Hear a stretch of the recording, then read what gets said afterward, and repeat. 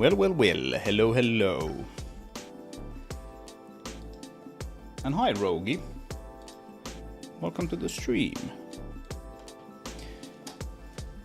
Let's see if I can get my stuff set up here correctly and properly. As always, do let me know if my audio levels are off.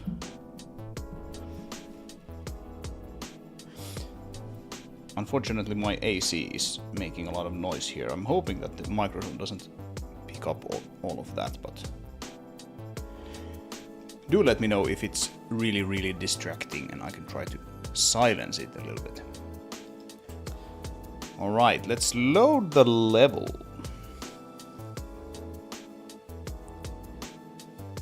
And see where we are. Today,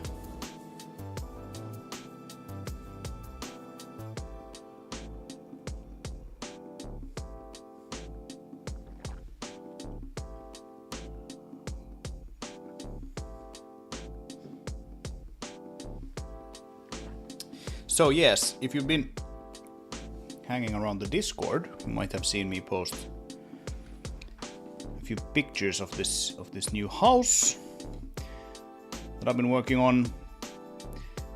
I started remodeling this thing yesterday and actually just got it in before lunch today, and it's starting to look pretty good. There's the lighting is a little wonky here, it's a little weird.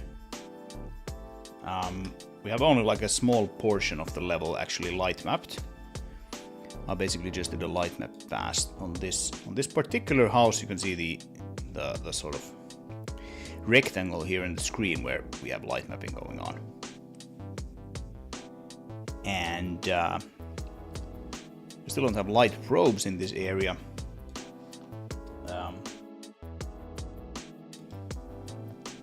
Which means that these trees don't actually pick up on any ambient probes or anything like that. They look a little flat. But yeah, this house is starting to come together kind of nicely. You can see there's a little bit of like light bouncing going on here, like this wall picking up on some of that green from the grass there. I like to toggle the light maps on and off and see the sort of difference. You can sort of see what it looks like without light maps. Like in particular, like these indoors areas here, or these underneath the roofs, just get affected like a whole lot. And you can see like quite a bit of this orange from this main pillar here being reflected onto the sides there. Looks kind of nice and warm. But yeah, this is the new power station. The power station which sits right next to this big elevator here. So I am currently working my way through this lift station, as this place is called. You can see we have a few of these block out houses still here.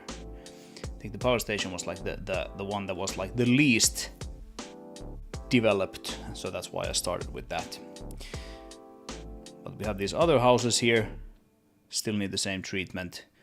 Also this wall and the monorail. All of them need the same treatment. But I was thinking I would actually kind of flow downwards from this place here. We need all of this properly modeled and textured for the demo anyway. And I already have the elevator actually modeled.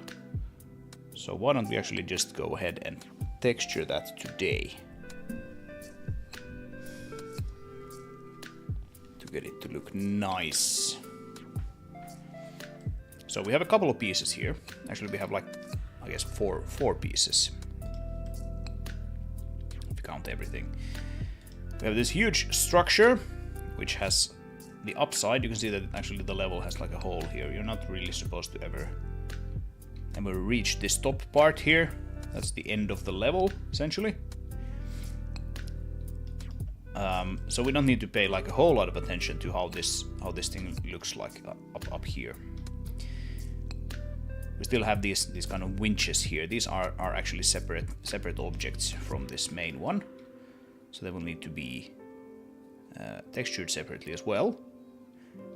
Then we have the main structure, which is just like this one big piece here, which has like the elevator shaft and then this top plateau.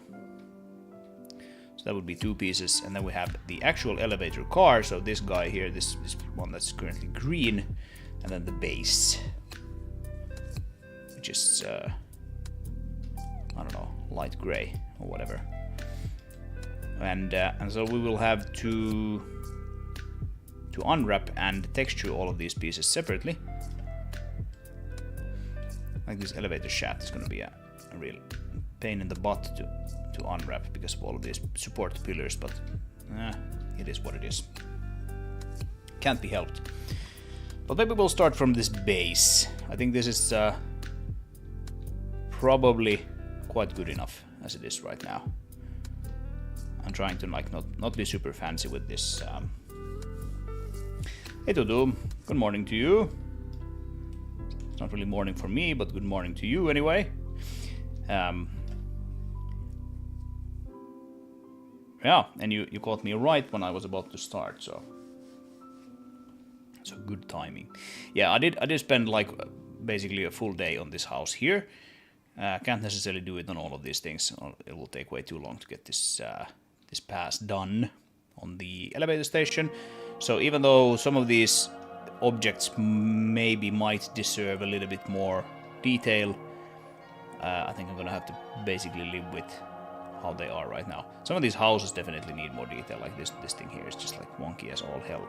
See, this has been bugging me for like a month now, that this it's not even straight, this thing here. I think this is like just modeled quickly in Blender, and then I used like the solidify operator on it, and it made this wonky thing, and I'm like, what? What? Look at this. Look at this wall here. What the hell is going on there? So yeah, things like this need definitely a much more work. So I'm thinking like this elevator, even though it is kind of like a central set piece here, I just quite simply won't have time to do like a whole lot more modeling on that before the demo, at least. So I might as well just get cracking on the actual texturing. Since the last stream, I basically finished texturing the refinery. It looks kind of nice now, I think. None of this is of course light mapped now, so same thing goes for this new dispenser building here. All of this just actually looks a lot darker when you actually light map this area, which is kind of why this grass now looks too dark, because it's kind of like matched to that ambient there. But yeah, all of this is actually modeled and properly done now, except for the monorail station. But I'm gonna do the monorail just like all in one go, I think. So yeah, nearing the end of this level finally. Just like basically the lift station left, then a few more things out in the wilderness, and then a few more things in the background. Then some lighting tweaks, and then we're done.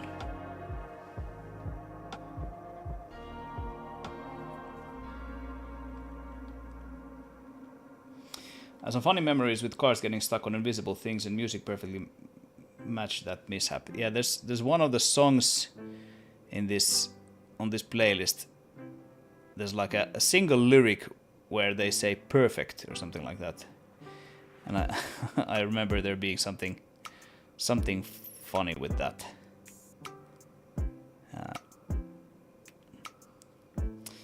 Yes, the refiner has been refined. Yeah, I think it's starting to look kind of nice. Starting to look kind of nice. This place maybe should have like a little bit more like explosionness going on. I did like just sort of break some of these trees here, as if there was like a big explosion, and then there's like this big hole in the roof of this building here. Hey Cacti Crown, welcome back. So yeah, and I added a hut here at the beginning of the thing. A little more world building. Anyway, yeah, let's start on the elevator, and then we'll have sort of like this whole end section here nicely done. Right? I'm gonna need to do a little more, probably, tweaking of the environment when we get the light mapped area done. You can see here I have just like a very small section of it here. Actually, the grass is kind of annoying because the grass obviously isn't light mapped. That would be insane. So if we take that away temporarily, you can sort of see the light mapped area here, which is getting picked up on by the cliffs as well. It's starting to look pretty nice, but I do need to make some lighting tweaks probably accordingly.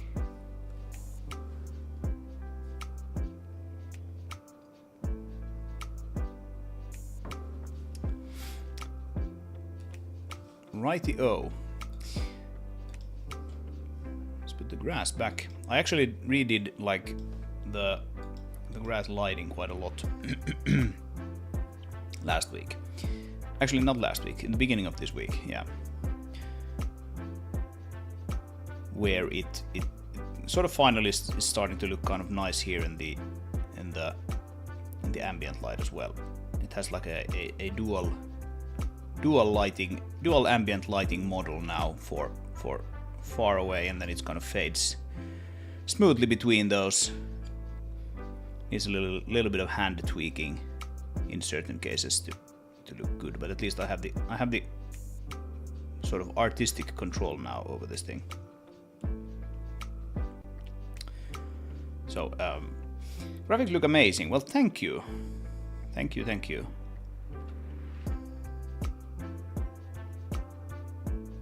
Not 100% sure I agree yet, but thank you nonetheless. Yeah, I have a plan, and some of these areas are kind of approaching that plan now. After looking at this white box level for about a year, it's kind of nice to finally see some of these places starting to look kind of neat.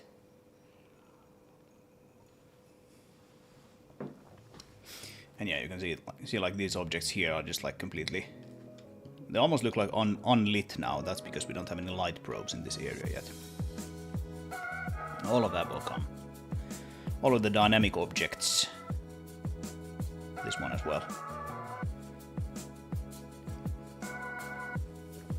And the cars and everything. And even these leaves on the trees. That's why the leaves look very bright here when the actual stems are properly light mapped. Anyway, let's have a look here. I think this is probably a quick mesh. Yes, it is a quick mesh. So if we start from the base and unwrap that and texture that, it shouldn't take very long. As usual, I'm gonna do a detail painting on top of the textured mesh. So if we look at the this means data, microfinery, power station is that one.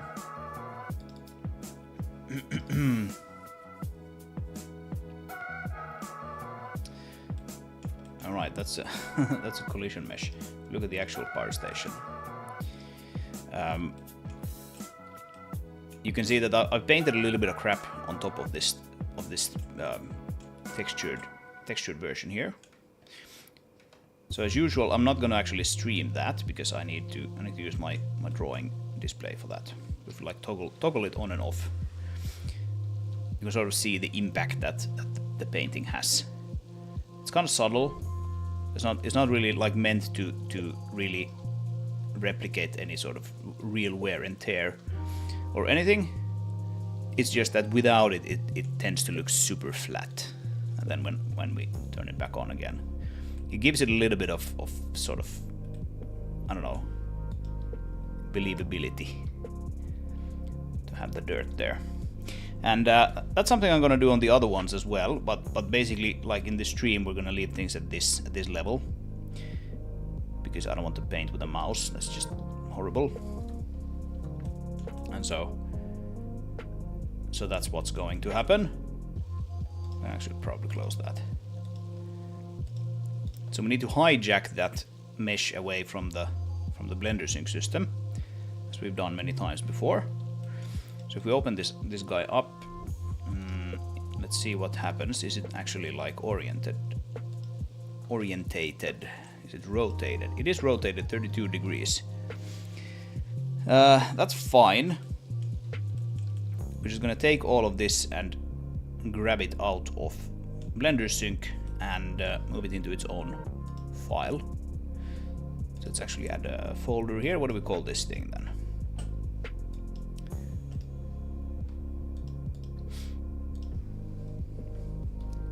Let's call it elevator. Actually, I have a folder for the elevator here. That probably has only the car for now. Now it has like the car, and then it has the crane. So that's the elevator car. There's the elevator crane, which is probably the top one. Yeah. So that's like these things up here. These guys. And then that one is also quick mesh. So it doesn't have its own Blender file yet. Okay. Elevator car blockout. That's probably just some like box or something. No. Actually, it's not. I think this was like a version that I started with. Yeah, it has like, it doesn't have the openings there, for example, on the ends of those engines or motors or whatever. Okay. That's fine. Anyway, we don't need probably a new folder there, and then we can just use this one. Let's call it elevator base. So if we go back, let's close that one. Let's go back here and just save a copy of this guy into elevator work elevator base,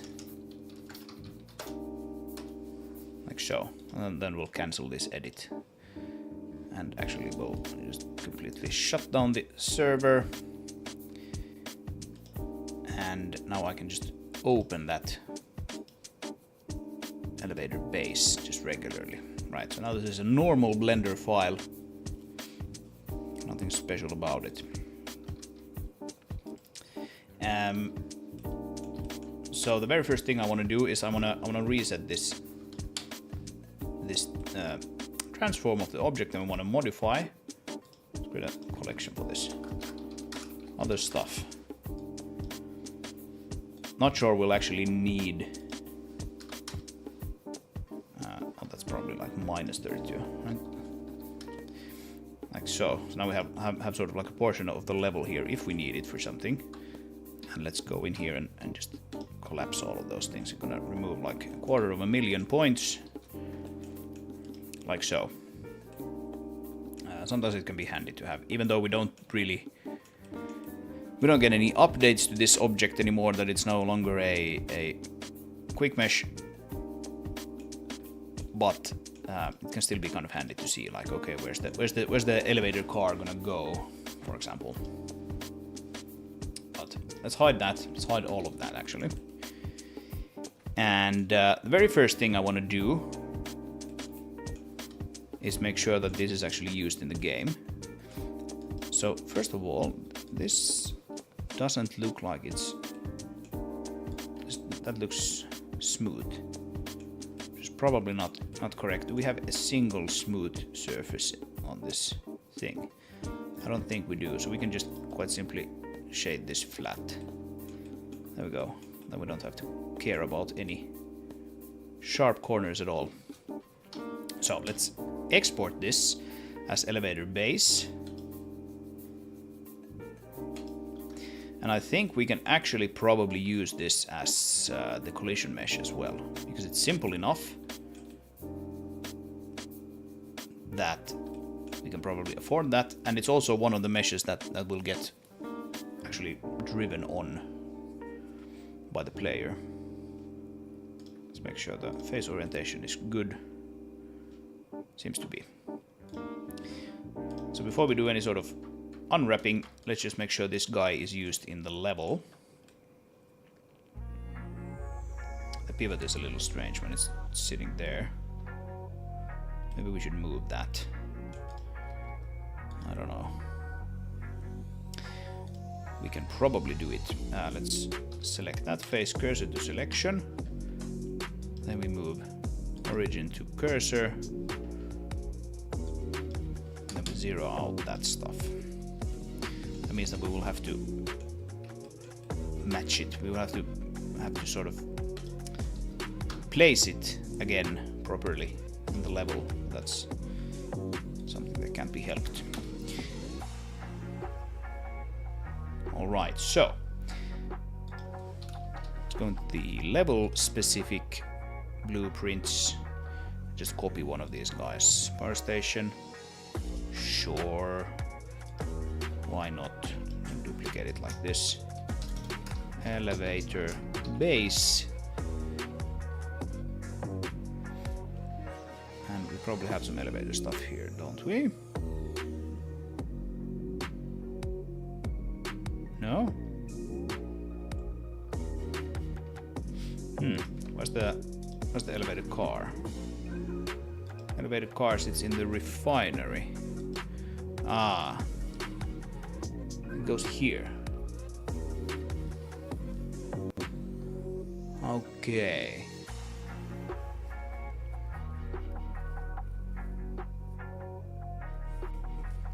Yeah, so we have the car here and we have the crane. Then, to be honest, we probably should put the base here as well.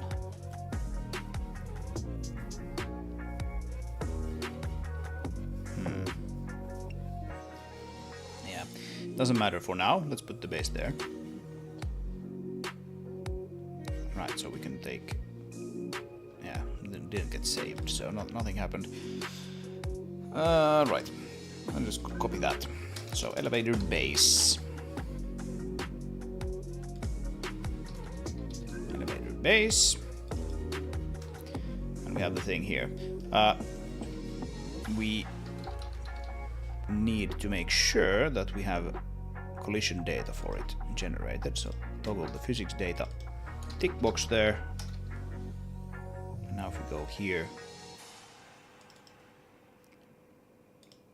we should be able to use this guy as the collisions as well. Toggle on the collision visualization there, and now we need to, this can't be just a transform, it needs to be a static body transform. Yeah, there's the perfect for you. Perfect. Right, so just a box there. Let's make it a tri-mesh. And elevator base, tri-mesh, there we go. That looks like it's matching perfectly. And then we'll want to make it a default ground material so that the player can actually drive on top of it. Yeah, it's a little unnecessarily detailed maybe, but I don't know. Have like these stairs and things like that. We'll leave it like that for now, and I can always simplify it later if I feel like this is unnecessarily complex for a collision mesh. How about that? What's happening here? Right, yeah, it goes down a little bit, yeah. Yeah, it goes down a little bit there because there's like a place here for that ramp to come down. Indeed. Okay, cool. As for the material, I think we'll keep it as this blue blockout material until we actually have the proper one. So the way I've been doing this switcheroo from a quick mesh to an actual game object, as I start to sort of polish and texture these guys, is that I quite simply move the quick mesh underground for a bit. So we take this guy, let's set the movement snap to like 10 units or something, then we just move that underground so it sits there, chills out. And we'll rename that something like base quick mesh, like that. So now we can add a new base here, elevator base. We can take the transform of that guy and apply it to that guy. And now, of course, it won't actually match properly. And that is because we moved the object in its local space.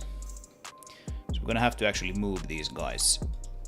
Move one of these so that it matches the other one. Let's temporarily move these like 100 world units under the ground, so we have a little bit more space here to work with. I think we should basically be able to just move this new one. Yeah, it actually moved it like in all dimensions. It's a little annoying, but it can't be helped. It's gonna match it by hand, like. When you have Z fighting, it means that you're pretty close. So I guess that's good. That's probably good enough. And then we'll take these two guys and move them back up. 100 world units. Up. I need the camera to be looking higher, like so. And then we'll take a 0 away from that, so we can move up just the elevator base this time around. Snap. Now we have it. Now it should be sitting in the place where the previous one was. Yeah, the grass is not adjusted here at all for. So I'm aiming for it to look basically like this. This is kind of like the standard that I'm going for. But here it looks like this, because this hasn't been like painted or anything. All of this comes very soon. Okay. Is this good? Is this good? Are we in place? I think we are pretty much in place.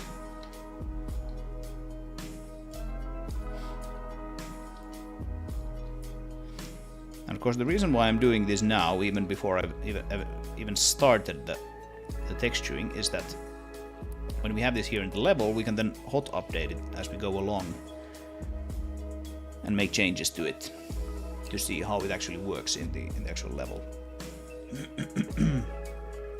So that's why I do a little bit of upfront work.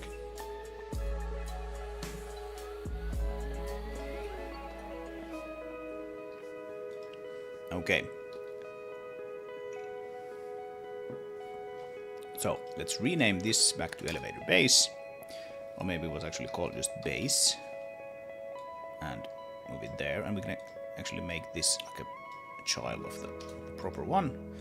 And this quick mesh will be removed when we're certain we no longer need it. Structure has some blockers, right? So I decided when I made this that the collisions for this guy don't need to go all the way up, and that's probably still true. And at the time I decided that, okay, I'm gonna need at least these 5 pieces to collide with something.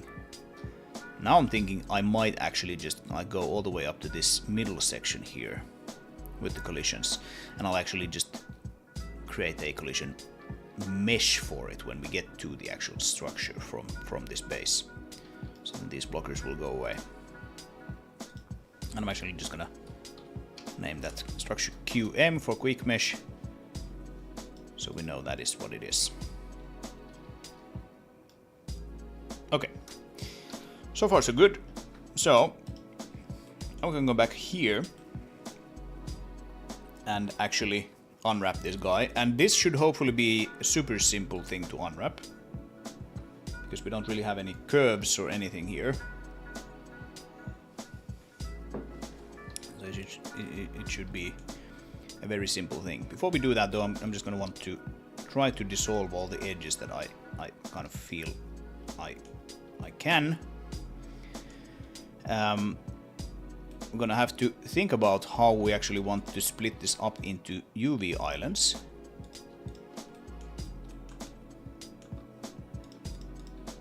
Because of course that is done along edges. Let's try to get rid of all of that. Have some sort of supporting edges that I've used here when I was actually modeling this guy. Now let's try to get rid of all the edges that we don't really need. Stuff like that, and we don't need these guys either. I'm thinking I'm gonna want to split this into 4 sort of quadrants for many reasons, and then I probably want to split it here in the corners as well. And you'll see why in a bit. What's that? Yeah, that's a... Oh, what did I do? Nope. Dissolve edge, dissolve edge. That looks good.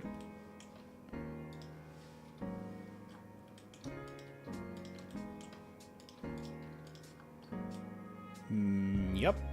Looks alright. Let's we can keep that. It's gonna have to put in an edge there anyway, so sometimes you can be like a little bit more firm with Blender and go like, yeah, I know you're gonna need to put in an edge there, so I'm gonna put it there for you. Because sometimes Blender does strange things, unless you tell it explicitly not to.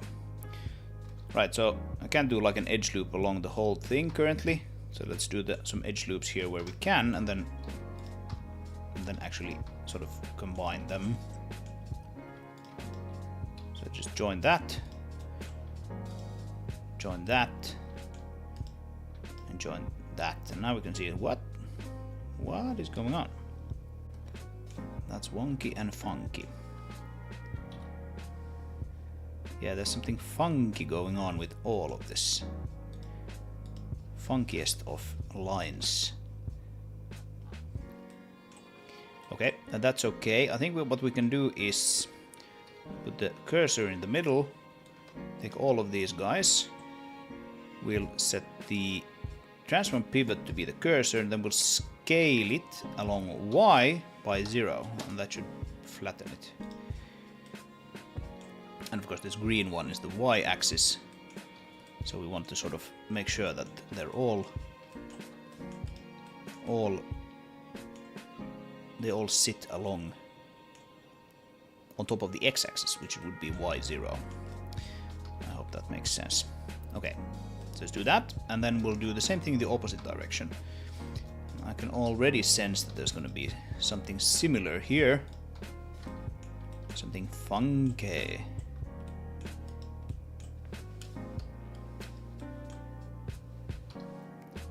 This guy we can actually just cut.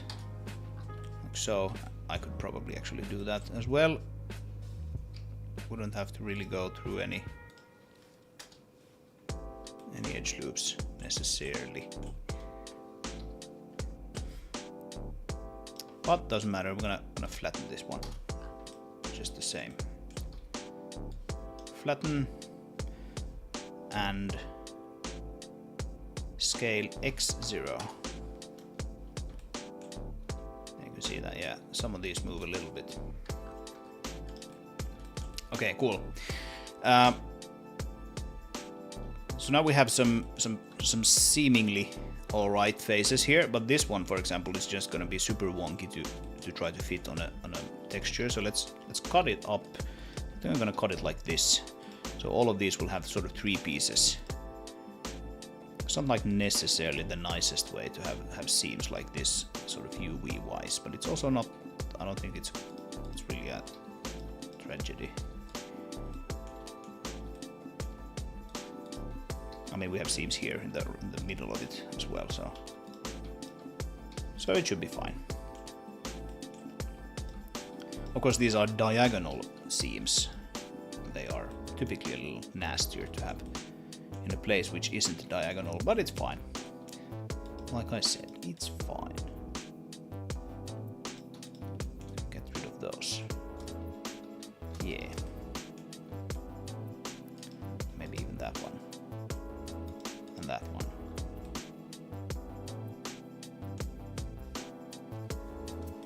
Okay. Does this looks reasonable? I think it does. Save that. Have a bit of sip of coffee. And let's do the nasty parts first. So stairs. something that's annoying to model, something that's annoying to texture, something that's annoying in like a physical sense, and it's in this game it's mostly just like annoying all over the place. Because the player can't drive on the stairs, they can't walk on the stairs. The stairs are just there to give a bit of believability and flavor, but in this in this game stairs are like the worst. They're a nuisance for the player, they're a nuisance for the developer, they're just horrible. So I don't know why I have stairs all over the place, but I do. Can't be helped.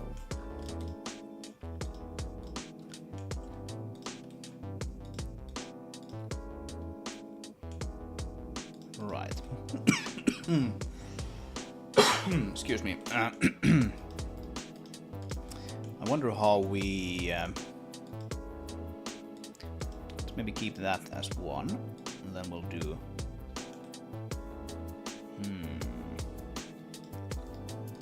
Yeah, some of these pieces are so large that I just, from their sheer size, I kind of want to cut them up into smaller pieces.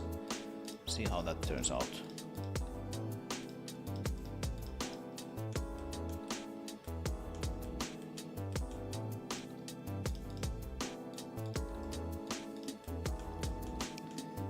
Like so.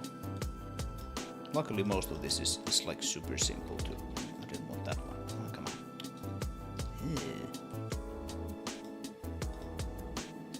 Luckily most of this is super simple to unwrap.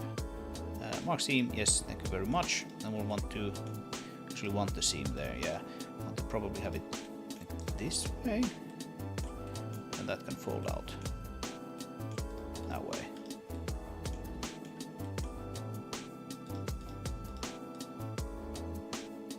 Actually we don't want to seam that there. We want to seam there. And that can fold out that way. That's much better. So there needs to be a seam, and that needs not to be a seam. Yeah, that's better. Much better. And then these things are kind of interesting because I think we can keep them all in one island. We just need to unfold all of these pieces. Like that can be just one piece. Like so. But that remains to be seen how well that works. But I think that should work.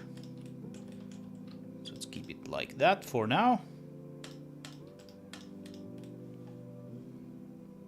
And that way too. Yeah, that looks decent. Right, we need to cut it there as well. And there as well. And then that can be just one big piece. That can be another big piece. And then we need to cut this guy out again.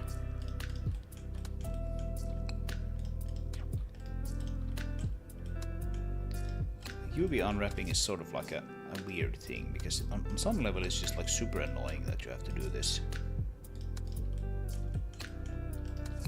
On another level, Blender's UV mapping tools, especially with a few select plugins these days, is such a seemingly simple thing to do after all, that it can be kind of relaxing to do, especially if you're listening to like a podcast or something. Alright, so now if we unwrap this guy, let's show the stretchiness. You see that there's stretching there where we haven't done anything yet, but all of these outer places look pretty good. That's awesome. Take the stretchy visualization away. And now we need to make a decision about these guys here.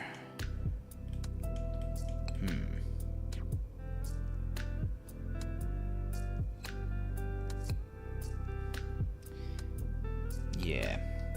Okay, so let's try to keep this outer edge sort of on the island. So we'll cut it like this, and then I'll need to cut it not not there, but there. Like so. We'll keep that one and cut it like that. And like that. Because the inner edge won't be as visible anyway. Especially when the elevated car is like sitting there in this slot. So I think it's better to have the outer edge be on the island and the inner edge be like the actual UV edge. Like if you don't understand what I'm saying here, if you don't have any experience with things like UV unwrapping, then just let me know. I can try to explain some of this stuff. I'm really just sort of sitting here doing work, so unless someone goes like, what are you talking about? I'm just gonna keep rambling and working away. Because after all, that is sort of what these streams are. They're just me sitting here and rambling to whoever is listening while I do the work that I would do anyway. Alright. Are we done? We're not done. I have missed something. What have I missed?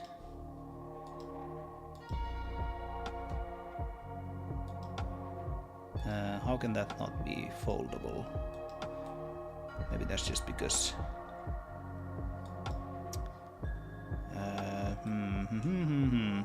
Right, we probably need to make this... I think I was actually planning to do that. Gonna fold those out, right? That's probably something I need to do. And that looks good. I still have something funky here on the back side. Funky backside. That sounds like a funk song.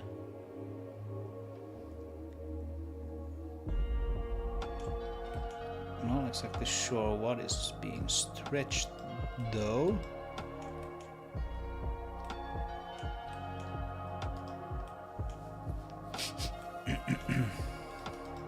There's always the possibility that we have like an extra face here or something. Do we? Doesn't really look like it.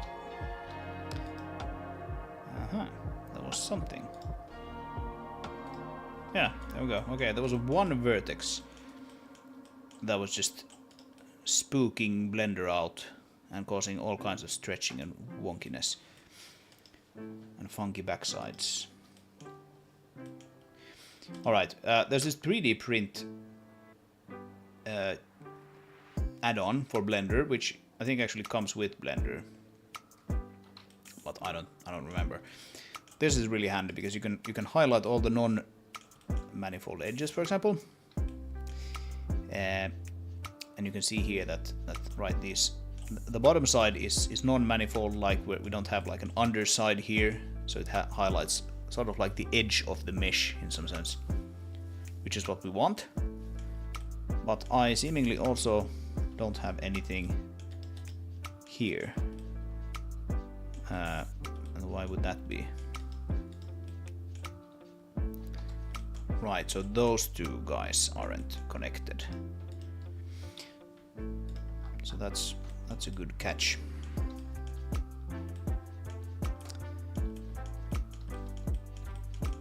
And we have the same thing here, I guess.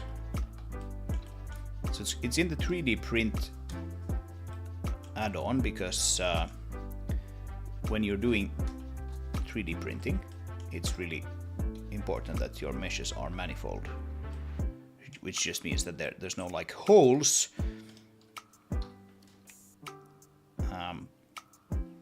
where sort of like if you consider sort of like filling the inside of your mesh with water, there would be no leaks. I was about to ask what UV checker plugin that is exactly. If you mean this plugin that shows like the stretching and the excluded and overlapped and all of that. We have some overlapping, by the way. This is Zen UV, which you can see here. If you look at this button here sideways, at Zen UV, it's a really good. It has like a whole sort of UV unwrapping workflow, which I just haven't basically spent the time to learn. Where you can start UV unwrapping like a part of the model. Actually, let's not do that. Let's just bring this off to the side. Open a UV space here. Right. So if you have like, let's see if I can select what I want. Take that one for example. When you open Zen UV here, you can mark some of these things as done, as it's called. Let's save this so that I don't break this. How did it work?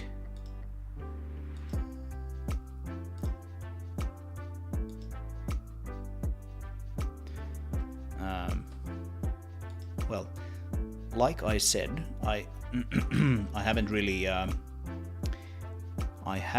spent the time needed to actually learn the proper workflow for Zen UV. But you can do all kinds of things here. Like you can, for example, use the symmetrize or reshape or quadrify, which sort of turns islands into quads and tries to orient them properly and all of that. By the way, when you mark something done, it sort of moves them off here to the side, so you can clearly sort of see which parts of the mesh you have worked on and which part of the mesh you still need to unwrap. And that's all good. I mostly use it for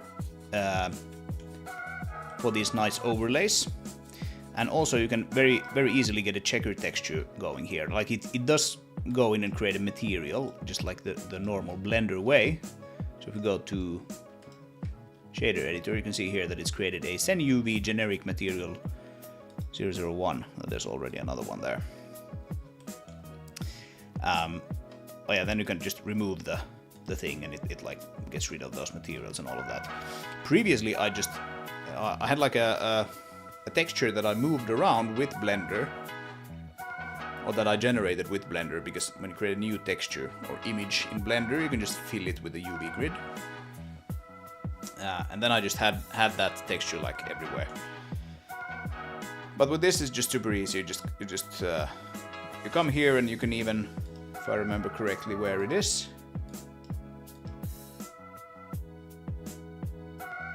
Yeah, here you can just select like which kind of checker texture you want, and it just sort of handles all of the creation and deletion for you, so you don't like pollute your project with checker textures and all of that. So it's very handy. And yeah, these overlays in particular, like I typically I just do all of my UV unwrapping in the 3D viewport nowadays that I have Zen UV. Previously I did like jump back and forth between the UV editor and the 3D viewport all the time, because I needed to see what I was actually doing, and I needed to basically visualize the stretching here, which of course you can still do here if you want to. You can do UV stretch by angle, everything is blue, nothing is stretched. But like if you take one of these points here and just start dragging there, you can see that it like goes crazy with those colors. And so this is Blender's way of visualizing stretching, which, you know, isn't bad. But it doesn't, if you have something like this, you don't really know which, you know, part of the mesh this is. But if you have the stretching visualized, you can see that like, oh, okay, it's over there. So it's just very handy.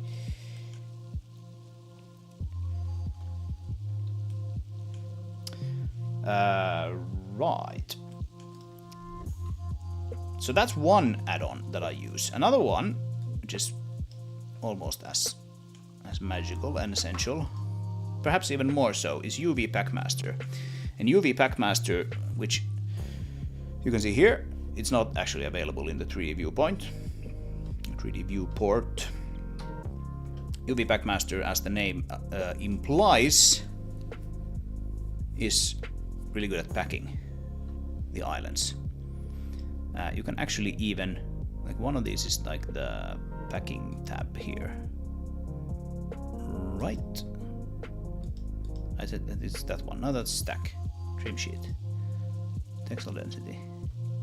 Anyway, you can integrate UV Packmaster with ZenUV. Yeah, Pack Engine here, Blender Pack.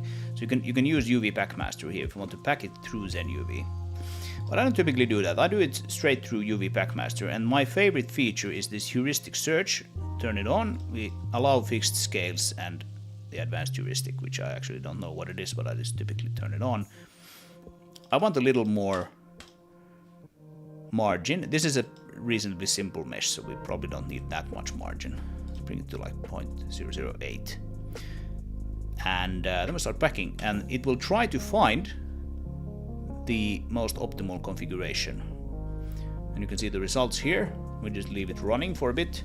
This is already actually really good. I tend to aim for 0.7, so we're almost at like 0.8 already with the density, or the ratio of sort of like occupied space in the texture. So this is actually really good, and it does it on the GPU if you have a CUDA card. But I think it still works if you have an AMD. It just doesn't on the CPU. You can actually see the iterations like on the CPU versus the GPU here. Just leave it running for like a minute or two, and it will have found a pretty good packing configuration for you.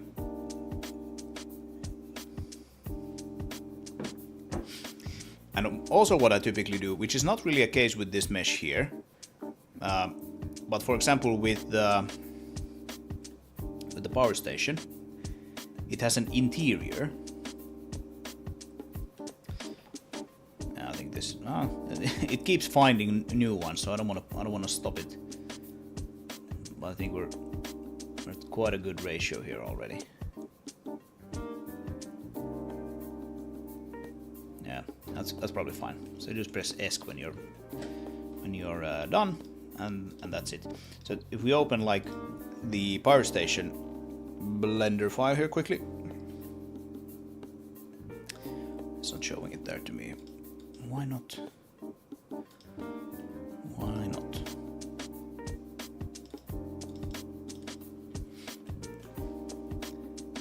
So this guy, if you turn on, actually we turn on the checker texture here. Let's add some lighting to the thing. You can actually see that I have like different densities for different areas here. So like the interior, which is supposed to be basically like almost completely single colored or black or whatever. I haven't really properly colored the interiors yet, but they're still part of the UV map here. You can see these lines are larger here than they are, for example, on the roof. That's just because I've scaled down the islands for the interior, the ones that you don't want to use up like a whole bunch of space in your texture, because they're not that important. You can find the interior is actually, so this is the interior floor. It's very small compared to something like a roof, a piece of the roof here, which is relatively large in the texture. And what I do is yeah, that goes for like these back sides as well, because these are rarely seen by the player. Actually, these are facing cliffs currently. So you want to sort of concentrate your UV space here on the stuff that is in front, and just leave these sides here on the back with smaller pieces of the pie, basically. Anyway, what I do is I select all of the sort of unimportant pieces, just like this, and then I just scale them down here in the UV. So just like you can make them like seriously small, or just like very big if you need like a lot of space. And then once I have them scaled down, then I feed them to UV Packmaster, and it will resize things, but it will keep sort of like the relative size between those.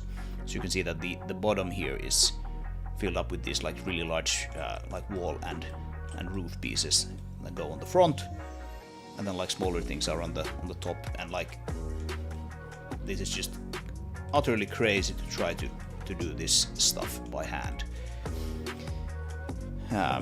I've rotated some of these things afterwards. That is like the extent of it. So yeah, Zen UV and UV Packmaster. That's like a 1-2 punch of texturing goodness in Blender, at least for myself. All right, so now we have this UV unwrapped. That looks pretty decent. What we can do now is just export this guy again, because of course we changed its mesh here in the process. Let's just override it there. Make sure we didn't mess up any faces. Doesn't look like we did, so that's good.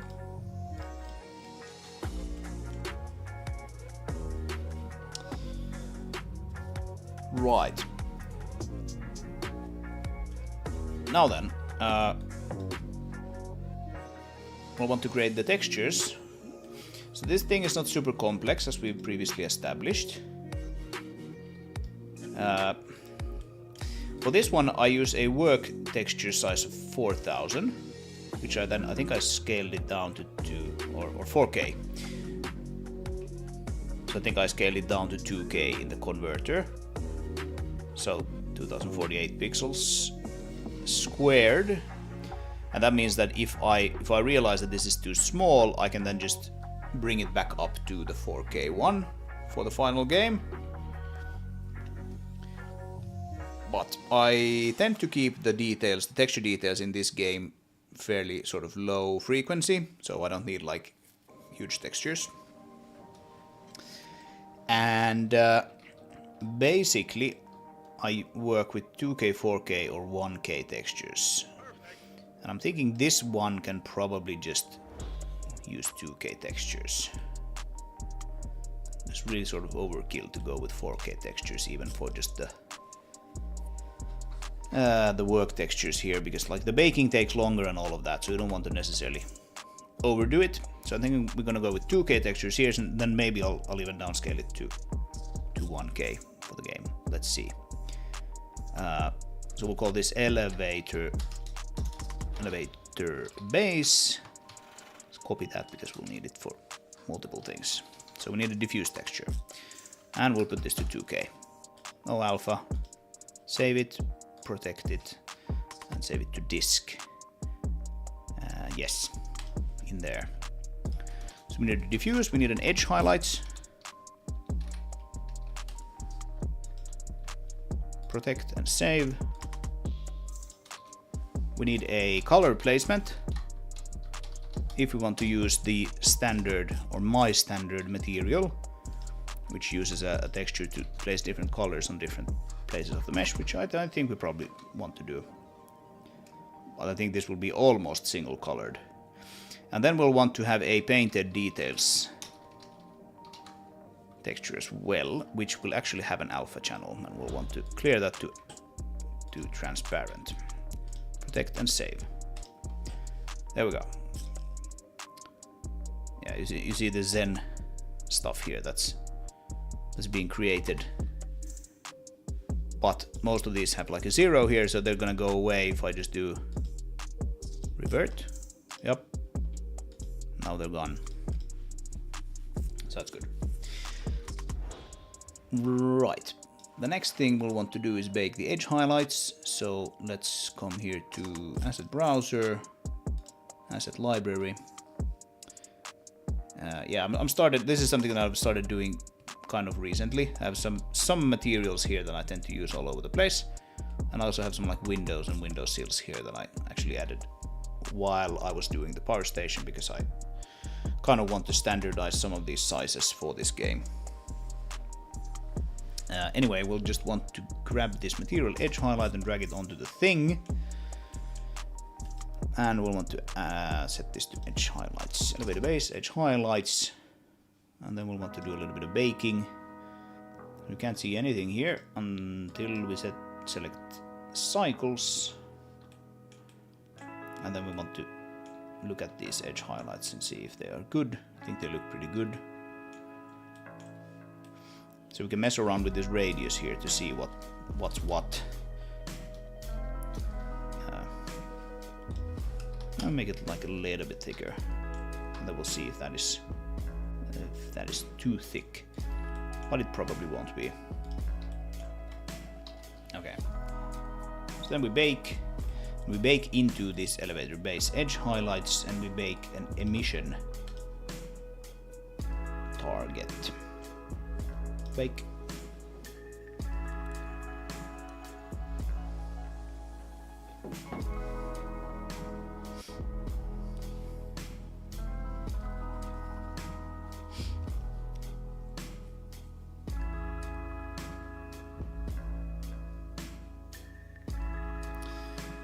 Makes sense. For stuff you don't see, you don't want to waste space on the texture. Yes, exactly.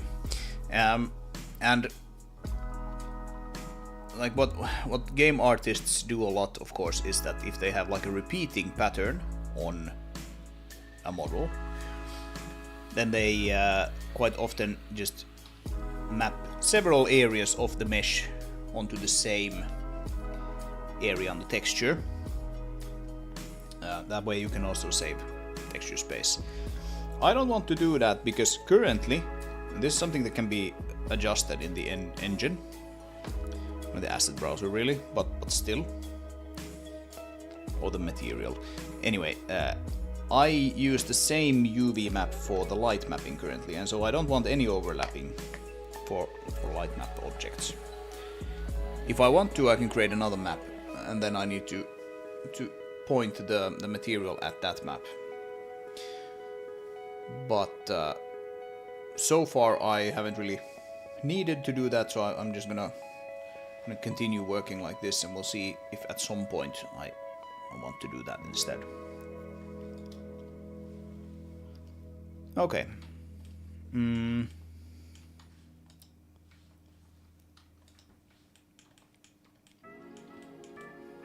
Yeah, some of these are sort of almost like seemingly out without any edge highlights, but that's just because like there's no edge highlight here and there's no edge highlight there. There's barely any edge highlight here. There's just a little one. That's fine. Okay. So here we have our edge highlights texture. Now we don't need cycles anymore. And I think this is so simple. I'm just going to drag this standard material thing here onto the mesh, and we can just set these correct textures here.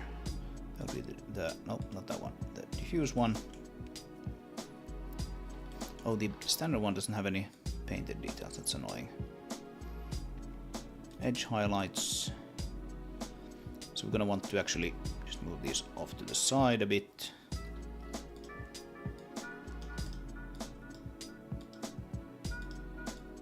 And this one uses alpha. So I want to mix it like this and plug the alpha into the factor and then the result. And painted details. There we go.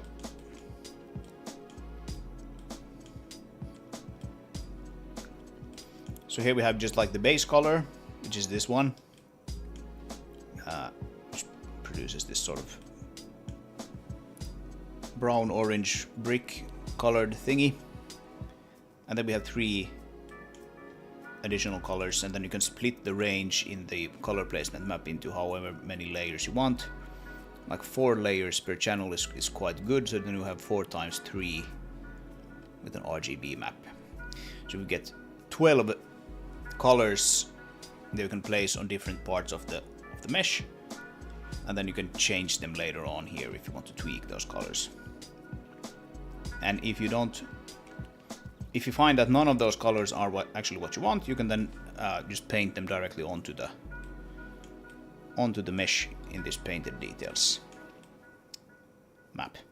And then finally we bake all of the stuff into one diffuse texture. So lighting model in this game is very simple. Okay. In this case though, this is going to be like a concrete base. So I'm thinking we'll actually just want to have it almost like a single color, and then I'll just paint some stuff onto it. If that makes sense. We have some concrete here, or we could at least consider this to be concrete, right? It should look like this basically. You can see we have a little bit of a pattern here. We have this terrain pattern thing. So we're going to want to probably map that into the base, into the material of the base. So let's look at the material for that guy. What's it called? Something ramp. Refinery ramp. Looks like the place.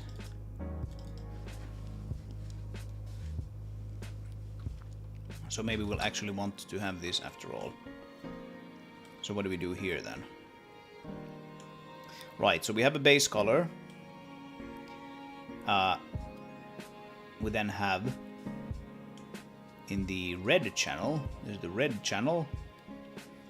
For the areas that are higher than half the red channel, we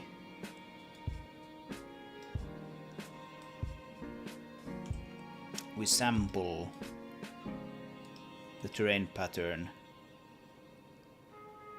and we multiply it by that, huh? Okay.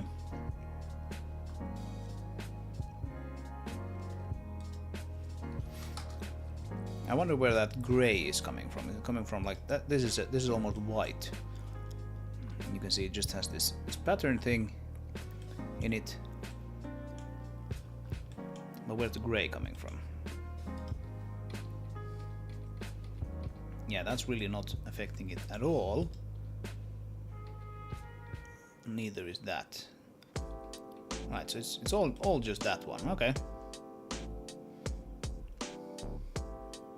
Okay then.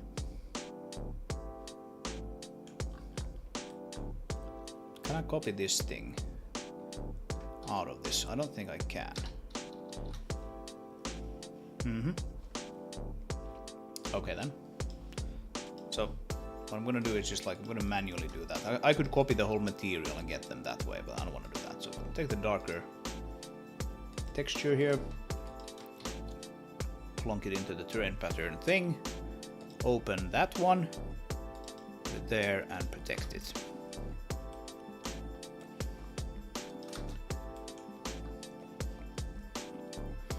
And so let's actually use that as the base color then. Just take that away.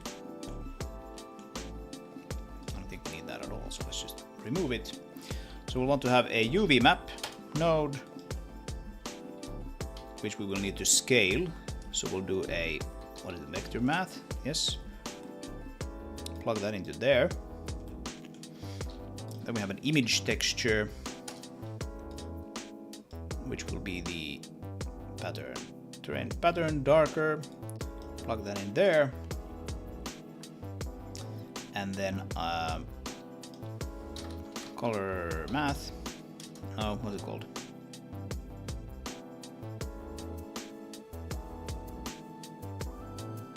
Oh, now I see. It's a math node, just a regular math node. No, that's not it. It's actually RGB, isn't it? Mix color. Yeah, it's one of these guys that we do multiply. And in the other material, I had it set at 0.833. Let's see if that is actually what we'll want here. And then this guy is the actual material. Plonk that in there. Right, so that's kind of light and bright. If we bring that down. Oh, yeah, that's not what I want to do. What I want to do is I want to get this color here. There we go, that looks better.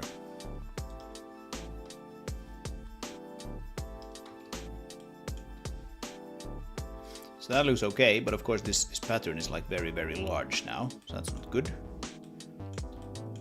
But that is what this thing is for. So we're not going to add anything. We're going to multiply by 3. That looks better. Still very boring, but better. Wonder if we want to actually make this like this.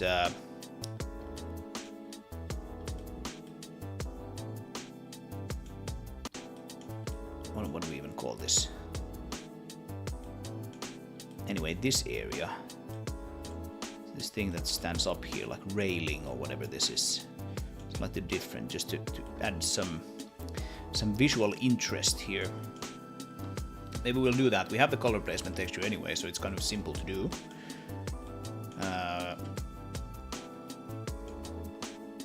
think we'll do that, and then we can just use the texture pattern probably on like everything, but we'll you know, multiply it by different colors in different places.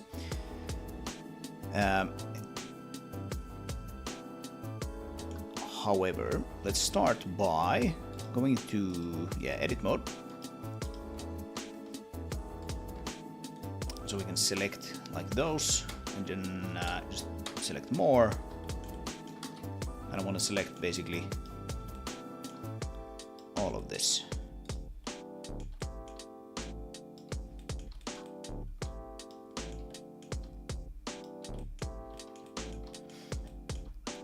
And maybe all the way up there. And those ones as well. You want to try to sort of figure out, okay, what is the sort of like logical physical piece here to color in a different color, and I think that is probably it. And then we have this other thing sort of coming up against it, like this. That should look okay. And then we go into texture paint. We crucially select the correct one, so that would be color placement, only the selected surfaces. And then we want to check here. So this is now the red channel. No, actually the red channel, yeah, this is the base color that's coming in here. That's fine. The red channel is what we can now color this with to get a different color. And we'll get this slightly green thing here. Let's make it even more obviously green so that we can see that something's happening. So we go to texture paint, tool, fill, and we just select green here, like so. Just add it here to the palette in case we need it later.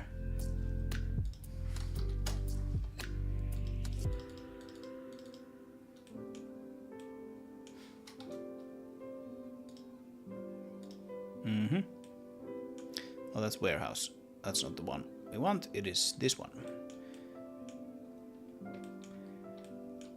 It is, however, not getting green. Oh, it's because it's yeah. I'm mixing the green channel with the green color. That's not what we want. Let's reload that. What we want here is actually red. Yep. Yeah, so this is the red channel, this is the green channel. This is the red channel which colors it green, so it's a little confusing. That's on me, so.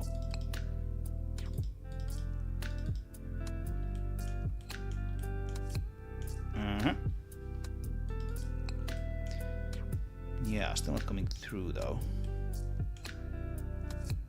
It's probably the other way around. Yeah, okay, I just had those incorrectly set.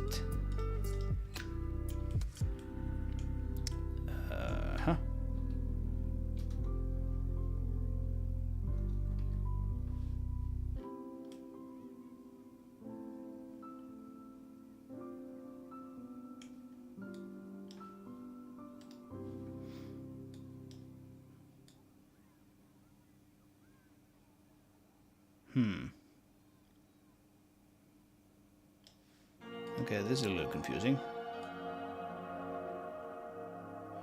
So now everything is green. If I turn that on, then everything goes away. Elevated base color placement. If the red is greater than 0.5, which this certainly is, then it should be one color, otherwise another color, right?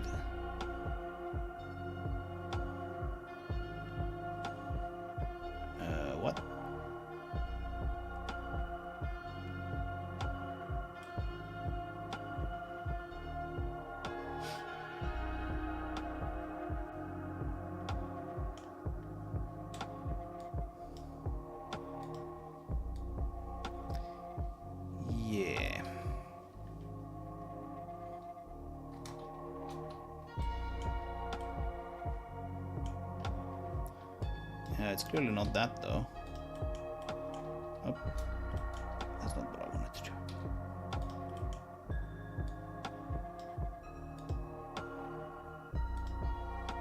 You can see that the centerpiece here is colored red. The rest is black, just like we imagined, or like we expected. So that's not the problem. So why is this thing not now being colored green? It should be like that, but only in the middle. Strange. Let's save this nonetheless, because that is correct.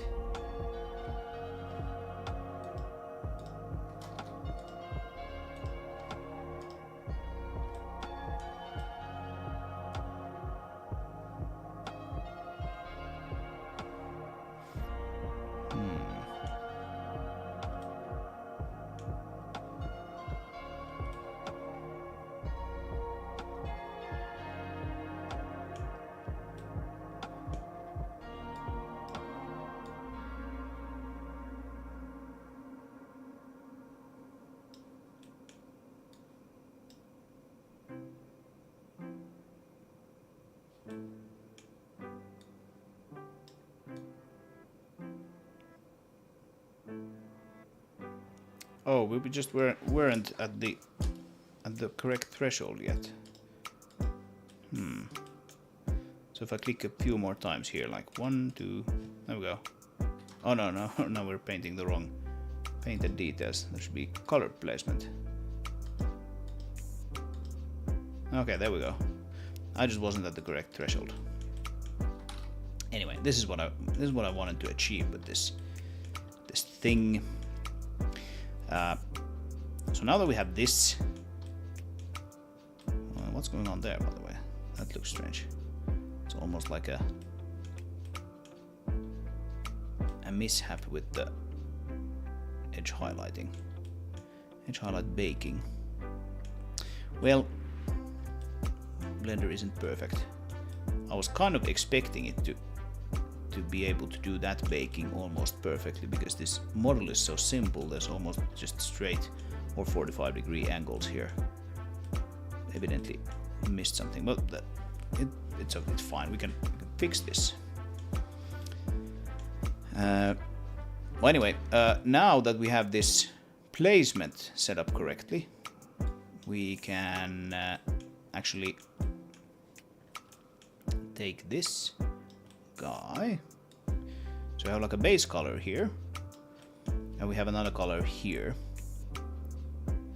and we want to multiply both of them with this stuff here. So let's take the output of this guy,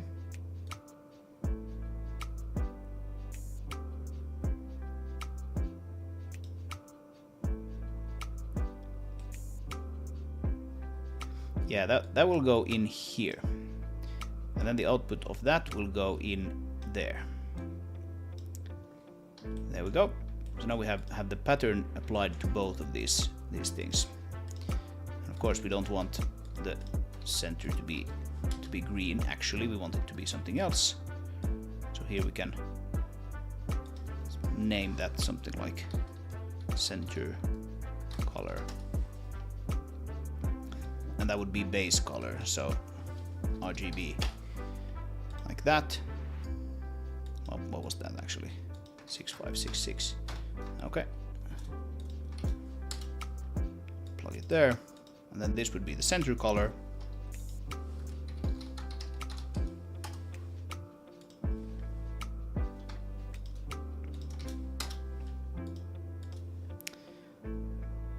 Which we can now make any color we want. Really?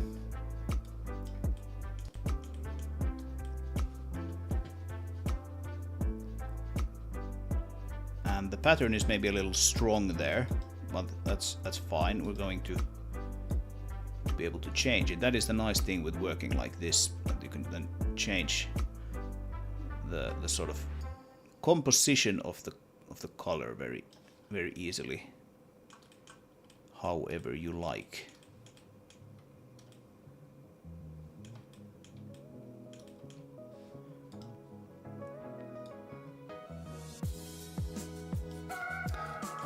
something like that. Let's just try it out and see what happens. And then we can have a look here at the... I think I want this to be darker still, this base color.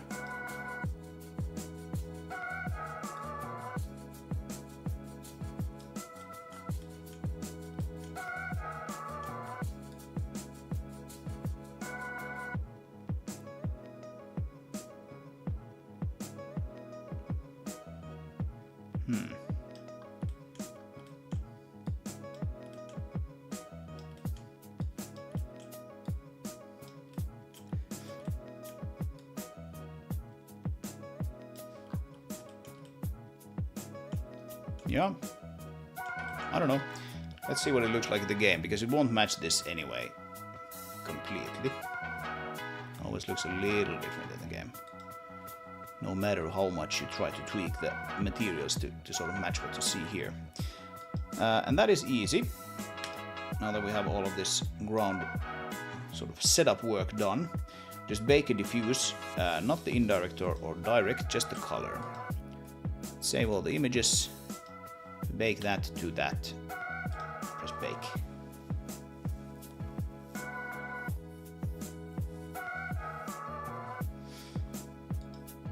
And that's gonna take, well, it took that long. So now we can save a copy of this outside of the work folder, and this is now, of course, where the game engine can now find that file. So base diffuse is right here.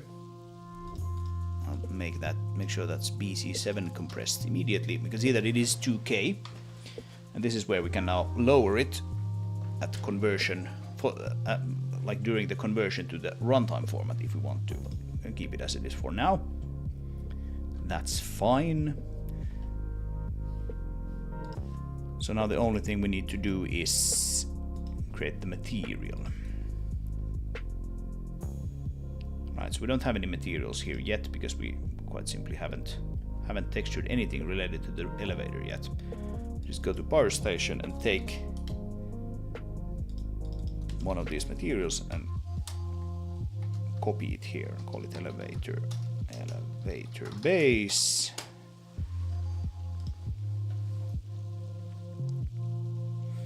And this guy is actually a material variant of base material diffuse light mapped, where we can just override certain things, such as the diffuse texture. We build it. That's fine. And now if we go here to the blueprint, and we have this elevator base bin material here, which we can now just set here. There we have it. All right. So you can see that it looks quite similar. It looks a little boring now that we don't have any painted details on it yet, but that is to be expected. Other than that, it looks pretty good.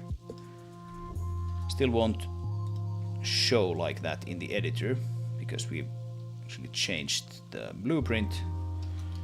So we need to reload the backend for that to show up in here.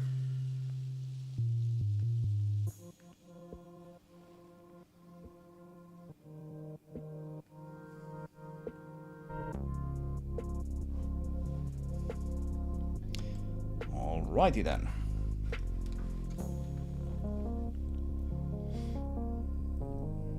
So now all of the work to actually be able to hot update this guy is done. Now we can just make a change and update that diffuse texture, and it will show up in here immediately. Yeah, I'm not sure about this color choice here that we have. I think that needs to be looked at, but it might make sense to move on to the next piece because the colors still need to match sort of all of the different pieces of the elevator. So if we then sort of color this car in some very strange color, then that color might have to change. I was actually thinking I would color the elevator yellow and base it kind of on the sort of small car ferries that we have here in the Nordic countries. They tend to be yellow. So here we have some pictures of some of these guys. I've actually ridden on several of these. They tend to be yellow, most of them. Yeah, I've ridden on that, for example.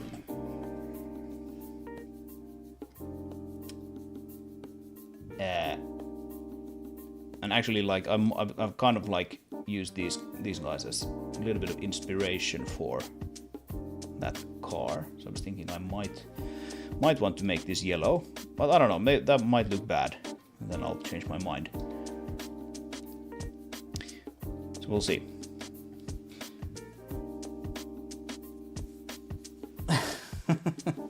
Leave her, yeah. Yeah, we tend to come back to the leave her.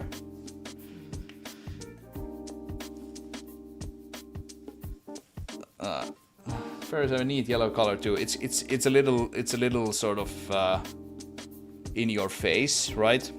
It might be a little bit too in your face for this game.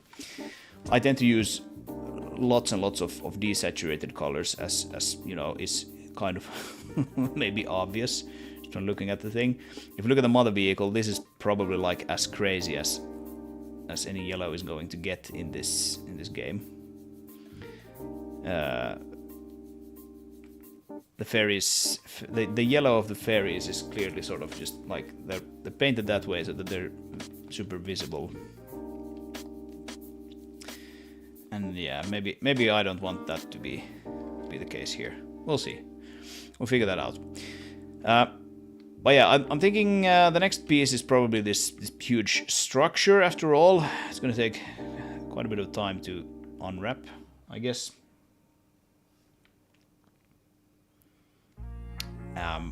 And so we'll see how that works. First, a little more pastel-y, yeah. It comes from the fact that my lighting model is kind of basic, and desaturated colors tend to work quite nicely with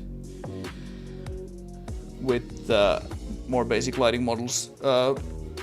This is sort of like halfway, or I consider this kind of like halfway between, you know, photorealism and white box. Also why I have these cliffs be sort of like abstract and blocky. I'm thinking actually they're starting to look kind of nice, especially when they're sort of placed like this in like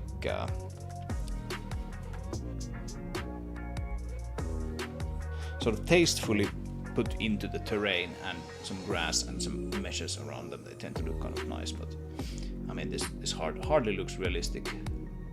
And so if you had like really realistic colors with this, it would just like look strange and weird and bad.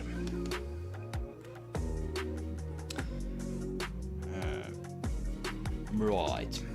Of course, this will look better when we have the whole thing light mapped.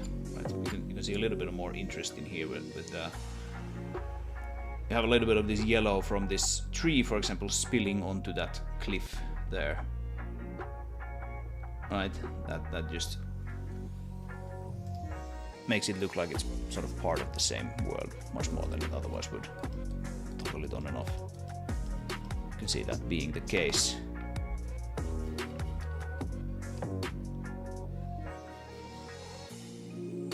And here we have a lot of the green spilling onto the wall there. So that kind of stuff. I think... Hey Wookie, welcome back. I think I might want to have a look at this thing here, though. What is that? What is that? And why is there no highlight there? It's annoying. You know what? I'm not gonna do that here because it's much easier for me to do it when I have my my drawing screen. So I'm gonna fix it there. Just make a mental note to myself that I need to fix it. How visible is it actually? It's pretty visible. Yeah. Yeah, you can see here Blender has like, there's clearly like an edge of an island here, which makes this jigsaw pattern here. So it has somehow messed up where it needed to paint those highlights.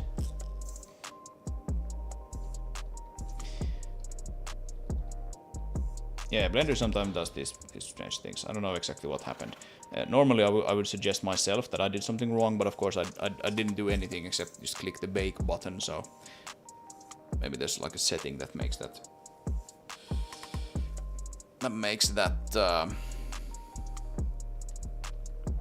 behave better or worse.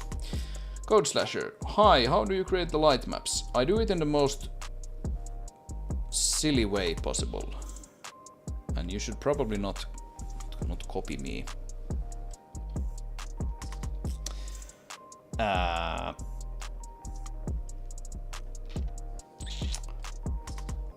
Let's have a quick look here. Can I actually connect to my other machine to get a hold of a video from that machine?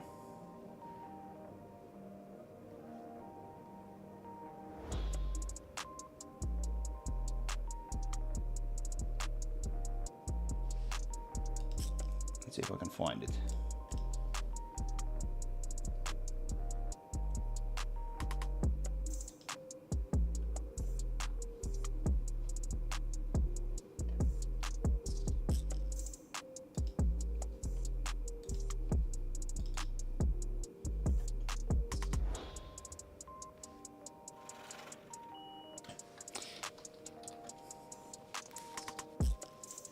Yeah, because I recorded the process of figuring out some of that stuff so, like a day ago or so. Yeah, it's probably that one. Yeah, let's try to copy it somewhere. Documents. Let's put it right there.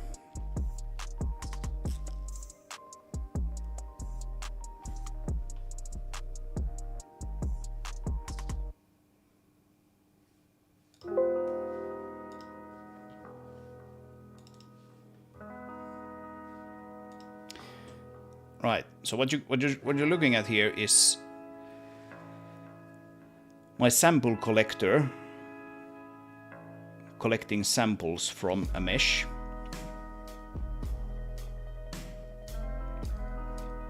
It's a process video on your YouTube channel. There's a video about it. It's called Global Illumination in the Basis game engine. It's pretty old though, but it should basically be sort of like the same thing. There's like a whole bunch of small updates that's done to that though. But what you can see here in this actual video from a few days ago, this is the new light power cell dispenser building. So it's this guy here. This is not light map, by the way, currently.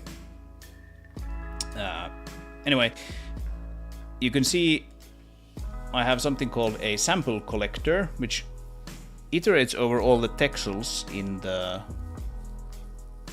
UV space that you want to light map in.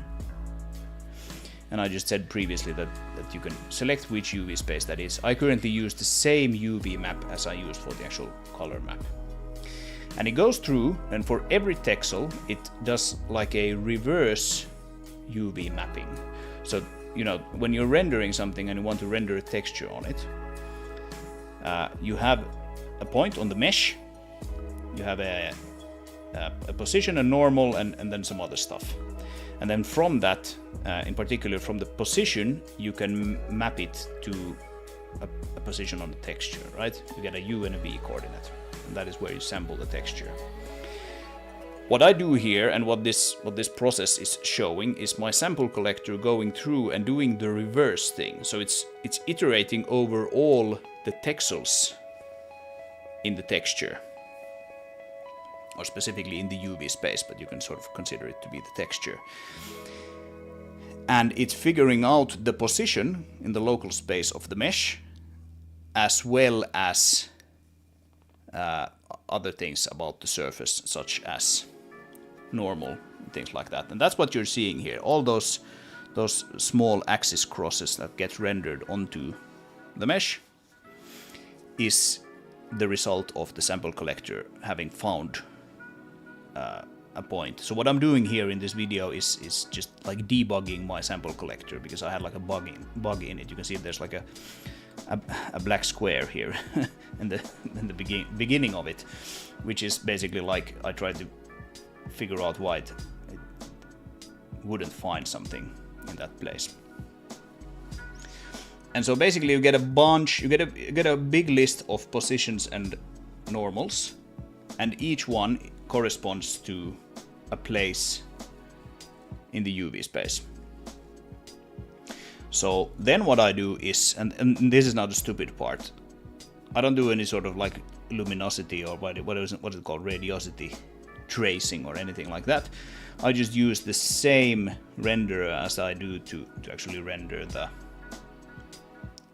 world. I render it 3 times with like a random rotation around the normal, so that you get a little bit of a wider, almost like a hemisphere rendering going on. Then I combine that, and that will then be the actual sample for the light map. That's what happens, and that gives you something like, now we just have this very small place here. So turn on the debug view again. This is now currently, as of like half an hour ago or whenever I did this, I just wanted to test how the light maps work for this building. So this is now the only place in the whole scene that is light map. You can see everything else that is actually sort of touched by the light map is just completely single colored, because we have this debug view. You have some of these cliffs here aren't colored like that because they're sort of far away from this bounding box. Anyway, this is now the whole thing that's light mapped, and what the light map actually looks like now is this. Yeah. So you have like the terrain, which probably goes like somewhere around here, like it covers this piece of the light map. You can see only a very small part of it is covered. And so here we have a little bit of orange, and there's like a round thing in the middle. So that would be like this thing here. So this is actually orange, that's why it sort of has this orange glow around it. And then there's the garage, which is this slightly perhaps longer and narrower part, and then there's a little bit of green here. So the green over there is probably like these trees. Let's turn off the grass for a bit to see. Yeah, you can see there's a little bit of green here on the ground. There's actually quite a bit of green here on this wall. And so it's picking up the grass and those trees there. And then this guy has currently 2 slices. So we have the actual house here, which just gets packed like this. Yeah, that's strange. I don't know what that is. I do know that they show up here on this wall, so there's like an artifact. Not sure what that is. That might be a bug in my code, or it might be just some unfortunate series of something. I don't know exactly what that is, but that needs to be fixed as well at some point. Yep, that's it basically. That's how the light mapper works, and it works kind of all right. The problem is that it's quite slow to do light mapping. So what I have done is I've added the ability to connect multiple instances together to do the light mapping, and that way it scales basically perfectly, at least as perfectly as one can expect, because there's one machine which is sort of like distributing the workload, handing out the render tasks to other instances of the editor running. And if you have a few machines in the network, you quite simply open the processing farm like this, start a server, so now the server is running here, and now other machines can connect to this. And then it just like chops up the work into pieces and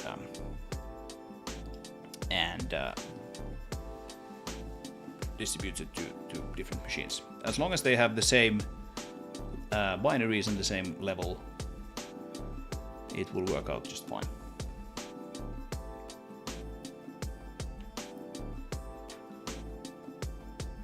That's it basically.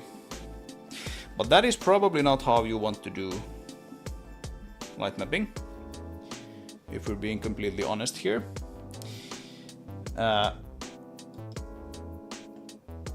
Nolram actually posted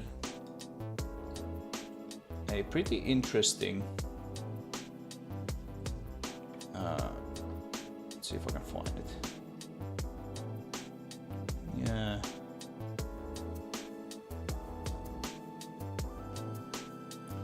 Right, it's on the GameDev channel in Discord, but I can copy the link for you here. Feel free to join the Discord, by the way, if you're interested in this stuff. But Nolram posted this kind of thing, which documents another way to do light mapping, which seems a lot more sensible if you have some time to put into that. I would probably do that if I had more time, but I want to ship this game before I grow old. So I'm just gonna live with this renderer for now, or this light mapper for now, because it produces things like this, and I kind of like the look of the light mapper.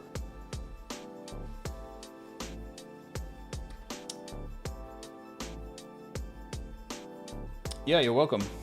You're welcome, absolutely.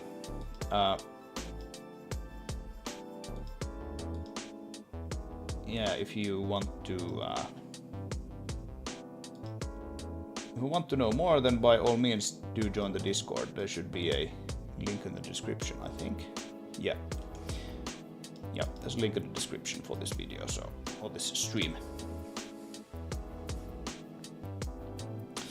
I'd probably try to do it on CPU, as debugging this stuff is not easy on GPU. Yes, I tend to agree to a certain extent. Yeah, if you use any of the sort of radiosity rendering or tracing or whatever it's called, I don't know exactly how that maps to your sort of real-time renderer, if that makes sense. My rendering maps to it very well, because it is literally rendering. It is literally rendering using the real-time renderer. So I am, I guess, technically not doing it on the CPU. I'm doing all the work, sort of figuring out and all of this sample collecting that we looked at on the CPU. Well, then the rendering is done on the GPU. And I guess my reason for doing that is that I already know my renderer is working, so I don't need to really sort of debug that at all. So the thing that I needed to do to get light mapping working in the first place is to figure out that reverse UV mapping that I was talking about, going from a texel in the texture space to a world position and normal. That is the tricky stuff. That is the stuff that can go wrong, and that is probably, you know, what is causing these artifacts here on this wall. And then what I did, which I suggest you do, whether you do it my way or some other way, is that you store the light maps in a format where you can actually look at them, right? So you can see the result and even make changes to it. So I'll store it in DDS files. You can see we have a compressed one and we have an uncompressed one. The uncompressed one is the thing that the light mapper actually makes. And then it gets compressed, and that is what the game uses. Just because it's smaller, just like a fourth of the size. But the uncompressed one is this is the thing that the light mapper spits out. And now you can actually like view this here, and you can see the whole UV space here. You can sort of figure out, okay, it's this face that's sitting right here. Then you can, you know, open it in Blender and see the face and all of that, and debug it this way. I do it with DDS files as opposed to something like, you know, PNG or if you do HDR, then some HDR format, because like DDS supports slices directly.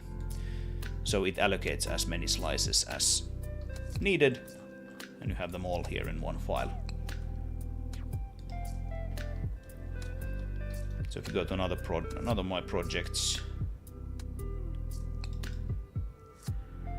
we can look at a more significant light map.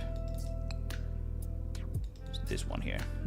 You can see again the uncompressed is 40 megs and the compressed is 13, so it's BC7 compressed. This is the uncompressed one. And here you can see, like, this is a terrain which occupies like most of the first slice. Then we have, I think this is also a terrain, and then these are cliffs, and then we have 10 slices here. So this is another terrain. We have more cliffs, even more cliffs. This is a very cliff heavy level as well. Yeah, some of these are like buildings. And that's also a building. And then I think we have trees at some point. And we have this, which is clearly something that's like not POV mapped properly. So you can also see that, okay, I have a mesh or two here that like really shouldn't, you know, be in the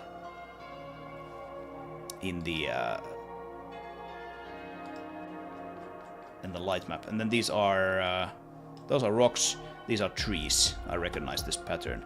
It's like the same sort of UV, even though the trees might be different. They're all just UV mapped the same. So you have like just a bunch of trees. Do you generate the light map per mesh in the level and pack them all together into one light map?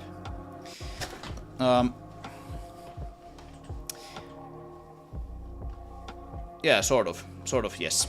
Sort of, yes.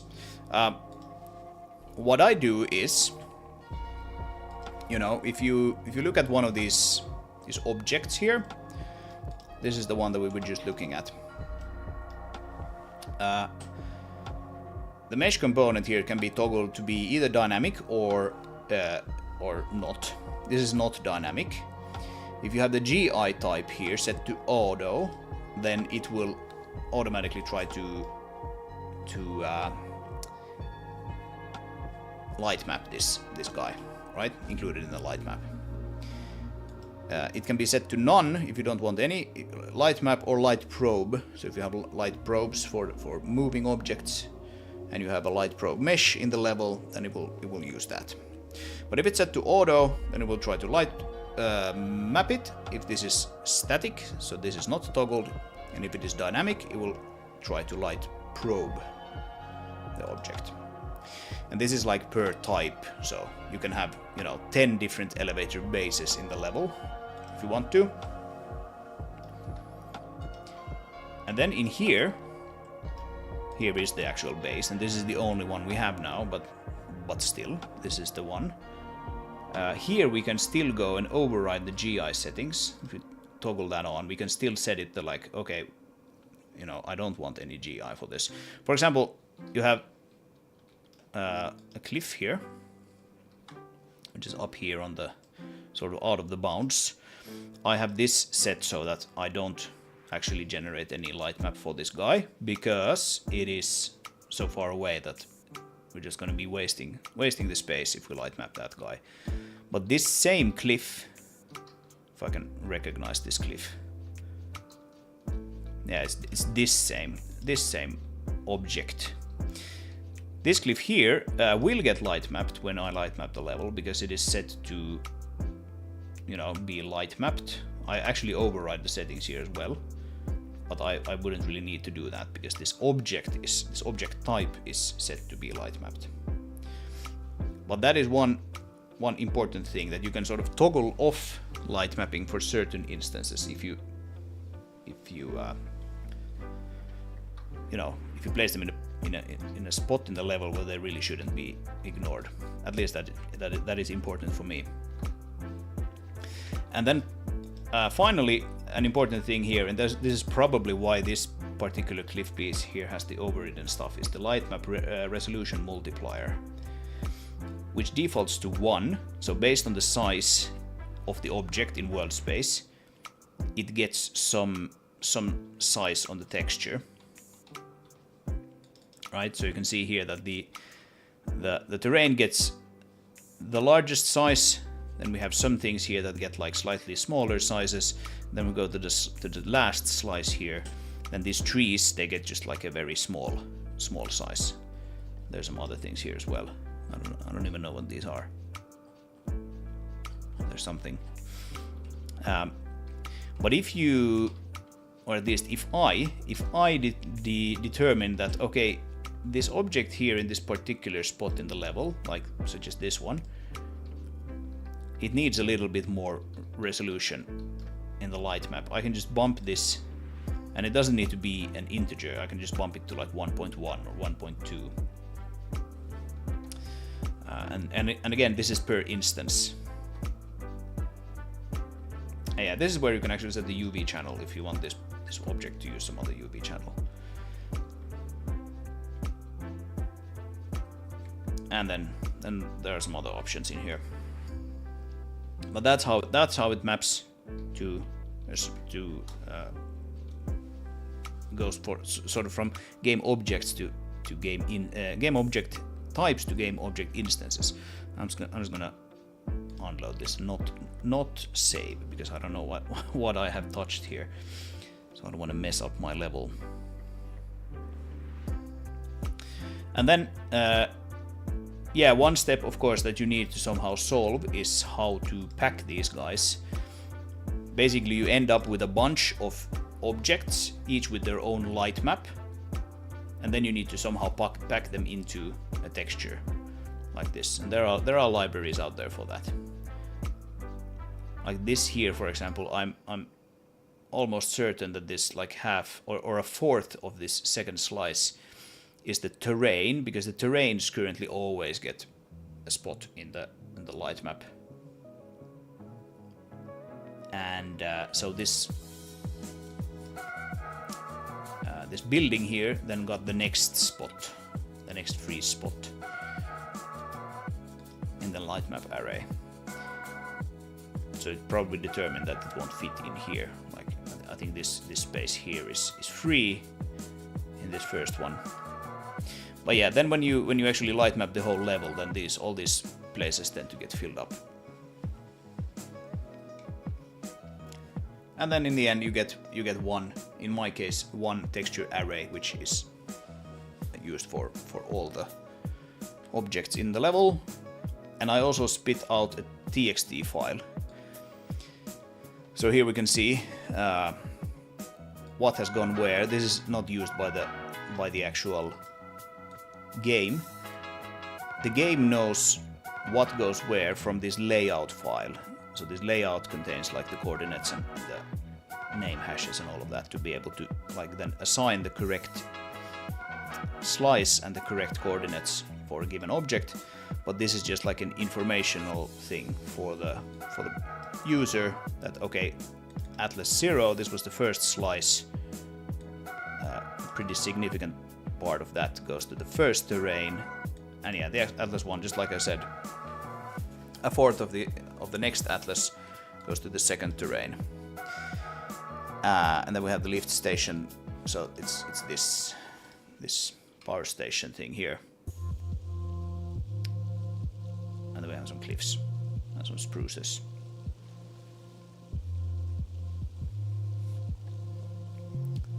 So, what I don't have currently, and something that I'm planning to do, might even have to do it for the demo, we'll see, is the ability to do like partial bakes, so that if you want to rebake just an object or part of the level, you could do that and reuse the other things. It shouldn't be really difficult to do. Basically, you just need to take whatever is already in the light map, take the layout for those, then add these new things and possibly replace some older objects in there, and then repack the whole thing. It's a new one. Hey Matt, welcome back. Some more texturing today. I moved on from the refinery, which is starting to look pretty good. This is the stuff that we looked at previously. Everything here is basically textured and modeled now, at least for demo, except for this monorail here, which I will do in one go. But I've moved on to the lift station and done this power station building here. Currently looking at the elevator, getting started with texturing that.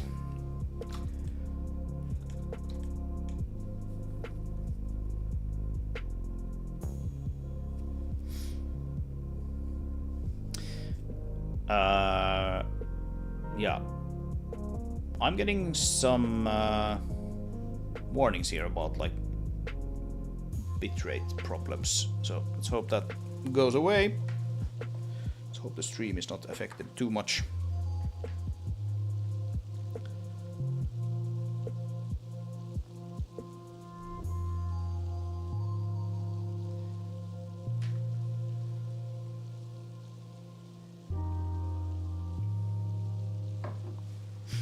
But yeah, we had a quick detour into light mapping land.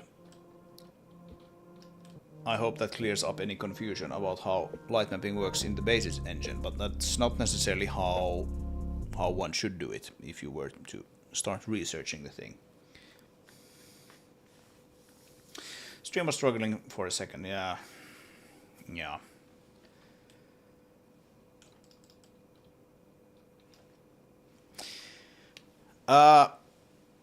You know what? I'm gonna go make a cup of coffee or tea or something. And then we'll get started on the elevator structure, the whole shaft, which I'm kind of not looking forward to unwrapping. But it needs to be done, so let's just do it. As always, if you need to leave, then thanks for hanging out today. If not, then I'll be back in a little bit.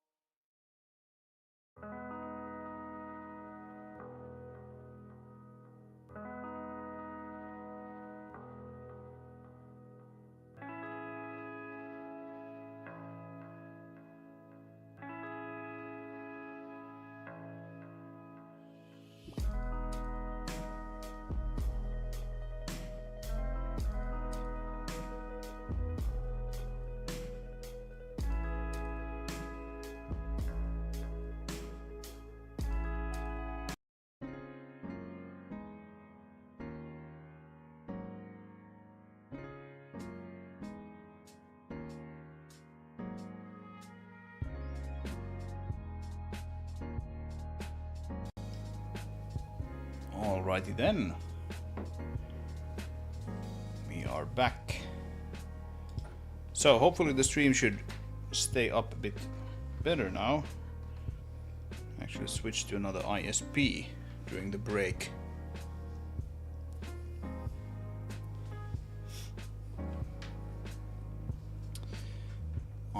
I have a backup one. Or actually the Madrigal company. Because yes, it is an actual grown-up company. Has one, and then I have a personal one. So let's hope this one is a bit better. None of them are particularly fast. Oh, that's not what I want to do.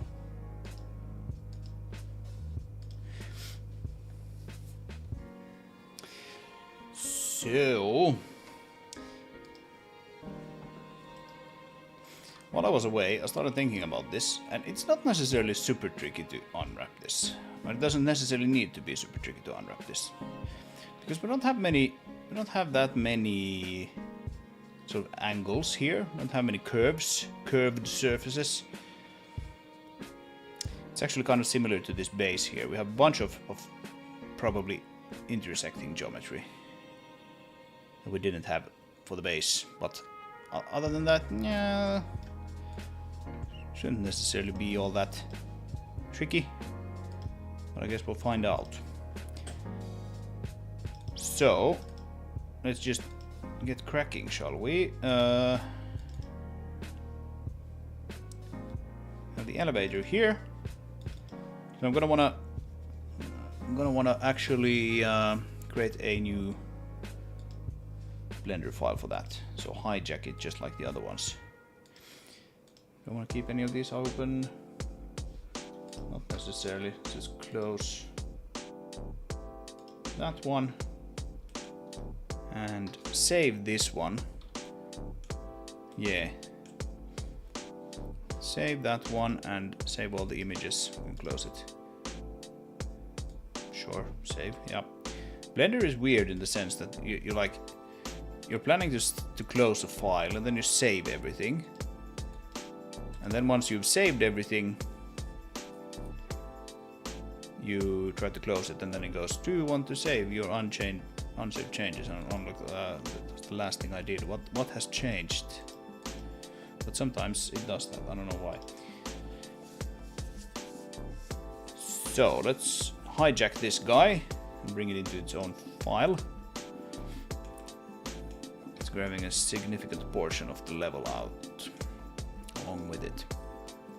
That's fine. Elevator. What do we call this now? It's like elevator structure, maybe?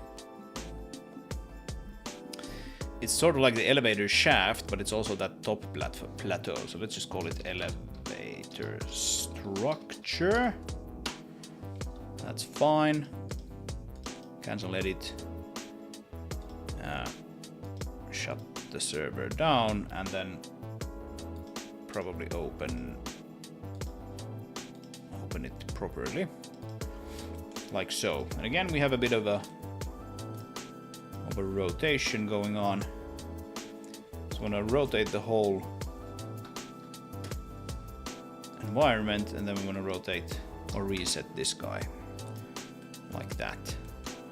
And just like before, we're gonna merge all the points. You can save that. And we can actually we can apply the rotation like so.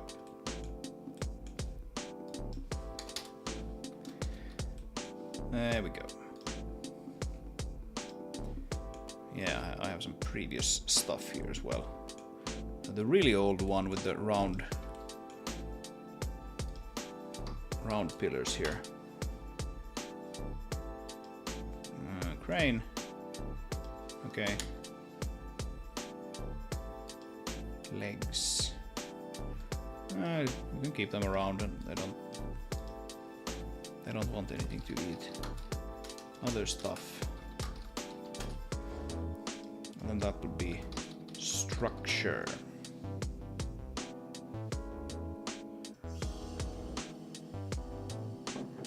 Okay. So now then, I was thinking, am I happy with this? But I think I probably basically just have to be happy with it. Let's not dwell on that right now. Let us, however, do the same thing we did with the base. Just immediately export it out.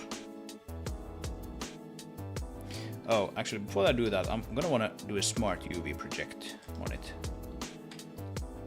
just to make sure it has UVs. Asimp, the asset converter library that I'm using, sometimes gets cranky if things don't have UVs, at least with the settings that I'm using. So let's make sure that won't be a problem. So there we have it. Elevator structure FBX, and we'll create the object type.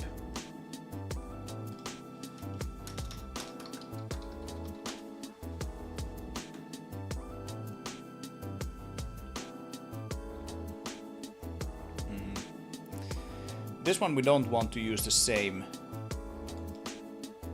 mesh with, I'm pretty certain. Let's just make that a box for now. And we do elevator. Oh, it won't find it because stuff needs to be reloaded for that to be the case. Now we're using the wrong material, so it will look weird. But for now, we can just use one of the blockout ones. Let's make it not blue, but actually green now, because so that we can see that things have actually changed, like so. So before we go any further, let's make sure this is the thing that's used in the level once again. It's kind of strange when the pivot is actually down here. But I think this should be properly centered at least, so it should be easier to replace than the base, which was sort of offset a little bit strangely. And to do that, we'll need to once again reload this guy.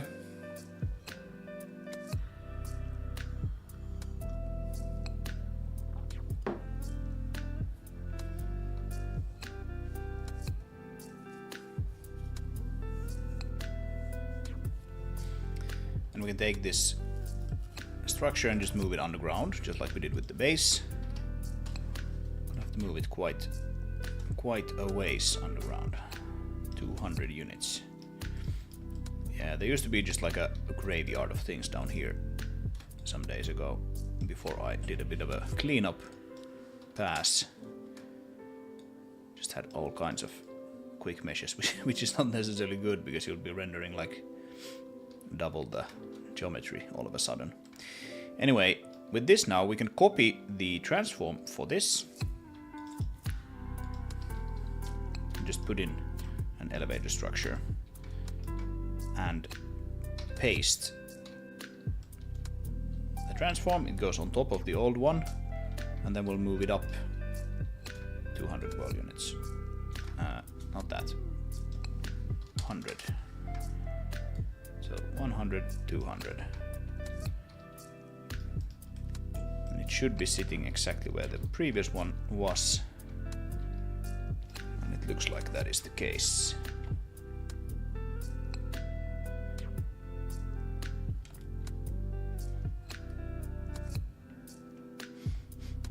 Alright, looking pretty good. Good. Yeah, so this is like a perfect example of an object where you want different texel density for different pieces of the mesh. Up here, this top side here, which I guess technically could even like not have any faces. This could just be completely missing geometry. I put in a little bit, just like the bare minimum to have something here.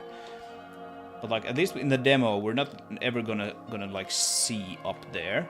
The demo is going to end as we are traveling up this elevator. But yeah, this top level here is going to have way less texel density than these pillars.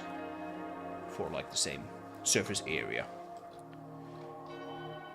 or relative to the surface area. Coolio. I think that's it. That's all we need to do for now. Let's go into Blender and just start unwrapping. So how do we do this now? Are these actually, they are actually sort of modeled like this. So these are different pieces. I was thinking that that would be just one big piece and it would be tricky to sort of split it up, but it's not. These are individual faces. Okay. That's fine.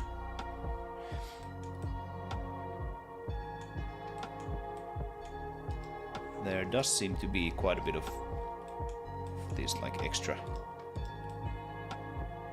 edges here though. Probably wanna dissolve at least some of these guys. And then Blender will put them back in where it actually needs to put them, so that, you know, it can actually make these three-dimensional shapes.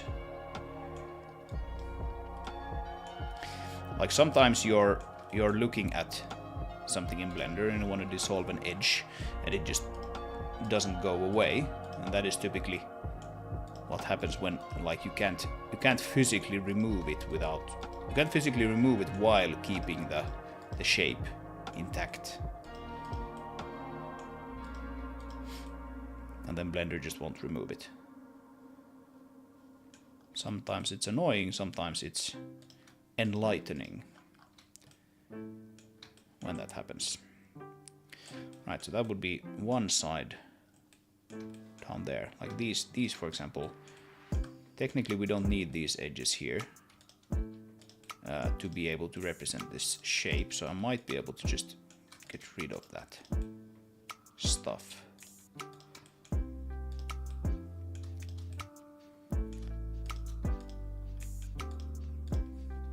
Oh yeah, like these edges here, for example, they just won't go, so I'm just gonna leave them.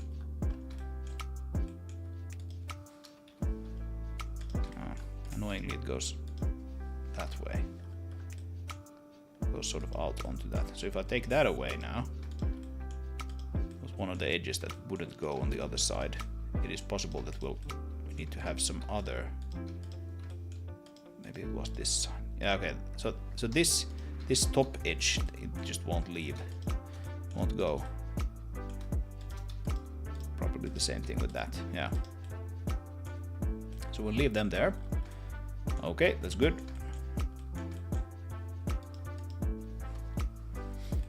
What about this? It looks like it's going away, and it is.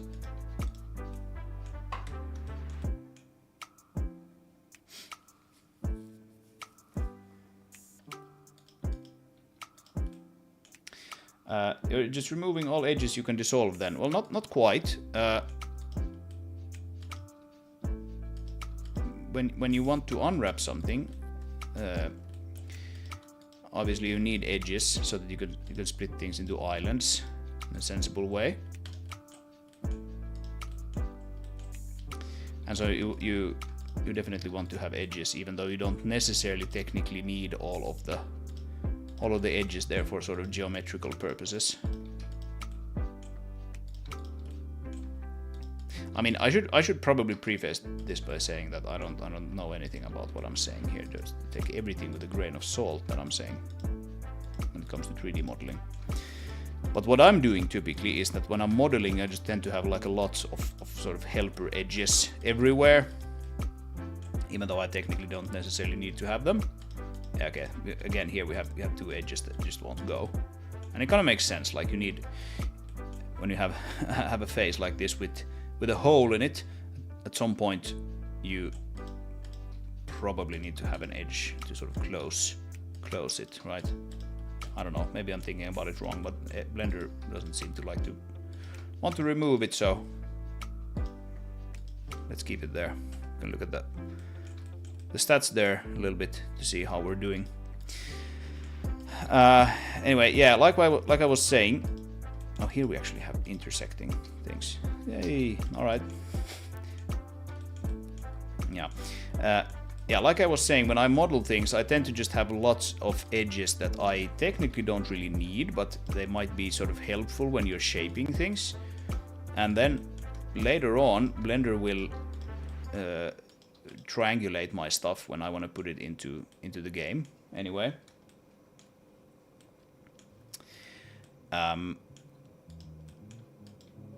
And so it will do sort of the things it needs to do to get things renderable by GPUs. And I think actually Blender probably does it once and then Asimp does it another time when I convert the mesh. But anyway, you can quite happily export things with you know, quads from Blender, and they will still be triangulated.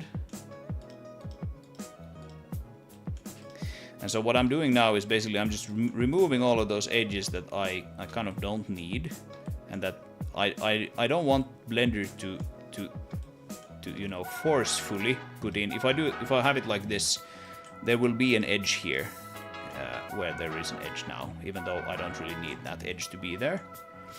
So I don't want the Blender to sort of forcefully put an edge there unless it actually wants to put one there itself, because then it won't necessarily triangulate it in an optimal way. It will put the triangles that it thinks it needs, and then it will put the triangles that I left there, when in reality it kind of only needs to put the triangles there that it itself thinks it needs, if that makes sense. I tend to keep things in quads, but I'm also bad at this, so yeah, quads is what you want to sort of generally work with, because things like loop cut and slide and things like that only really work with quads, right? Like if we have quads here on this pillar, and I can do like a loop cut and slide like this. But if I want to do it somewhere where there are no quads, do we have any such place here? Like this is not a quad, this face here, right? So it won't let me actually loop cut and slide that face. It would just go like, where do you want to go? And this face, on the other hand, is a quad, so I can loop cut and slide this however many times I want. So it definitely makes sense to keep things in quads. Absolutely.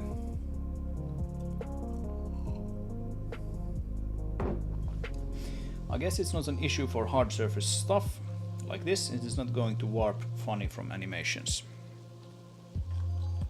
I don't know exactly what you're referring to now, but what I'm doing, I do mostly hard surface things, as I'm sure you are aware, and I just remove these faces here to, you know, cut down on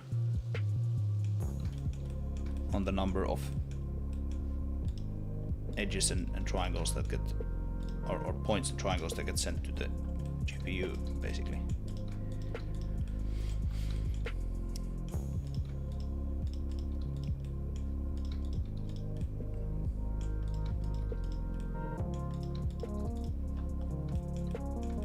And this is an extreme example. This mesh, I typically, my meshes typically don't have this much complexity, first of all. And also I've been gotten better at like not doing insane amounts of edges over time. But yeah, sometimes depending on what you're modeling, at least for me, there just tends to be a lot of sort of surplus edges all over the place, and then you want to sort of go through and remove stuff. And I think Blender has some, if it's not built in, then there are at least some like add-ons that do this stuff, but I tried one of them at some point and it just wasn't very reliable. It removed things that I definitely wanted to keep, so.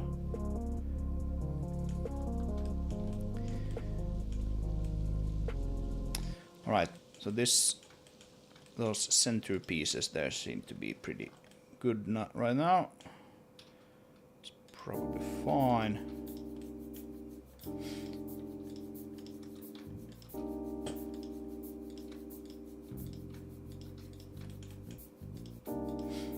Oh yeah, just like with everything, I want to be a little bit careful with how much advice I give with things like Blender.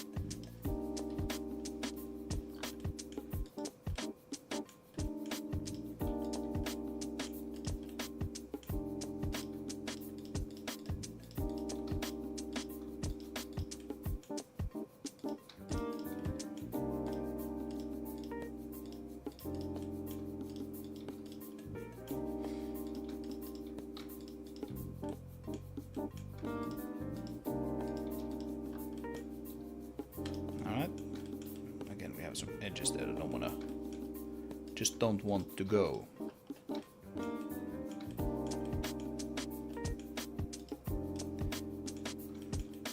And of course this is not technically needed, but it's not required work.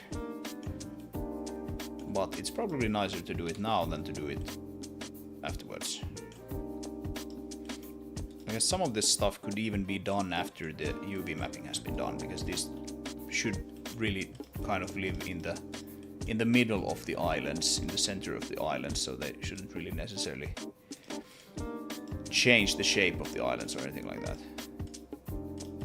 But you never know.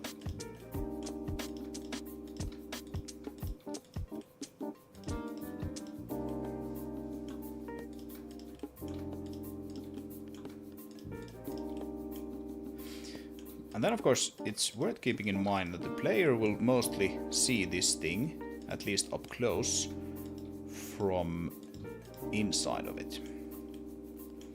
Like, it's visible from a pretty significant part of the level, yes, but that is most of the time from quite a distance. But they will actually be physically riding it up the end of the demo. So might be worth keeping that in mind when removing things and placing seams and all of that.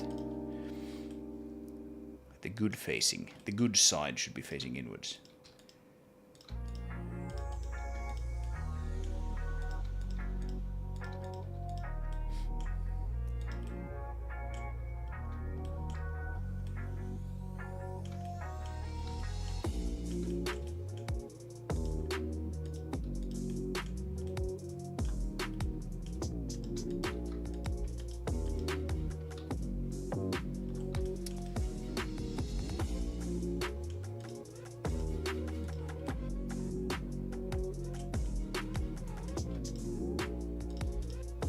I think I should be able to go below 2000 vertices when I do this a bit more. Gotten quite a bit lower still. Not that that is any sort of limit or anything, but I feel like that is probably going to be possible. Yeah, things like this is clearly something that I've used for something during modeling. Not exactly sure what. It has no reason being there anymore.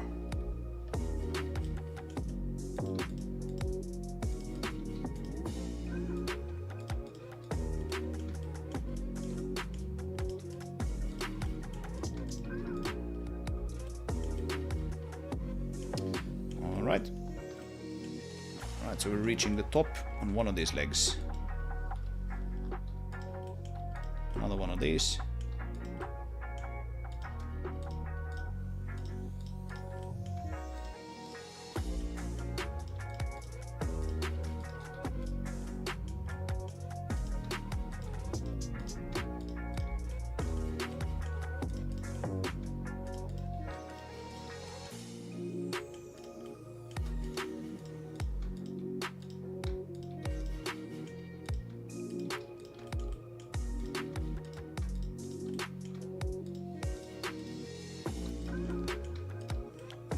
sort of work that makes your hand sort of cramp after a while.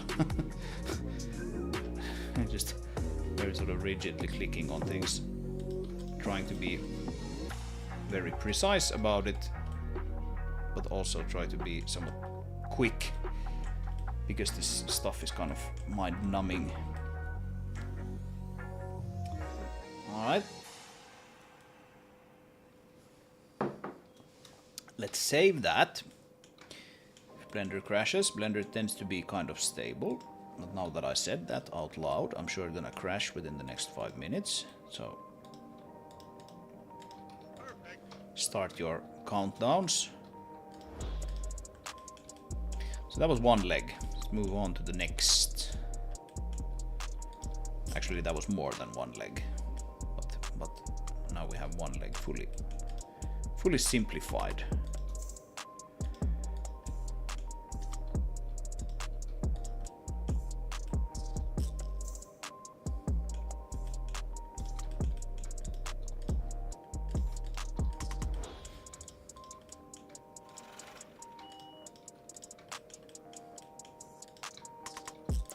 Also, one thing that I've come to realize lately, something that I tried to sort of avoid for some reason, like the plague previously when I modeled, was intersecting geometry.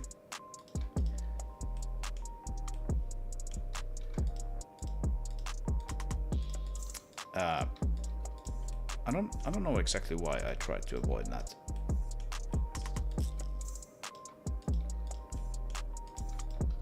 And it is true that it's not the best thing in all cases, but it can be pretty handy in a lot of cases. I think we have some overlap here. Where's my Zen? Oh, that's overlapping UVs. I'm thinking about it all wrong. I think this probably had like right. So this is overlapping geometry here. This piece just goes straight through this other piece, which of course in some sense is a little wasteful, because you know, there's a little bit of surface area there inside that will never be visible, and it might even be rendered and shaded and all of that. But then again, we have just like a whole bunch more geometry if we want to try to actually sort of cut this off here, this thing, maybe even cut this piece up so that we have like a hole here. I don't know, there's probably like 20-30 different vertices and edges involved with that, just to avoid a little bit of overdraw and texture space.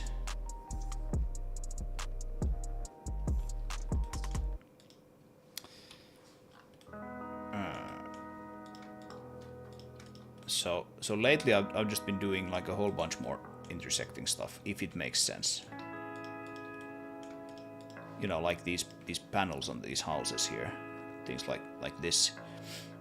Previously I would have like cut a hole into the wall and then like extruded this out. And now this is just like an additional thing that goes on top of this wall, and this wall can just be like two large triangles. And in most cases that's just completely fine. Same thing here. I have just another panel there. It's just sitting there.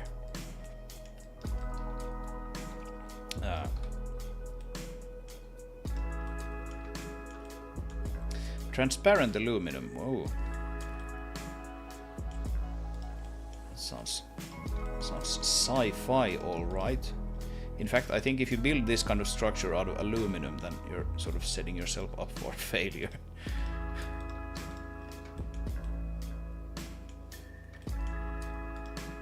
I think this needs to be steel. All right, we have the center pieces here, if we want to call them that. Yeah, here I have apparently decided that I don't want intersecting, so these are sort of cut off there, or cut up.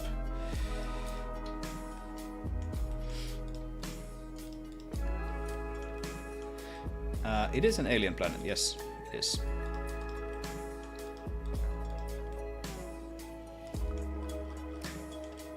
Or it is actually...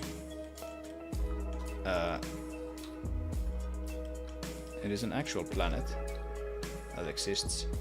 I don't think it has, you know, yellow spruces on it. In fact, I don't even know if it has air. But it is a planet that is, at least ostensibly, actually a thing in real life. And it's one of those planets that are sort of considered to be perhaps livable. And so, in my world, it has yellow spruces on it. How about that?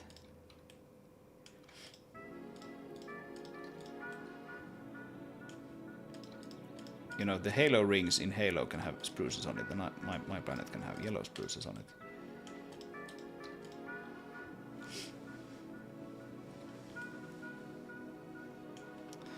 Earth and steel, yeah. Yeah, this society that we are part of here in this game is from Earth. It's like a colony.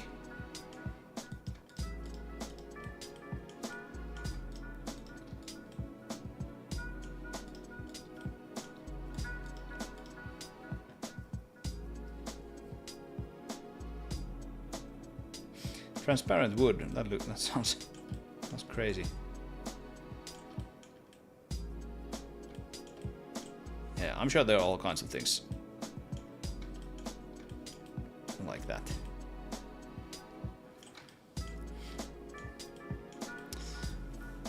All right. The problem with this mesh when you're doing the simplification is that it's like almost symmetrical, so you kind of lose track of where you were when you're taking your eyes off this thing for a second. Don't remember what you were doing and where you were.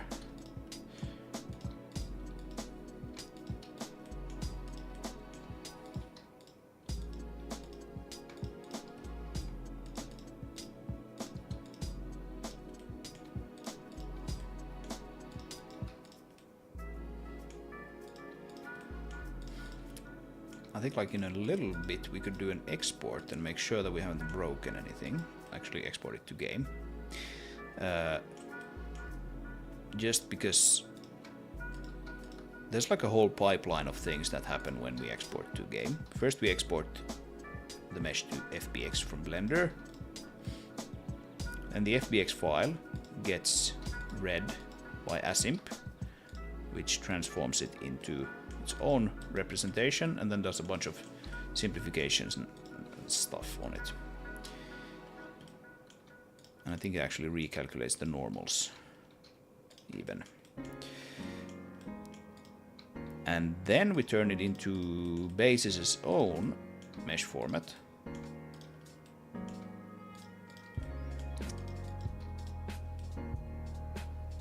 Specifically the CPU side format. And then when we render it, we turn that format into the GPU format, which is in some cases is the same as the CPU format, but in other cases isn't. And then that stuff is put in a GPU side buffer. And then in many cases that data is actually copied to like another buffer, which then gets rendered. Something like that. So there's a whole bunch of things that can go wrong along the way. And in my experience, actually, most of those things happen in Asimp, because it does like a whole bunch of things on the data.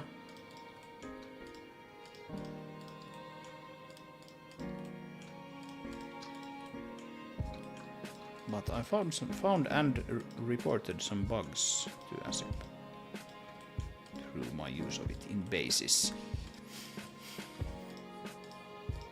Let's just say.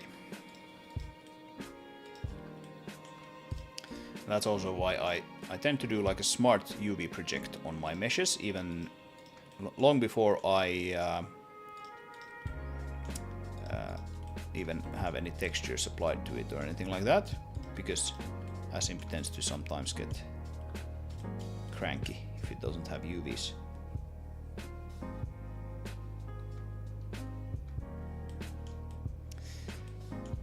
Put a little red cube next to, yeah.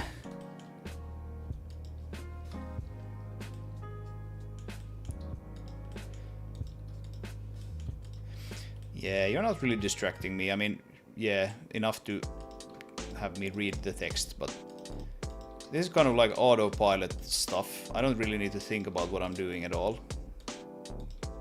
Sometimes I have to stop and go like, is that a good idea or not? Come on, I'm misclicking here. Yeah, most of the stuff is just completely autopilot. I just turn my brain off and talk about transparent wood and click away.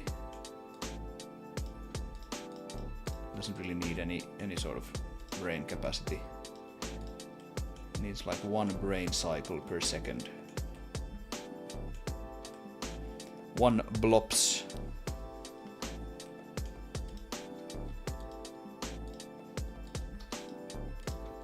My brain executes at 1 blops.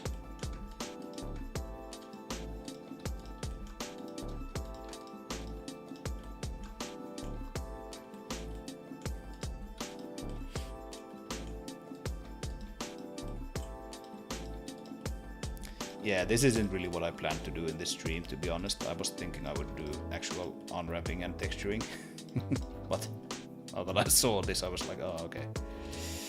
I have some cleanup work to do. Can't be helped. And be helped.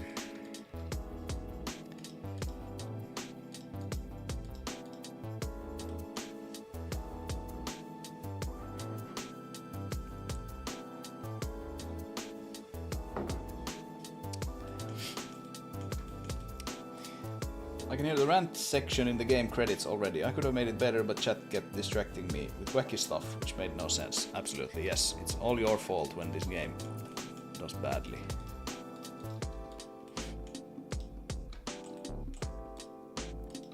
That is kind of the theme of today, right? If the game does poorly, it's just like the player's fault.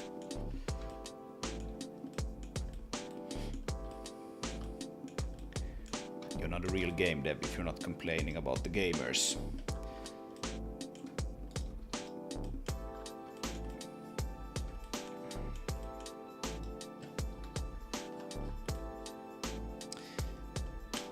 And yeah, sometimes that is the case, I'm sure.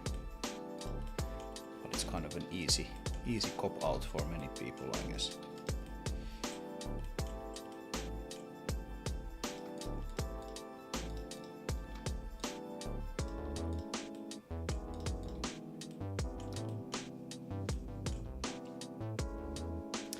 Just like the MS Flight Sim 2024 launch. Oh, I haven't heard about that.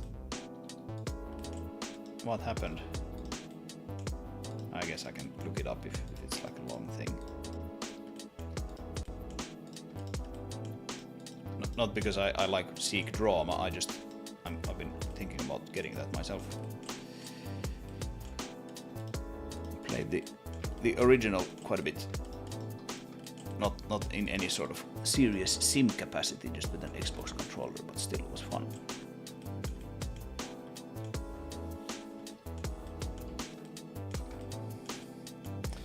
Trying to launch and play the game. Oh, right, so it didn't launch then? Is that the problem? That sounds like a problem if it was the problem. Oh, what did I do?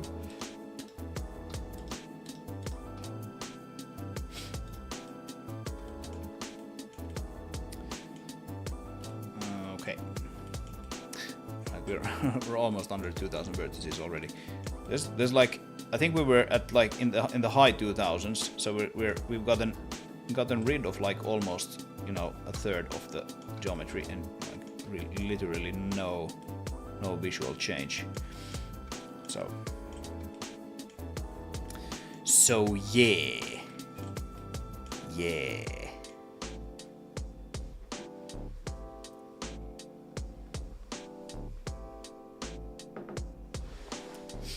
Take It's been out for a few days now, but the server just died constantly. Oh, okay. Yeah.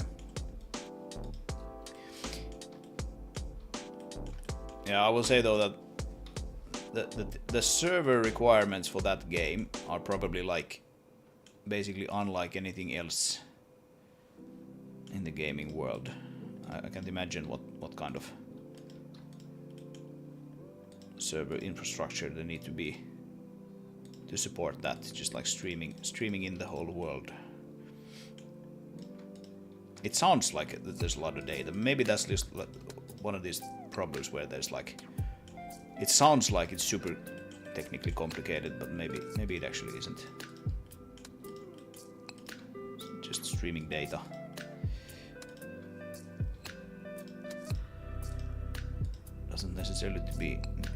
Doesn't necessarily need to be any more complex than something like Netflix, which is also streaming data.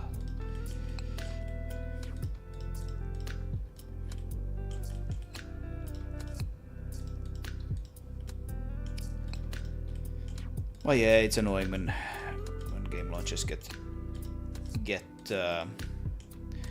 botched by server issues. I've just been reading, or I am currently reading, Jason Schreier's book on Blizzard.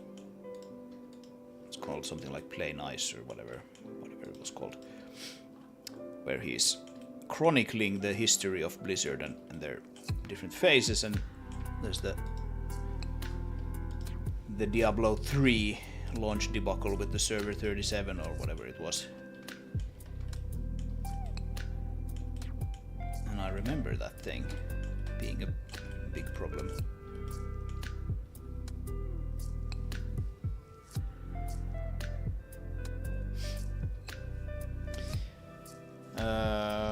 You couldn't log in and certainly couldn't stream the world data if you did log in. It's a shame really. I think it was mostly a load issue though. Launched on Game Pass, which they really didn't. Yeah, okay, so they probably weren't prepared for the number of players. Yeah. Yeah, that sounds like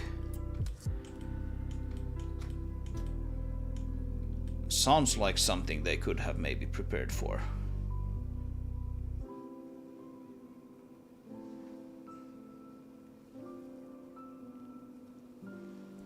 But who am I to say? I've never really worked on or launched a live service. At least like a modern live service title.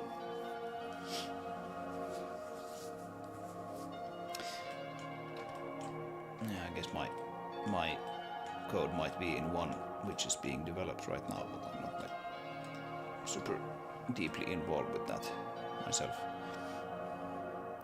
Right, so here we have clearly like another modeling helper edge thing. Just try to get rid of it completely.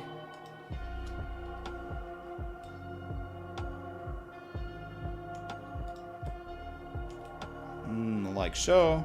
Another one there. Probably that one as well. Yeah, okay, here we must be a little careful with some of this. We can probably get rid of those. No, we can't. Okay. Yeah. So here's something that we just don't want to get rid of that one, but we can get rid of this other one. That one we can get rid of. Let's keep it like that. And I think here maybe as well.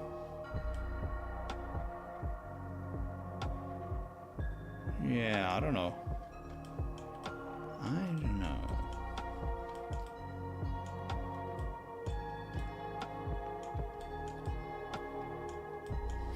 How was that? Yeah, this is what's so very, very nice when you're working with stuff that comes out of the quick mesh system, is that you can just toggle this off and you get like the game world, get a little piece of the game world here for you to look at, and just so nice.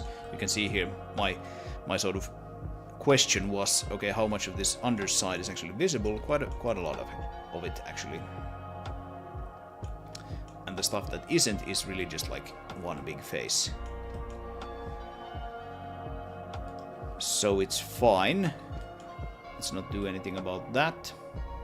I think we can keep that as it is. I'm even gonna keep, I think, that. Or am I? Maybe I can get rid of at least of like that part. Yeah, that came off quite easily. And this stuff is just completely unnecessary, I feel. It's even like it's a little curved, that one edge there. Strange. Strange.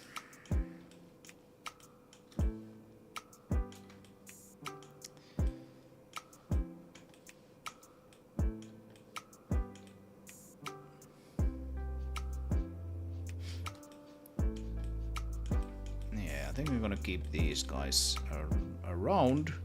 This doesn't need to be sort of curved, angled. This can be more straight. For sure. If we move it all the way from there and move it, it's gonna be a little angled here anyway. But that's probably fine.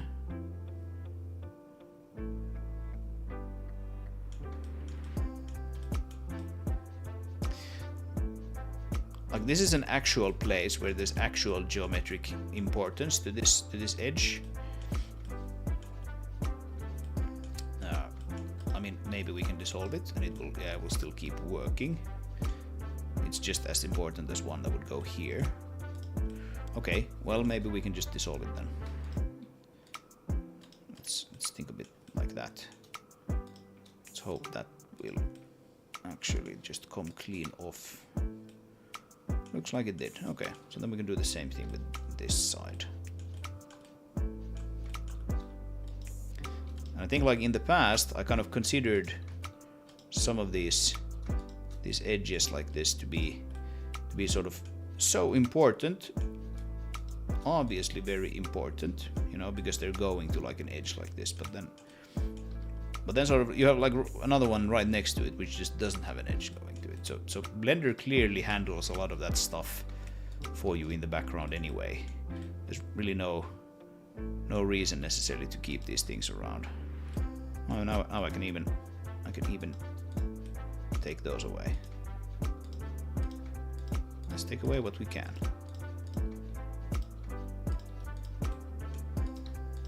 It's not even necessarily like a runtime thing. It's not even necessarily all that relevant for performance or memory or whatever to do this kind of thing. It's just like it makes the model cleaner.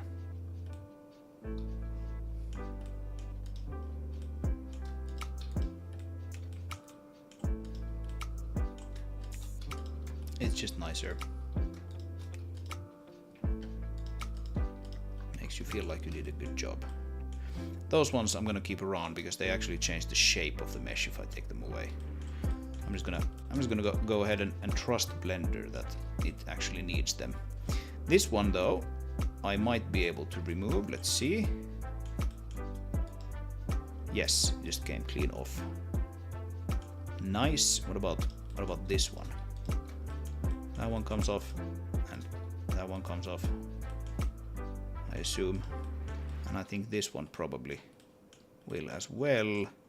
Let's not take it that far though. Yep, it just came off. So we're like over 1,900 already. Pretty good.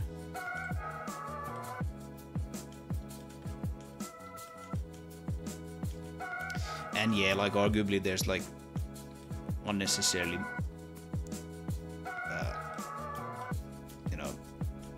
geometry inside of these things here that no one's gonna ever see.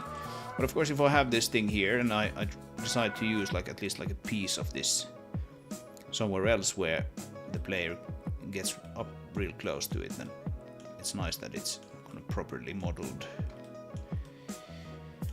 So let's not go crazy with the simplification now.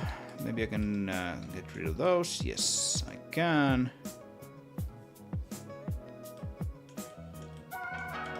What about here then? think this looks kind of like optimal. Alright, are we approaching a reasonable state? I think we might be.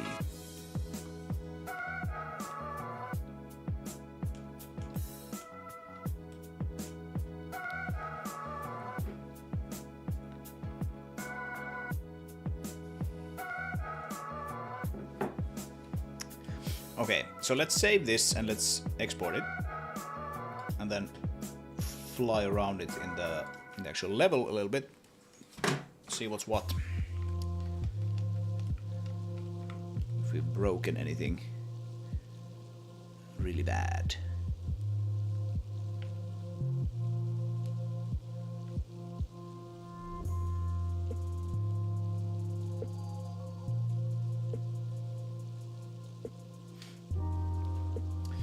Sometimes I wish I had like some of those third-party engines have these kind of really nice sort of debug views, overlays, kind of like the Zen UV stuff in Blender, where you know you can visualize like the texture density or back faces or whatever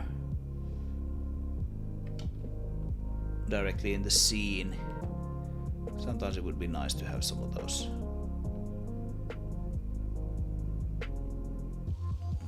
Really have anything like that. You need to kind of go in and modify the materials if you want them to look different.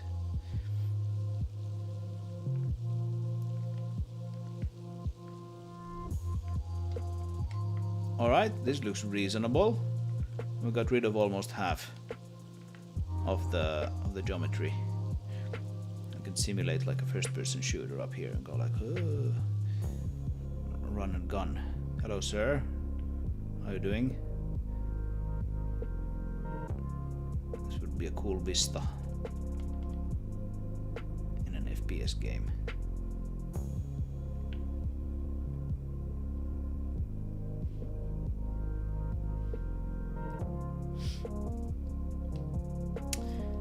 Do you have parallax occlusion mapping in the engine? I don't think I have. Is that the thing where you make things look bumpy? I think that was popularized by the Monolith games back in the day. Is that parallax occlusion?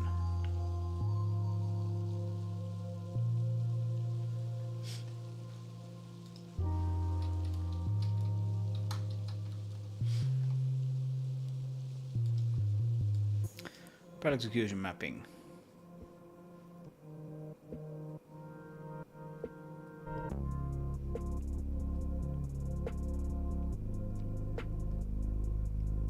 Yeah, change relative to perspective.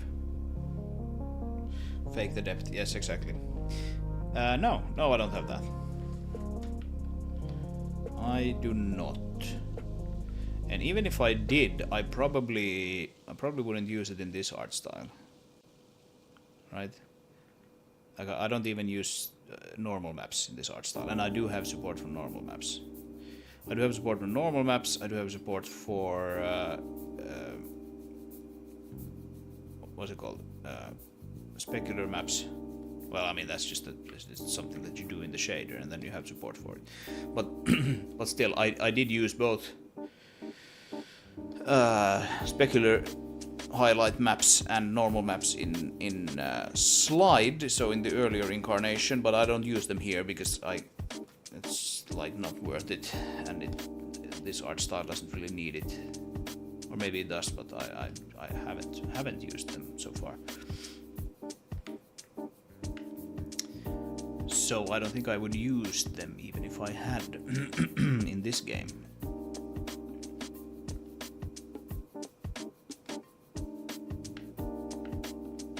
Necessarily. Okay.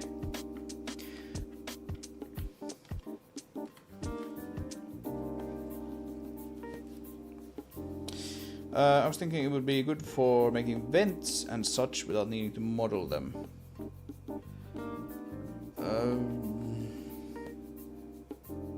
Maybe. Maybe, but you still need to author that stuff somehow, though, right? I don't exactly know how the parallax occlusion mapping works, but you need to feed it like a texture or a bunch of textures, right?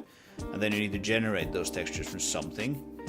And as far as I know, like the input to that is like a model. Isn't that how it works? So if you have a surface that you want to look like a cliff face, then you actually use, in many cases, like a model as the input, and then you just package it into a texture or something. So you still need to model whatever you need to model, and then at that point you can just use that in the game instead. I don't know. You may be completely correct. I have no idea. And the thing with the normal maps, for example, it is entirely possible that I'll use normal mapping for some object in this game. If I determine that is the best way to achieve some look,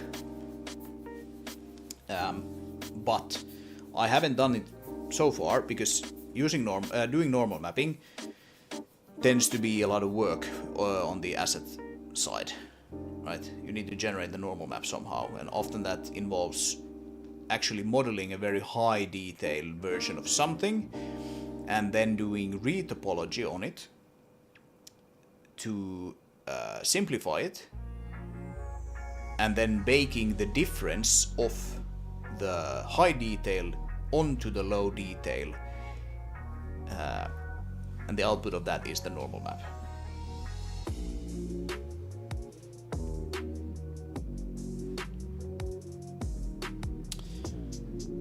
And that's a lot of work,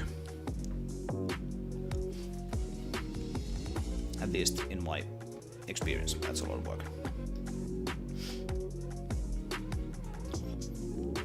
But yeah, I don't know.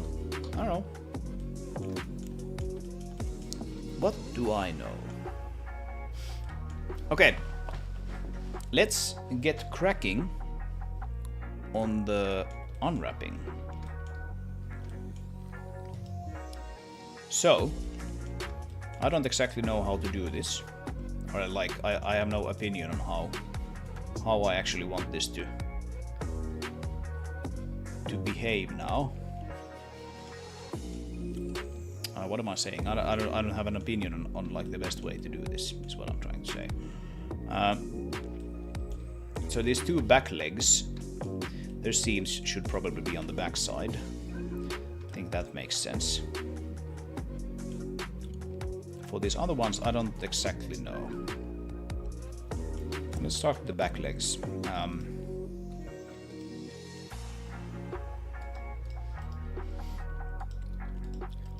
Seam. Seam.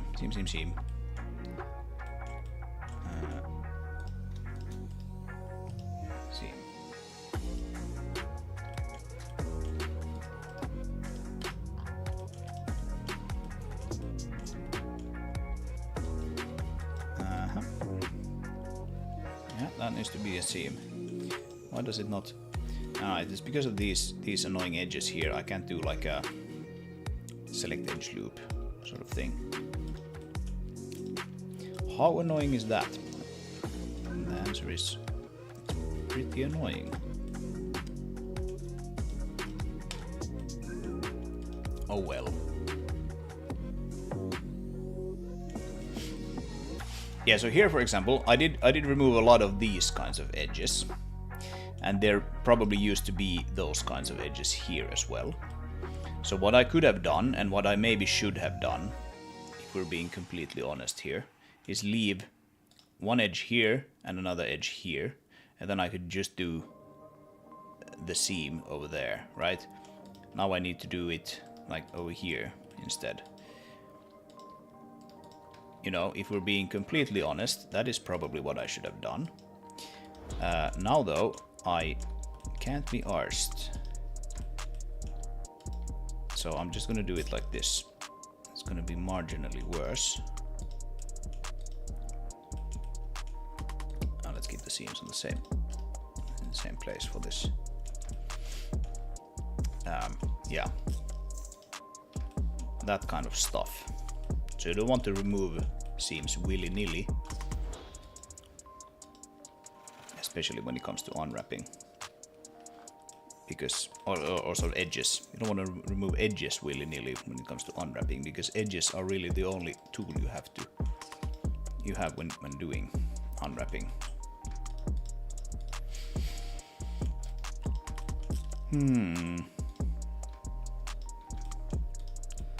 Can't be helped.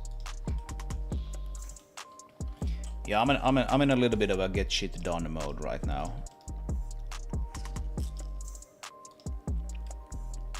And that is why some of this stuff is like slightly panicky. Not really panicky, but this is... Oh, what am I doing? I don't want to hide that. It's just like, okay, good enough, let's go. Let's move on to the next thing.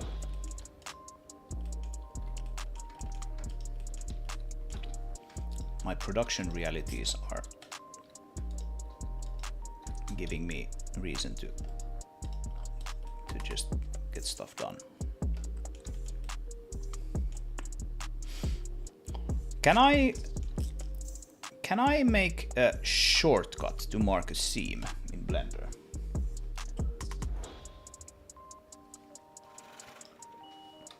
Blender shortcut to make seam.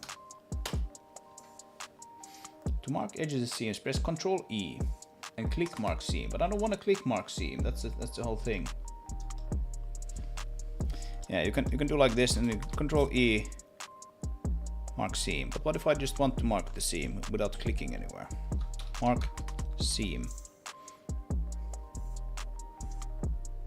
Yeah, it's that one.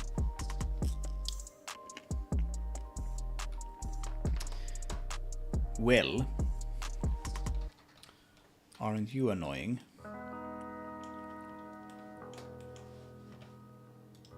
Let's do a little bit more research here.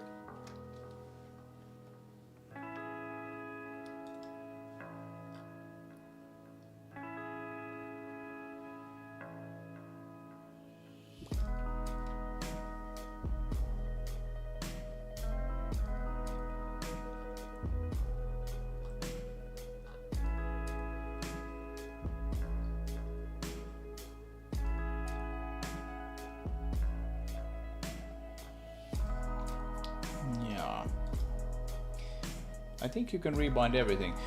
Can I? Key map.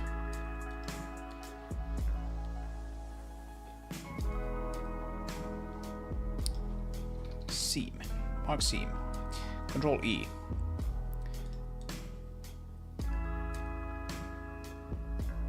Mark seam. E. What?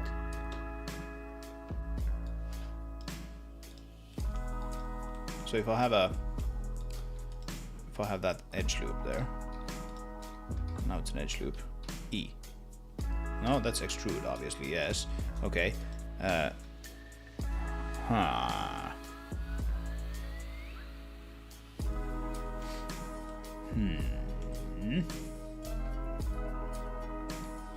like it shows me this uv.markc. Oh, that's UV editor. Yeah, that's not what I want. Right, that's probably the E thing, okay? But I don't want the UV editor. I want it in the 3D view. There's no seam here. Seam.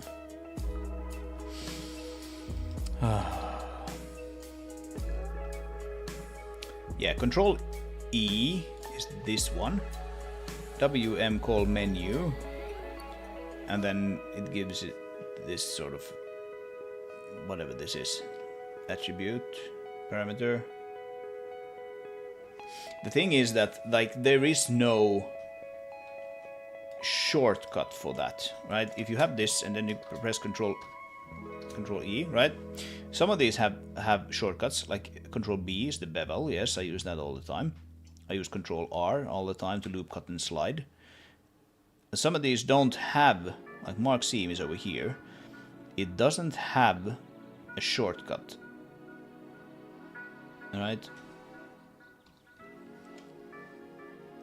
And so I guess you probably can't. You can probably rebind, right? Things that are already bound to something. Loop, cut, and slide. Control R. Yeah, that would have to be done with some sort of add-on, right?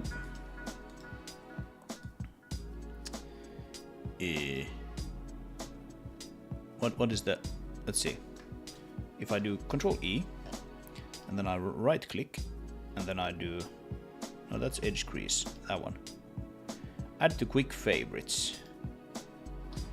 So now I can do Maxime. Maybe that's the easiest way.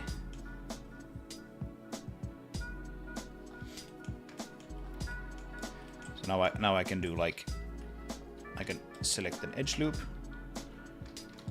which is tricky now with these extra seams here, but whatever. And then I can right click, no, not right click, I can click Q and mark seam.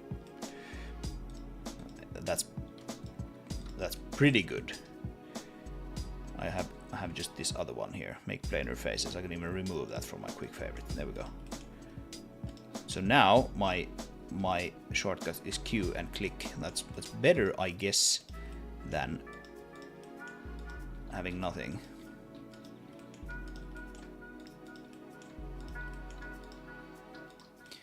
Yeah, that's pretty handy.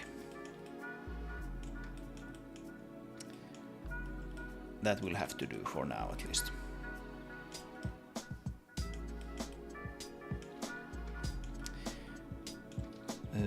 Right. What was I saying before this whole shortcut debacle? Yeah, I was probably saying just that I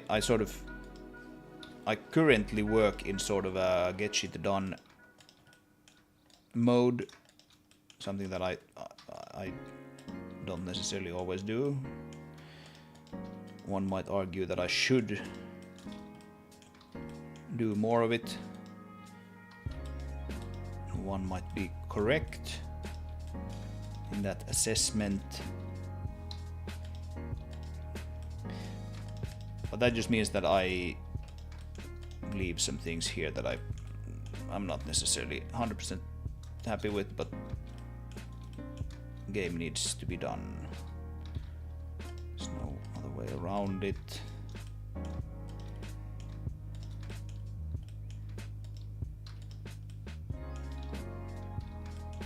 Game needs doing.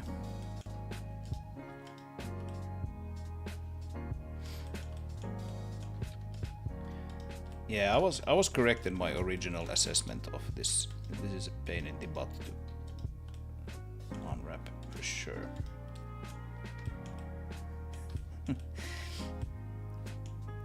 Like sometimes when you model these things, you're just so happy about the fact that you modeled something that looks half decent. You don't think about how painful it would be to actually unwrap and texture it later. That's just like not in your worldview at that point. Okay, we have one of those legs done. So now we do an unwrap, and then we visualize the stretching. We should have leg looks nice. Yeah, the rest of it is just like one big stretch thing. Stretchy.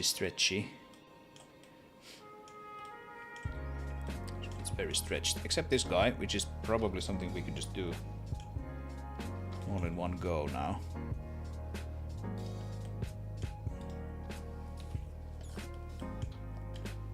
Here we can actually use the loop select.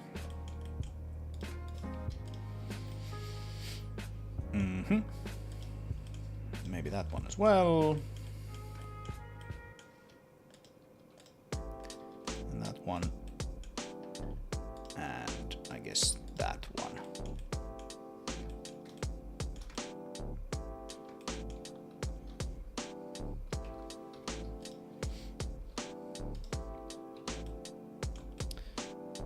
What? What? What? That became more stretched when we unwrapped it.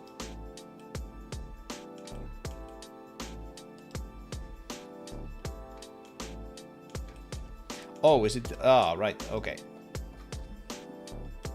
Yeah, this is intersecting geometry, but this is not intersecting geometry. So I need to mark these seams here. Yeah. Okay.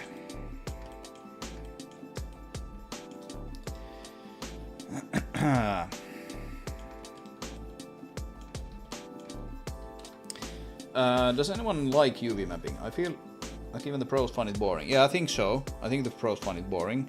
I did actually say earlier in the stream, I guess you might not have been here. I did say that some things are kind of relaxing to UV unwrap.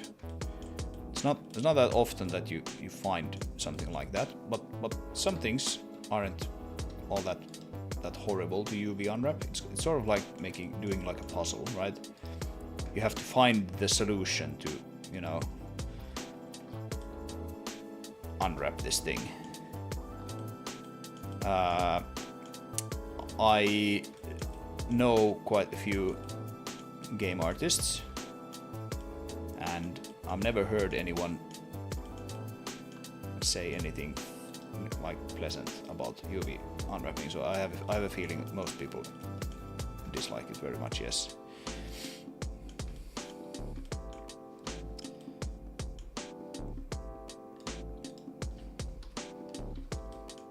But yeah, it depends entirely on the model, right?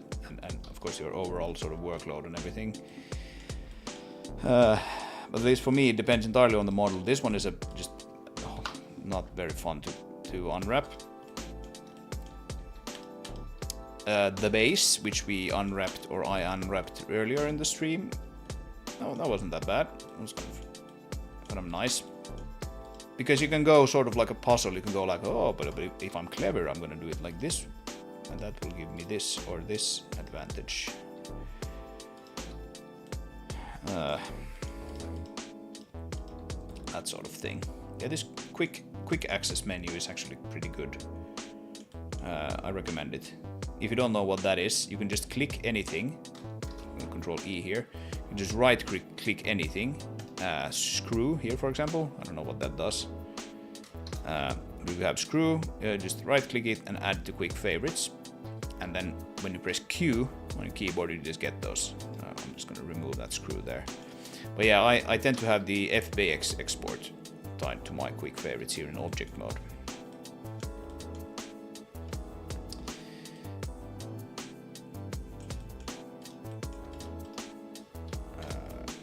So that's a thing. Not really anything creative about UV mapping. Yeah, depends on how you look at it. Compared to modeling, sure.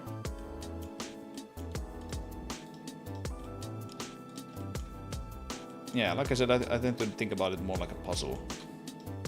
Not really necessarily anything creative about solving a puzzle, but it can be enjoying.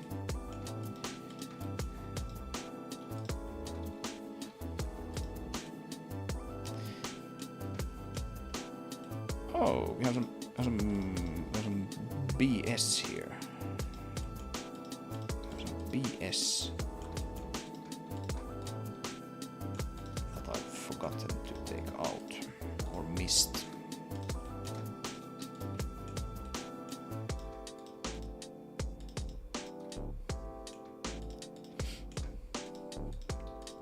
Yeah, that's a way to actually get everything simplified to the maximum level, is just first do the simplification pass and then do the UV unwrapping pass, and then when you get to the places you have missed during the UV unwrapping, you will surely see them.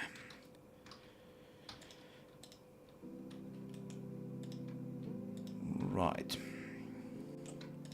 Right, so here I could now do the thing that I talked about, but I'm not going to do like one of these differently. Except now it kind of wants me to do one of these differently. Damn it, Blender. I want to do it. I want to have some sort of consistency to this. Otherwise this is going to cause me grief later on. So I'm just going to knowingly do it in what I assume is probably actually the worst way.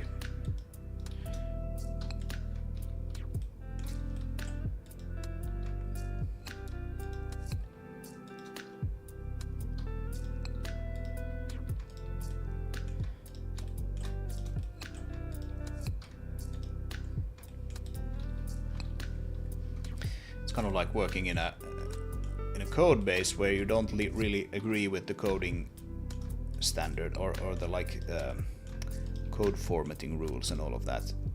And you're just like, okay, I'm writing this code here. I really don't like the way these things are formatted, but I'm just gonna do it the same way as everyone else, even though I feel like it's not the best thing. Because then if they change it, they can just change it everywhere. And if not, then at least you are consistent with everyone else. That's sort of how I think about this here as well. Because it can be really handy to be able to identify certain parts of the mesh when you're looking at it in the UV map. Just go like, oh, okay, that's clearly one of those legs. And then if all of the legs look roughly similar, then you can group them together or whatever. Okay, save. Oh, let's do a UV unwrap. What do we have? Stretch. Ah, there's a little bit of something going on here. Have I missed like a... Yeah, look at that. Just two small edges there that got missed. So this highlight is just really good, and you can clearly see that, okay, there's something going on here because there's like a little bit of green on the leg there. So what do we have? We probably have the same thing here somewhere. Yep. Same thing there. And now it's good. Now it's good. All good. Same thing here. What do we have here then? Have I just quite simply forgotten to cut this up? Looks like it. Yeah.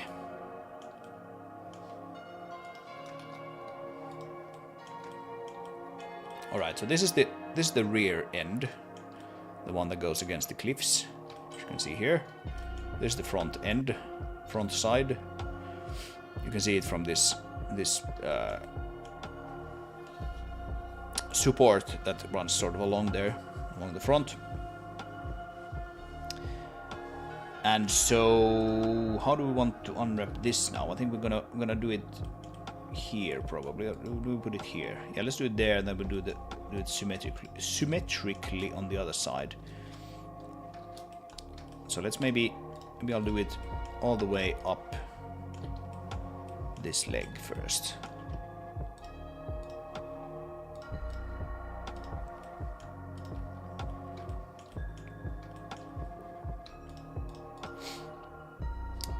Like that, and then we'll do it the same way here. Just the outer one on the side, like this.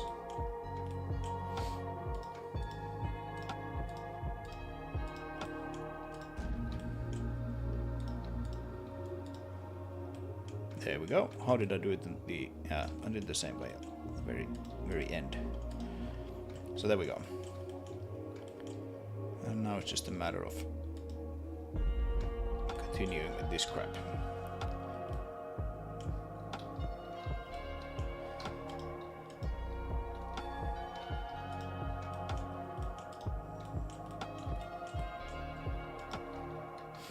It would be so easy if this edge loop thing worked here, but it doesn't work because of this relief seam or whatever this is, whatever I should call that now.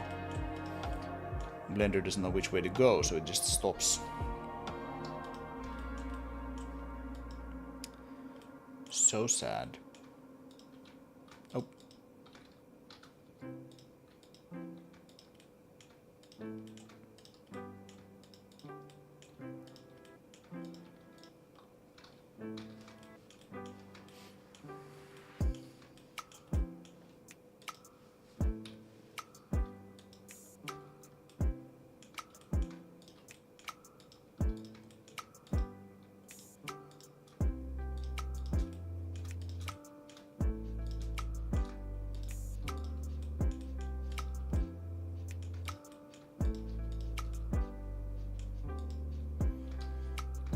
It's kind of brain dead work, this.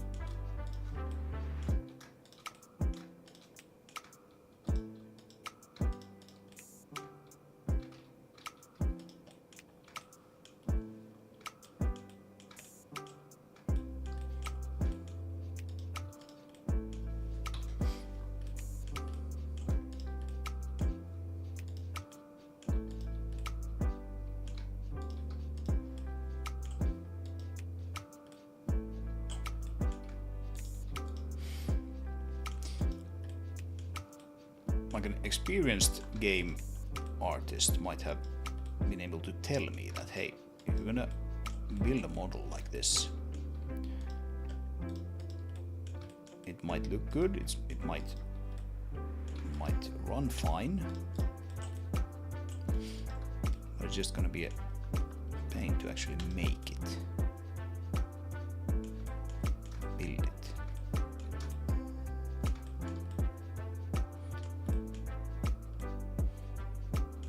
Over time, you sort of start to realize which sort of models just tend to be like easy to make rather than, you know, look good or run well. Try to optimize for everything. I'm not saying I'm there yet. Evidently not when I made this thing. Maybe there would have been an easier way production-wise to represent this elevator shaft.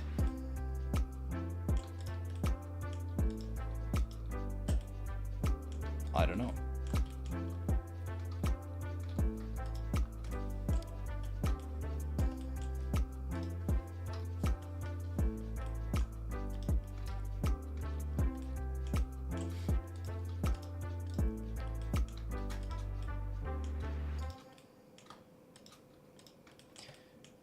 At least we'll be done soon with this. Need to do this leg. I'm about halfway there, and then we still have these sort of cross supports to unwrap. They shouldn't take that long because we have sort of done these fixture points already. So it should really just be a matter of cutting them up along one edge. Hopefully that's it. And then we have the top platform, but that shouldn't be super. That's much more sort of reasonable. That's a much more reasonable mesh to actually unwrap.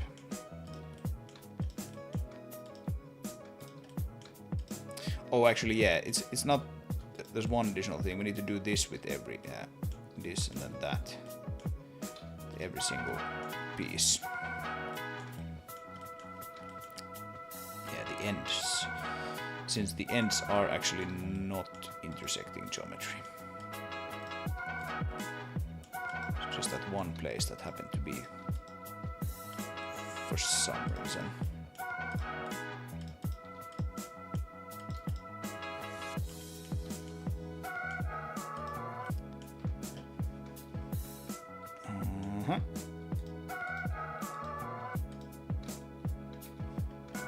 Alright, save that.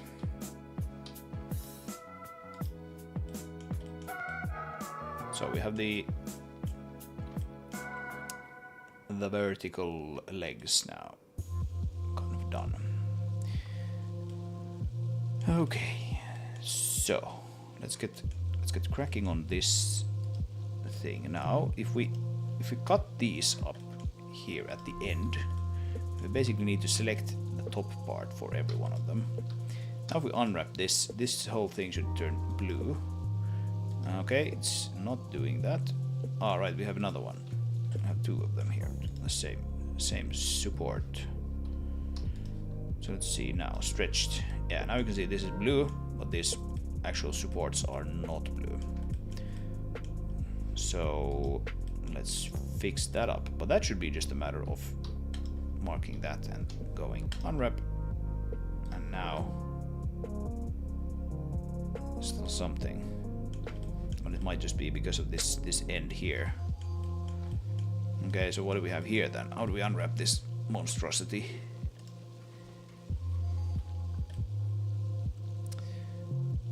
What is going on with this monstrosity? Something like that, maybe? I'm thinking it might be. No?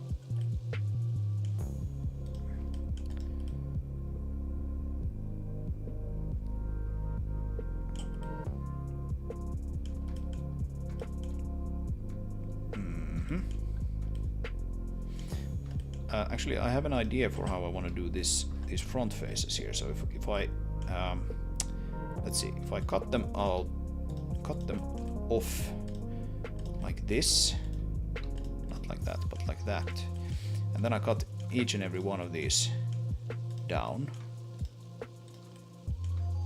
so I get them sort of included in the same island. Now that should be blue, and it is good.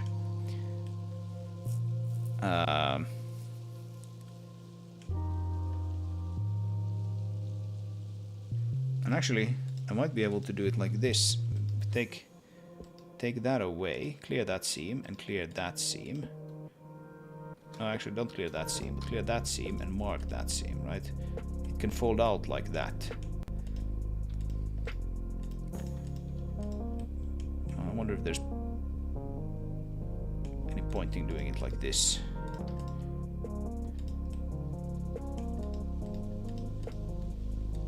This is where that creativity that we talked about comes into play.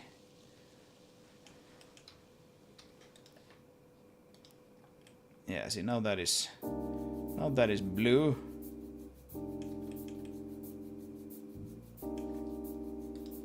Let's see if we can make this whole thing blue. Mark seam.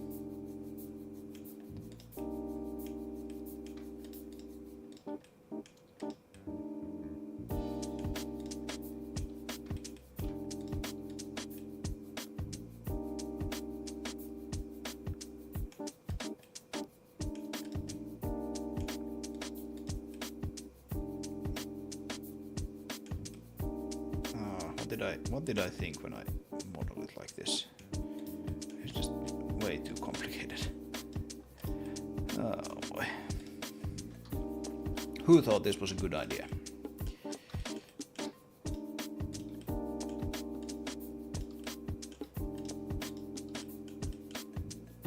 Up.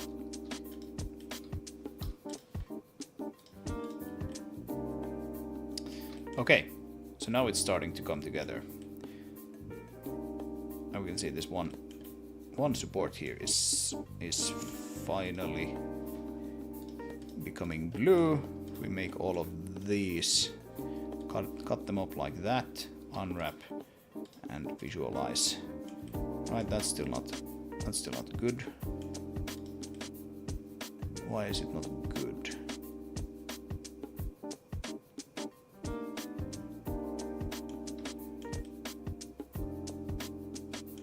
Is it just the fact that we haven't done anything to this side? It might be because of that.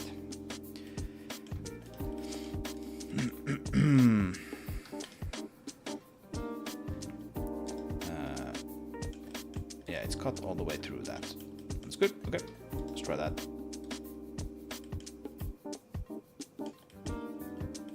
Yep. Yeah, and this is still yellow because we have the other one there. It's sort of annoying sometimes that like these stretchings, they sort of bleed from one sort of piece onto another. So now if we unwrap this, now it should probably be blue, and it is blue. Very good. Okay, so that is a way to do this.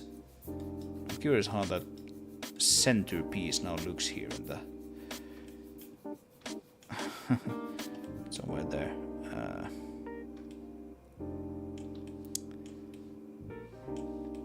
Yeah, I have no idea where it is. Let's mark that. Take one of those.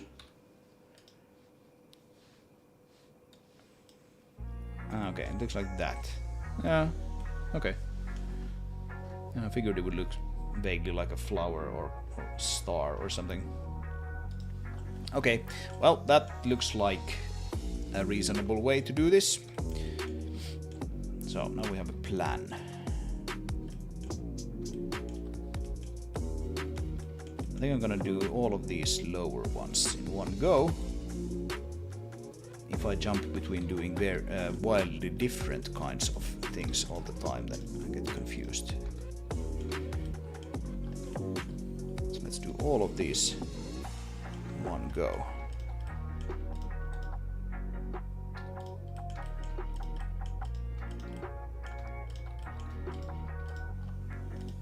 then maybe jump one level up and do all of them on that level.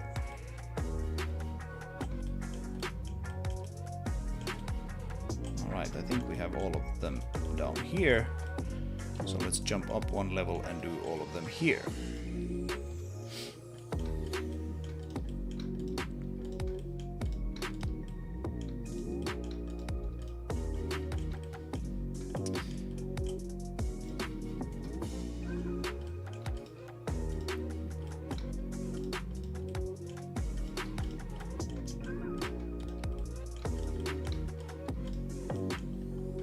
Alright. Next patient.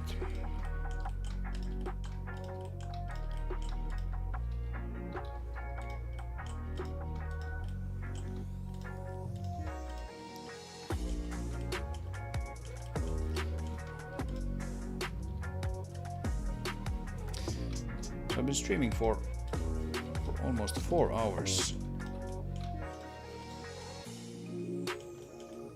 That includes a short break that I had, but still quite a long time. I am probably going to just push through this and then at least unwrap this guy tonight. This is turning out to be quite a big project, quite a big undertaking to unwrap this guy. But I basically need to do it so that I can start texturing tonight or tomorrow, basically. But we'll see how long I keep doing this on stream.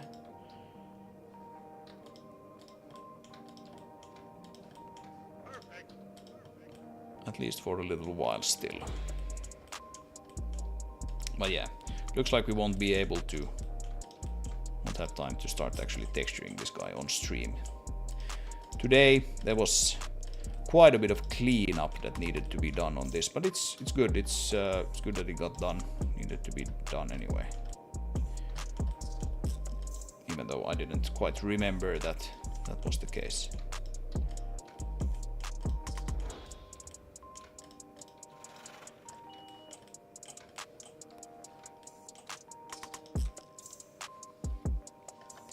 But it's always a good day when you end up with less data or code or anything than when you started.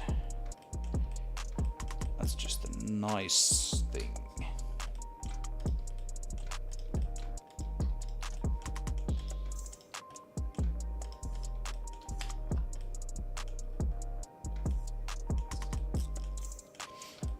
I worked a little bit on the light mapper earlier in the week, like I mentioned previously in the stream. One of the things that I did was add support for compressed light maps. And while I was doing that, I also added support for compressed grass paint textures. So the textures that determine where and how much and what color of grass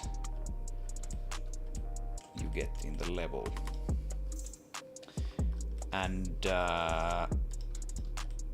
when all was said and done, I got rid of like a third of the compiled levels size.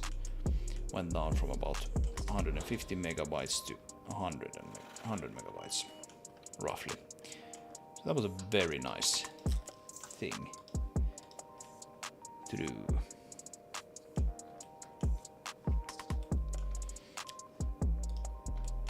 Alright, we have the top ones.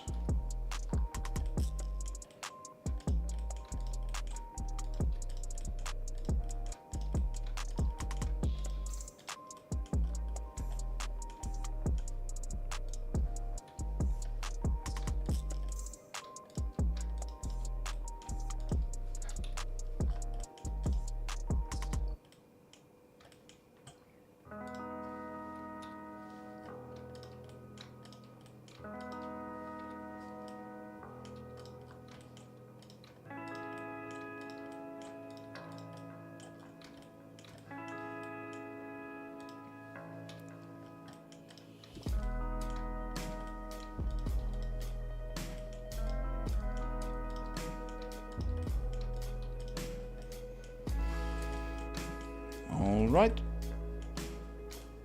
That would be that. I don't think any of the colors have changed anything because those center pieces, as I keep calling them, are just so freakishly stretched. They're causing everything to be stretched. We should be able to get these, though, to look somewhat nice if we just cut them here on the inner. Should we do it on the outer? Let's do it on the outer side, considering that the player is going to be riding in the middle of this, like so. Unwrap, and there we have blue. Oh, there's something there. What do we have? What do we have? What do we have?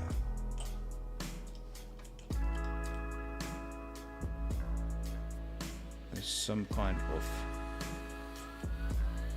edge missing here from the seam. Not sure where.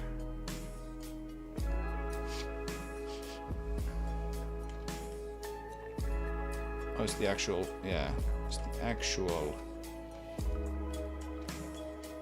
How have I done it here? It goes on the outside. Okay. How does it? Where does it go on this one? Right. So this is missing. There we go. Like that. Yeah. Now it's blue.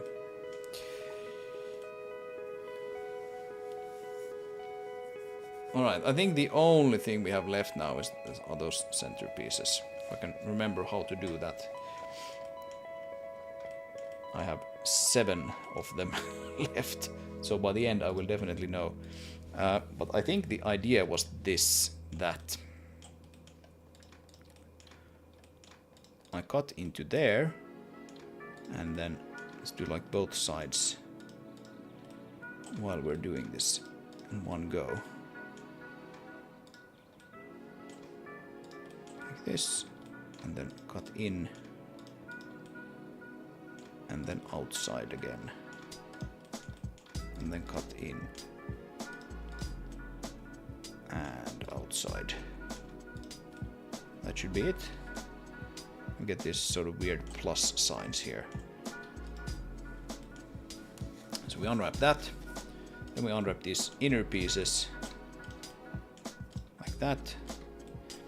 And we cut down every single one of these short ones.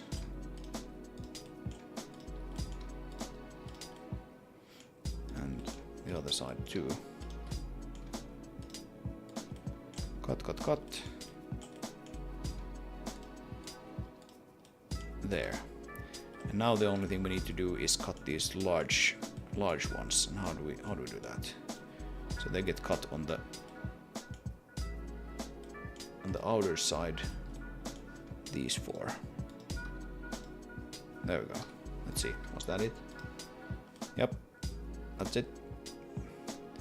So now do that 6 more times.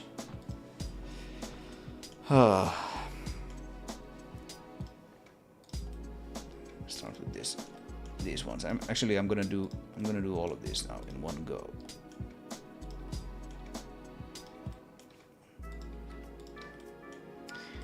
I tell you what though, the Packmaster add-on is gonna get something to munch on with this one. For sure.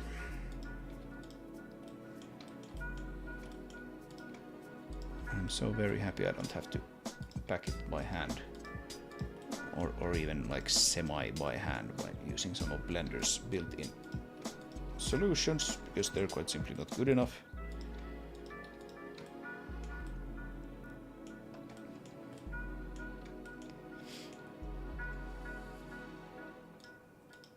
Alright, so now then.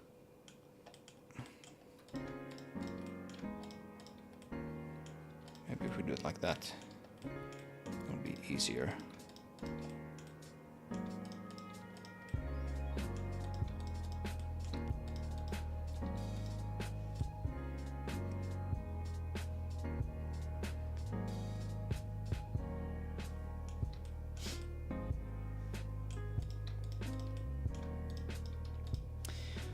I guess this is the benefit of the mirror modifier. Cuts down a bit on that UVing.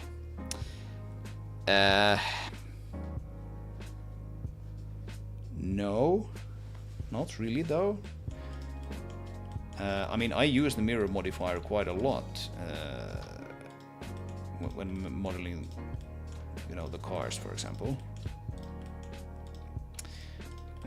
But if you mirror the UVs, then you will have mirrored textures on the car, right? If that is okay, then sure, use the mirroring. And yeah, yes, I understand what you mean. I could have used mirror modifier on this. Like the top part is not actually symmetric, as you can see. It actually has some details here. But I could have mirror modified this one, yes, and then I could have UV unwrapped it. And then I could have applied that modifier, and then I could have simply moved those, like the islands for one side to the other side. That would have cut down on the actual like UV unmapping side, but then it would introduce like a whole face that's you know not here. Unless you actually want, you know, mirrored UVs in your runtime mesh. Then of course, yeah, then it will cut it down by half. And sometimes you do want that. But I do not, especially since I use these same UV maps to do light mapping. Which, you know, may be a whole other discussion if that is a good idea or not, but that's what I typically do. So I don't want any mirrored UVs and I don't want any overlapping UVs. And both of those are actual things that you might want, depending on your use case.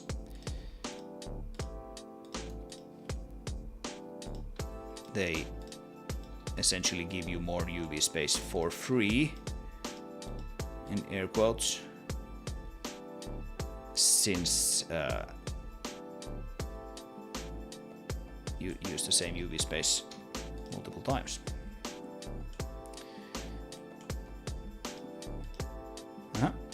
Not done with this yet. What are we missing? What are we missing?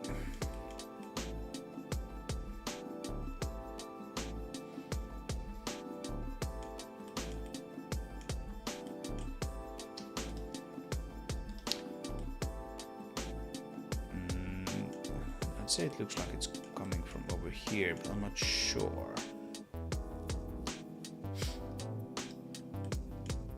Forgot about light mapping. Yeah, that is sort of like an implementation detail that is just how I do it. There's nothing that. Oh yes, this is what I'm missing here. Nothing prevents me from adding a second UV channel. Earlier in the stream, I actually just showed here that we can override the GI settings for this guy, and we can just set here like UV channel 1 or 2 or however many you have in your mesh format. So I can just set another UV channel here, and I can, for example, I can use the this light map pack here to generate light map UVs. That is something I could do, and my engine would support it, but I don't do that currently. And this is again sort of like the similar thing. I probably need to test that at some point and see how feasible it is, like actually doing that. But it's sort of like the same thing as with the doing things knowingly, like in a suboptimal way. I want to do everything in the same way currently, and then if at some point I decide that actually I do want to move the light maps to another channel, then I want to move them all in one go, and then I can like switch my standard materials to use UV channel 1 instead of 0, for example. So it's kind of like the same thing there. Someone told me at some point that it's crazy to use the same UV channel for color maps. or like use the main UV channel for light mapping. I don't remember who it was and how sort of how much salt I should take with that statement, but they might be correct. I am not sure. This is just how it happens to work currently. There's a little bit of something happening here. What is this? What is this? Have we forgotten the... Yeah, same thing. Okay.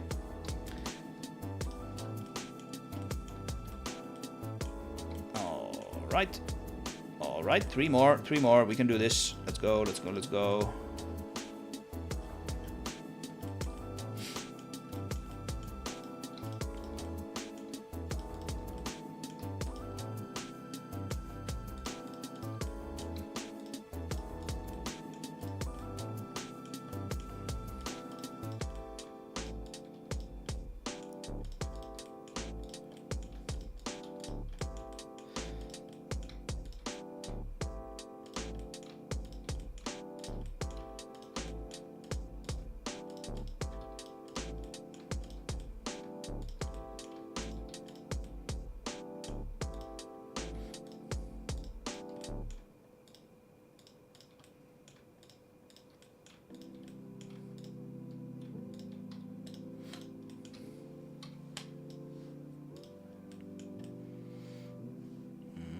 Alright, seeing some success with this way of doing the unwrapping.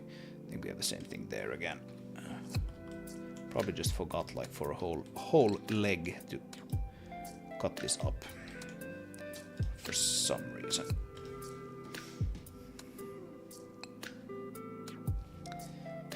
Stretched. Yep, that looks better. Okay. 2 to go.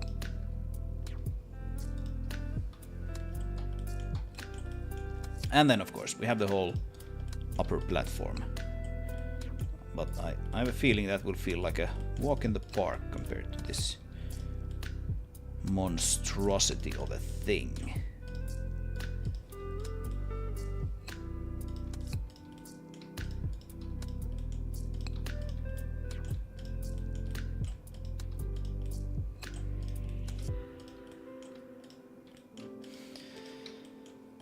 Alright, that was that, and then we have these.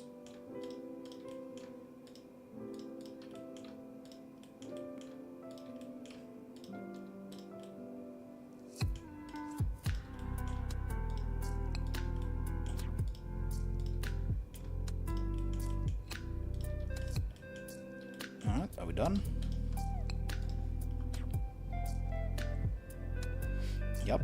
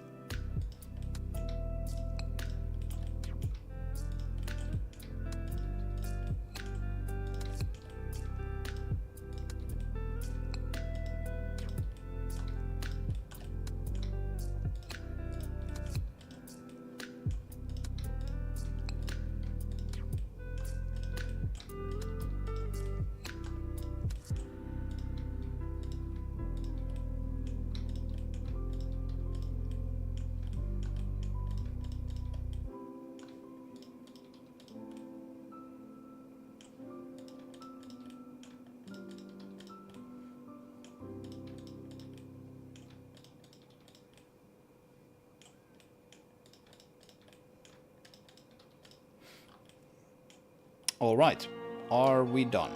I think we are done. We are done, but I do have probably the same thing here as well. What? No. What? Seems to be caught up properly, but there's still a little bit of stretching there. What's going on? It's actually, is it this guy? Huh?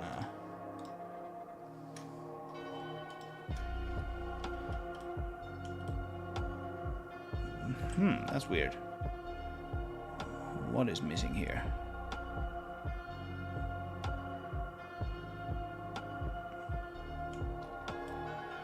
not sure I see why this is getting stretched.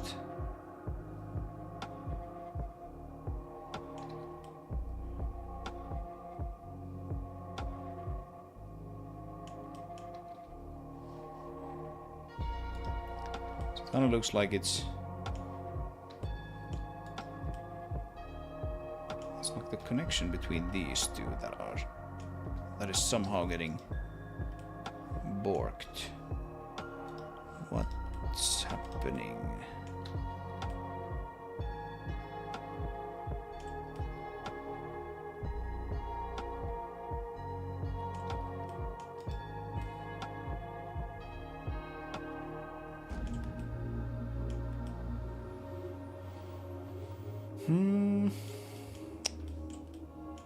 What in the world? That looks completely blue to me.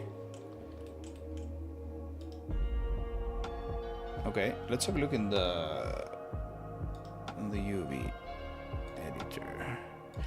Let's not do it that way though. Let's just bring another one here.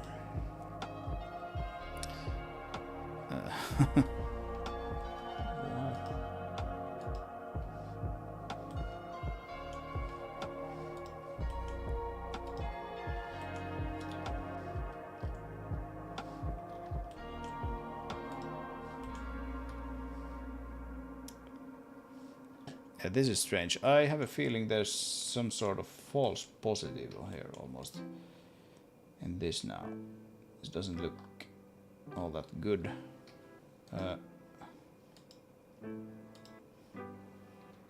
Or I mean, this is strange. Why is it doing it this way? It's almost as if the packing is somehow borked.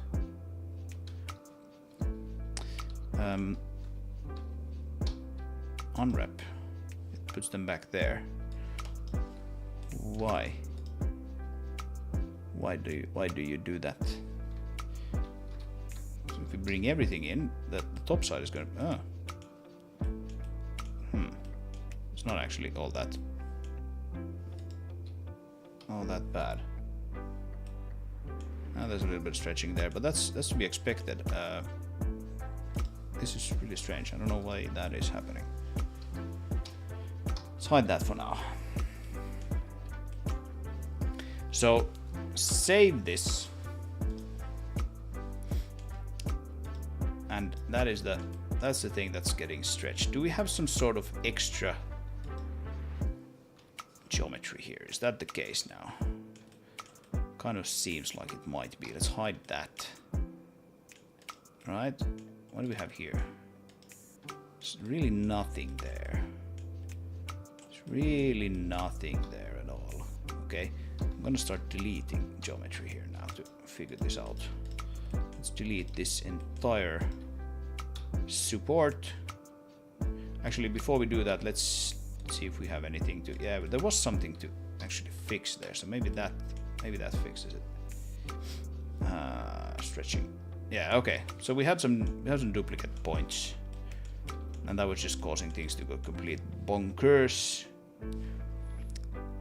And now that we look at the UV editor, we still have this thing. I have no idea what that is. Why does it put it in like a cross there in the corner?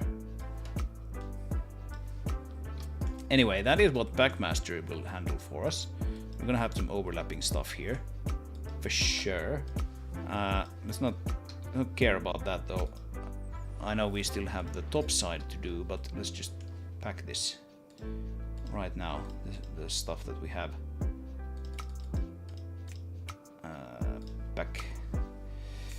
Packaroo. It keeps that cross there. That tells me that somehow those things are connected still, and that's not good.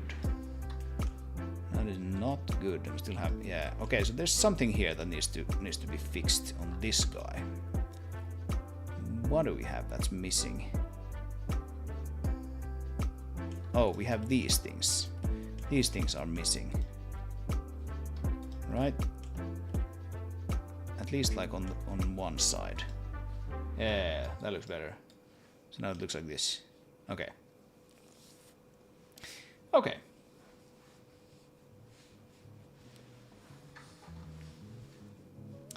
Bonkers is not a word I hear often outside the UK. Well, I use it all the time. So, I don't know what that says about me.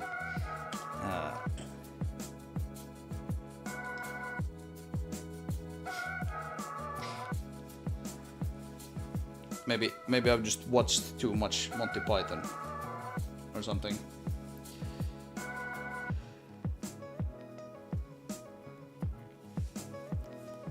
But yeah, this was definitely bonkers. Now it's less so.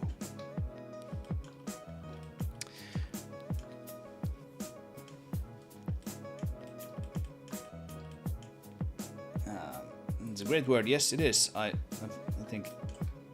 Yeah, British English has a lot of good words.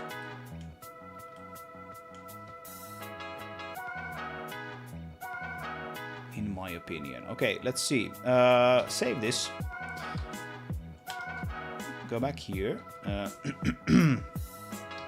Let's unwrap everything.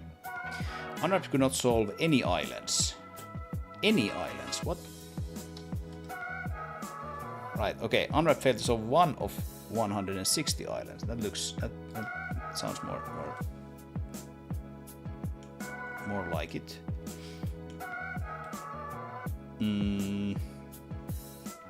It's just that this one thing is like the whole island, so it's not gonna give us anything sensible.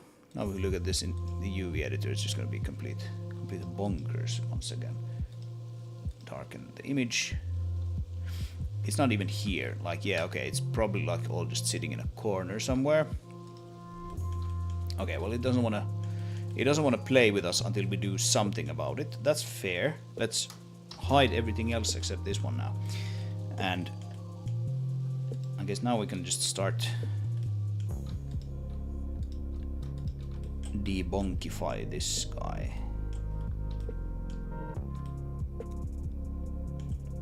These are some like positively huge faces though.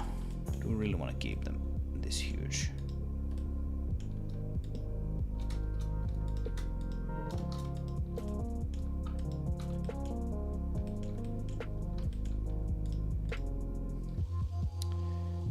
That is the question.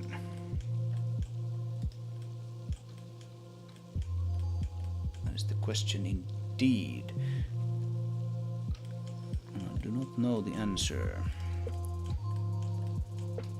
Let's start with this. I'm gonna keep this pretty huge thing here. We will for sure bring it down, not give it this ridiculous amount of texture space, because a lot of it is still sitting underneath that, sitting behind, I should say, that one piece of mountain there, or cliff rather. So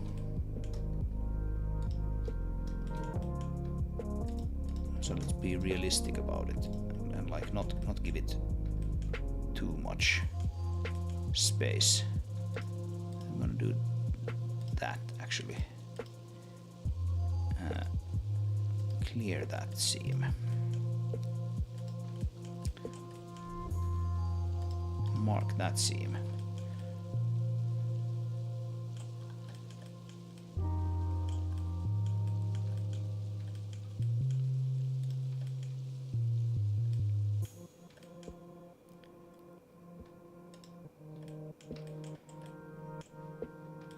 Right, so I think that end piece can probably be attached to some of these things, but what? That is again the question. Maybe we'll do it like this, and that, and then that.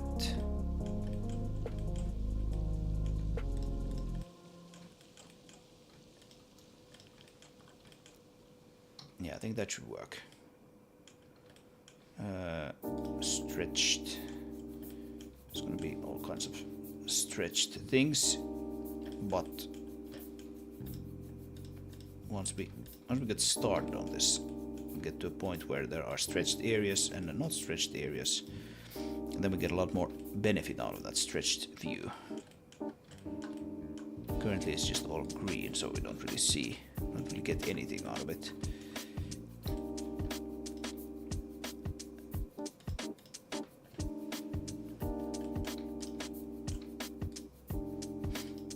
Something like that, maybe. And then cut it out. And cut it off like that. There we go. So now we should have like... We have like stretch bill, and then we have flat bill.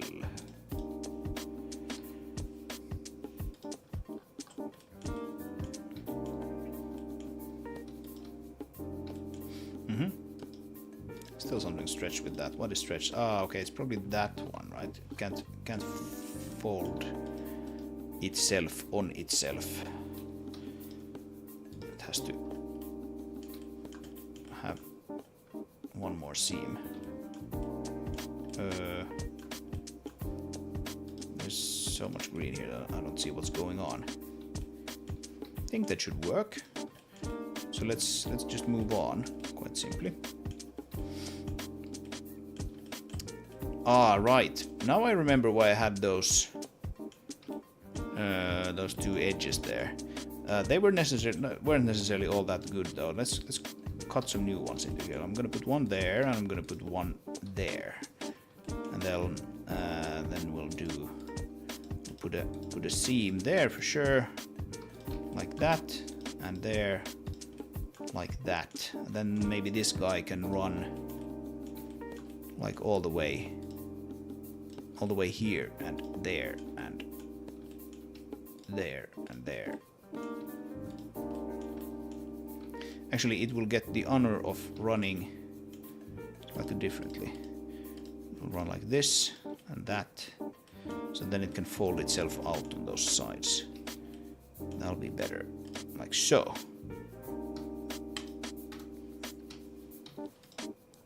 Now that looks good. Okay. Stretch view is still going complete bananas though. Complete bananas, I say.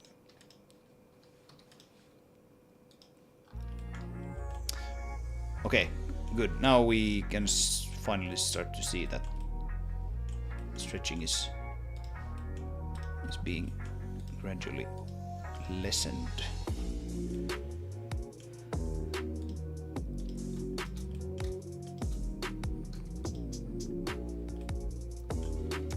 Yeah, this was just like a real pain in the rear to unwrap. There's no two ways about it.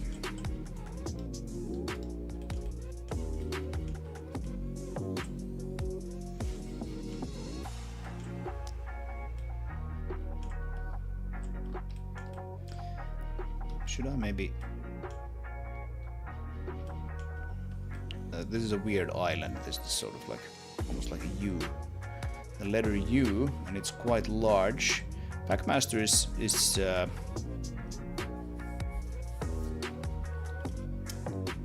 smart enough to be able to place objects inside of those. Something that Blender's own packer doesn't always do. I wonder if there's still a reason to cut that up into smaller pieces. Maybe not. Let's leave it like that for now at least. See what we get.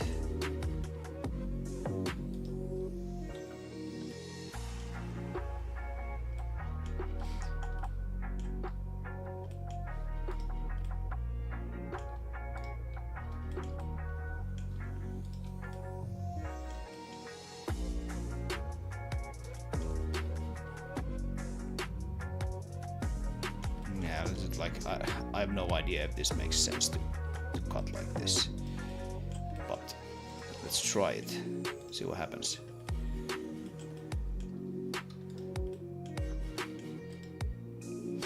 If you need another word starting with the B, meaning crazy, batty is a good one. Batty.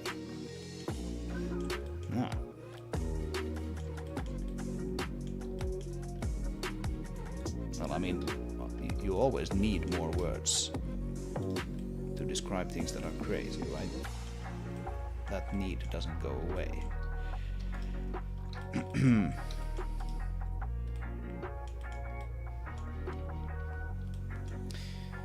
Yeah, this you can see, I think this is a 2K texture, the thing that Zen UV is providing for us here. You can see that it's like it's getting kind of stretched across the thing. These things are bound to be kind of stretched. Yeah, that's not good. What do we do about this? What do we do about this then? What's this then?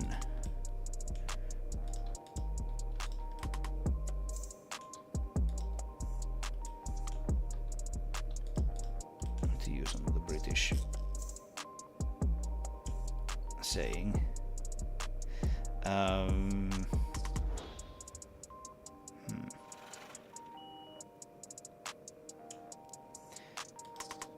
have no idea what to do about this. I don't really want to do anything about this. It's so high up in the sky.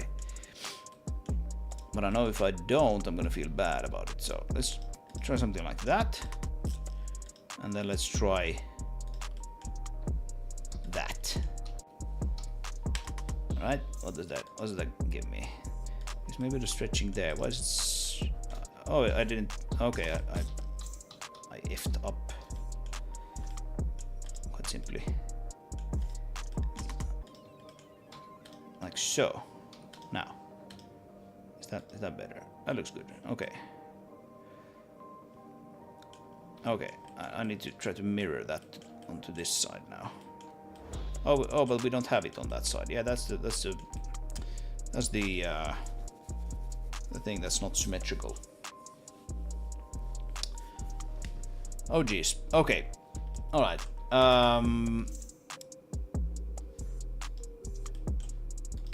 What's next?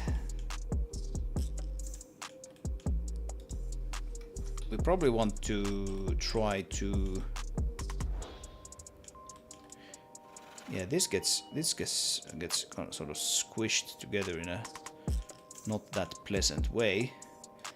Probably mark a seam there.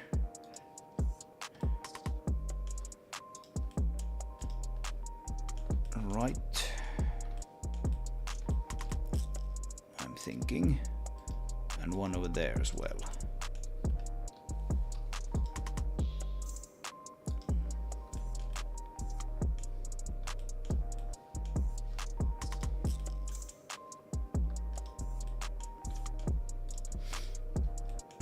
So let's take like that one and just add seams, and add seams. Those are the sort of easy ones. And then probably that, no, actually not that one. We want to most likely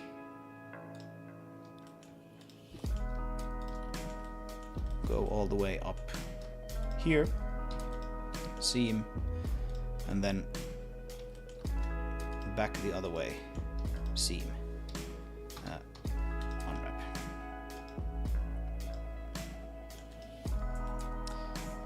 Yeah, I can't tell if that's actually good or not yet. We'll figure out in a bit. I'm gonna do the same thing here on the other side because I have a feeling it will work.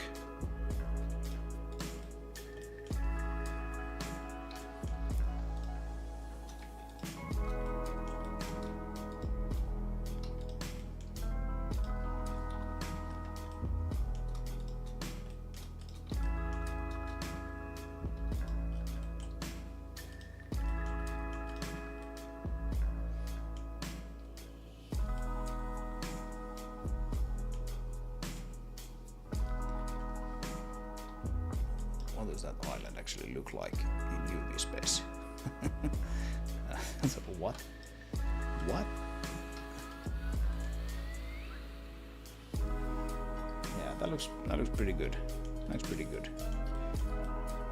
I do not hate it. So that means that we could do probably like that.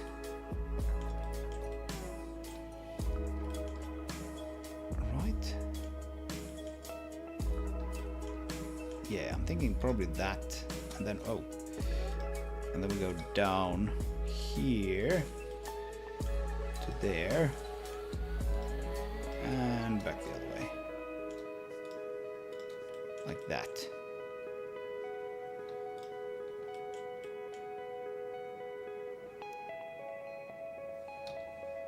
Not that. Now we can unwrap the thing. It looks a bit strange, but I think it will work still. Whew. I feel my energy just draining out of me here, but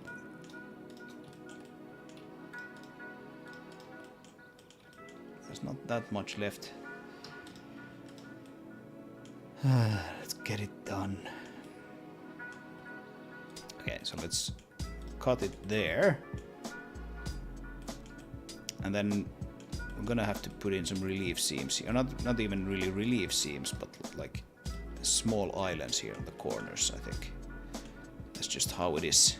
It's actually, maybe it would make sense to like not do that, but actually do that instead. There's no reason to go sort of zigzag all over the place here, so let's do it that way instead, and then that way, and now we should be able to fold that one out. Look at that, getting bluer and bluer.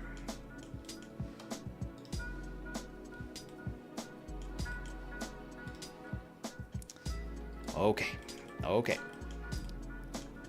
So we're still not quite here on the inside of this, but maybe we could start doing this now, and I'm gonna cut these small pieces here and include them into these islands, I think.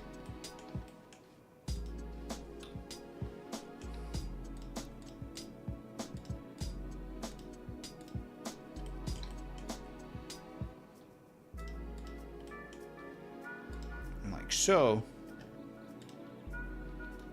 And then we probably need to go down that way.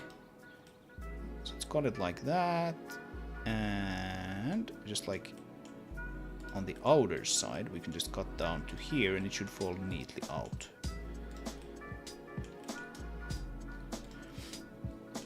Right, because we have a lot of edges here, but they're all parallel. And as long as they're parallel, it will just fold. There's no stretching involved at all. There's a little bit of stretching involved here, but that's just because of these corners here that haven't been handled properly yet. So cut down there, mark seam, we can actually just fold that into the corner there. That looks nicer.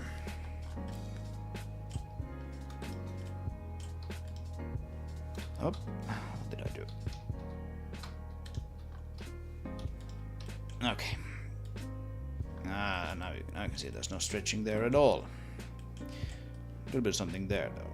What's that? What's this then?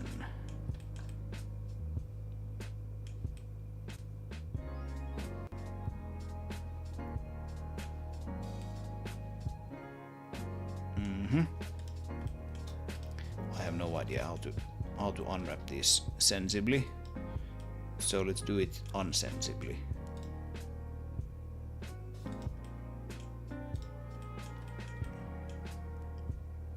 How about that? So if we cut it like that, mark a seam there, and then we cut up these guys like that. I think that should be good. Yeah, I think that should be good. It's not though. And the reason it's not is because we need to cut relief seams here and there. And now it should be good. And it's mostly good. It's not quite good. But that is, yeah, I think I can live with this. There's a little bit of stretching here on these outer sides. I don't want to cut any relief seams here because that would mean that we get overlaps. And I'm not sure if I care enough about this to actually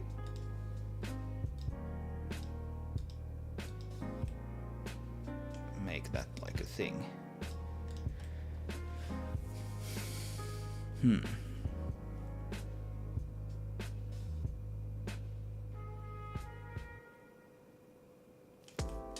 What we could do, we could be clever about it, right? As I said previously, we could be clever about it and cut it like this, like that and that, and then that and that.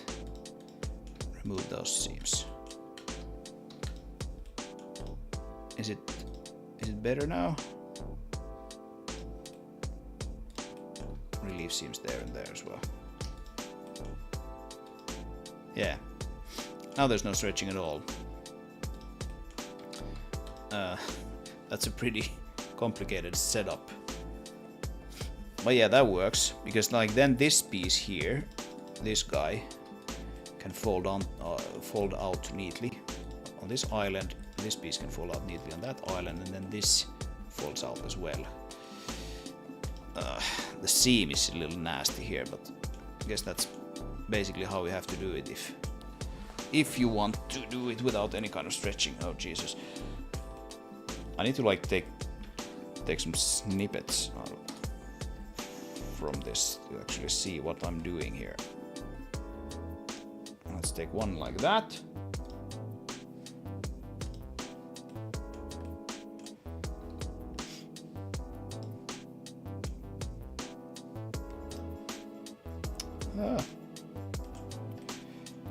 Input getting warbled.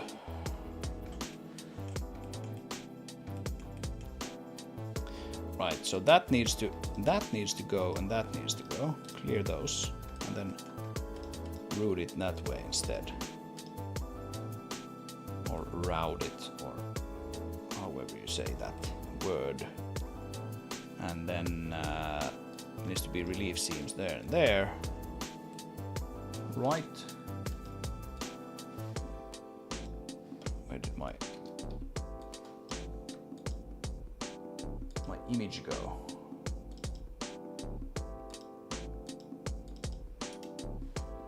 Oh, is Windows 10 snipping tool not actually saving those, just like Windows 11 says?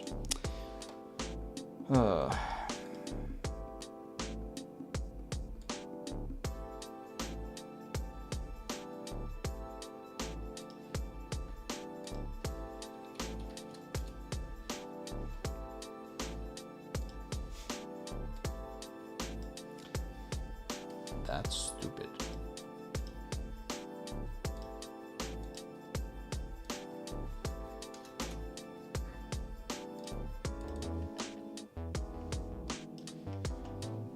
All right, so now we have this.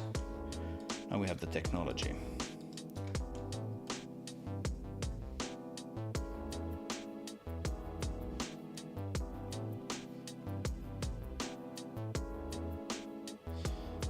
How was I supposed to do this again? I think it's like that.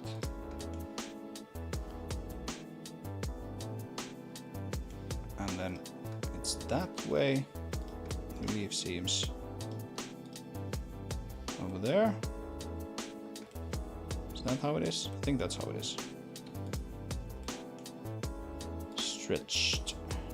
Right, have something here still.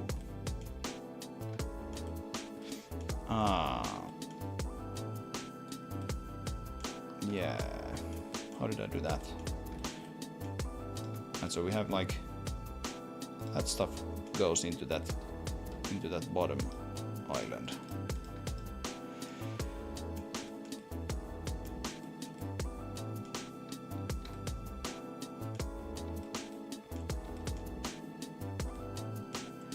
And let's actually cut this up there and there.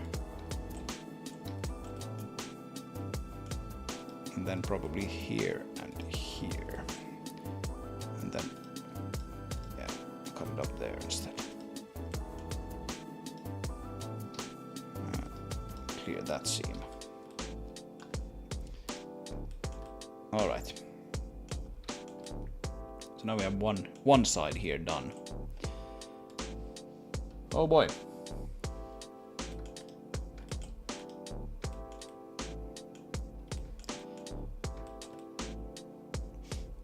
Unwrap the elevator, they said. It'll be fun, they said.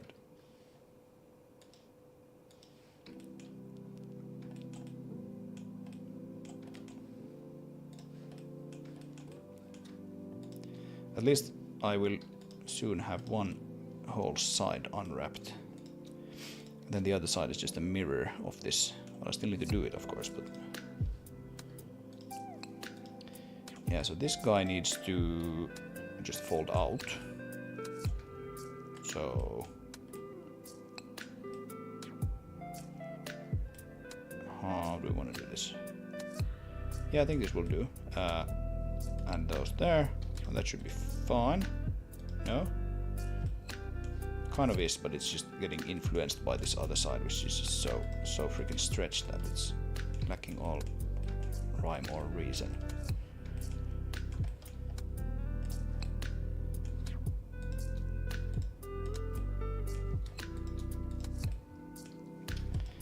There's no rhyme or reason to the stretching that's going on. Okay. Good. Goody good, good. So now we just have those other two sides.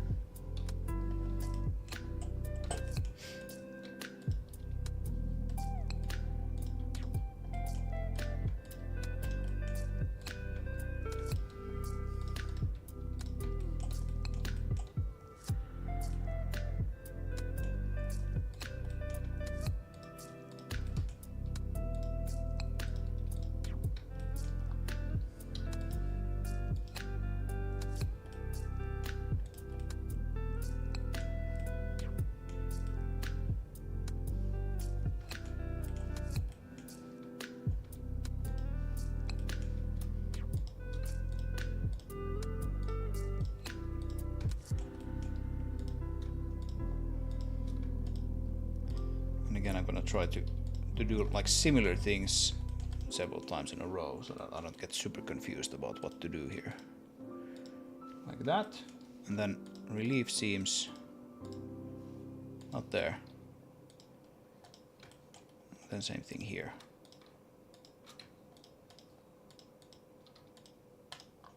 Alright. Alright, getting closer, getting closer. What about this then? Yeah, we need to do the funky thing here with this, where we cut this up like so, and then add the relief seams there. Same thing here. Get rid of those two.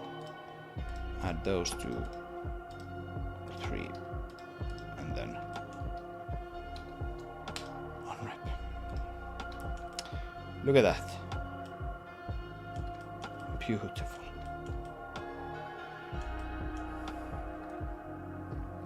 All right.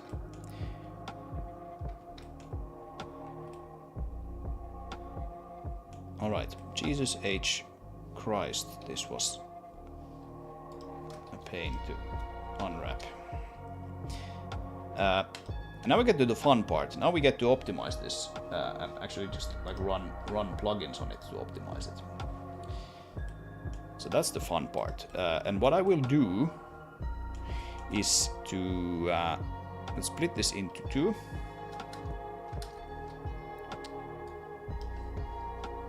And put the UV editor here.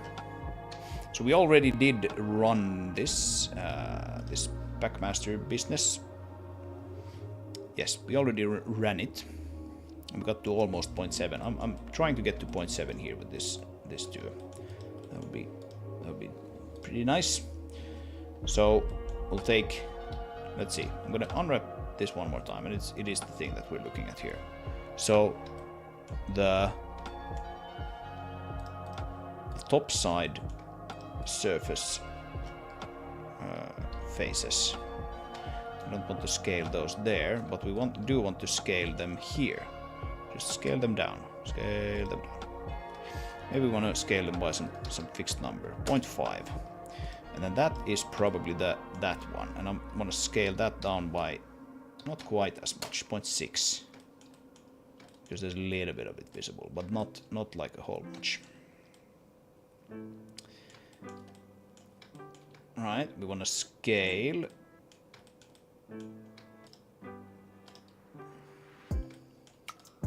Let's see, that one. Yeah, select by seam, that's good. Actually, why do we have seams here and there? We don't need seams there. And that's not how you do it. You do it by clearing the seam. Yeah, okay, we need to do the scaling again, but that's better. That's much better. Okay, so select this again, and that, and that, and that, and that, and that, and that. And then we come here and scale 0.5. And then we take all of these, I guess. So L. Oh, actually not that way. We take that one and then we select the linked ones. Linked, linked, linked, linked, linked, linked. I'll leave those inside those. They can have the area that they got initially, but all of these that are sort of, they occupy quite a large portion of the UV space, but they're high up there in the sky and you can't really see them, so I'm gonna scale them 0.7, something like that. And then the other pieces will get their full sort of resolution, if you will. And I will select all of these. It's N, right? There we go. We don't want to pin anything. No. Just make sure I'm not doing anything stupid here. Yeah. So select all and back.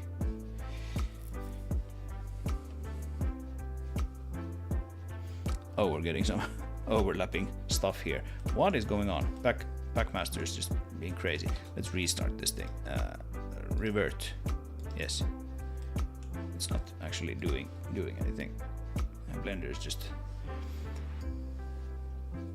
Blender is having an equally bad time with this this unwrapping as I am. Cool. Now let's back. Now we don't get any overlapping text. So we're at 0.65. That probably means that we're not gonna come to 0.7 with this. That might be all right.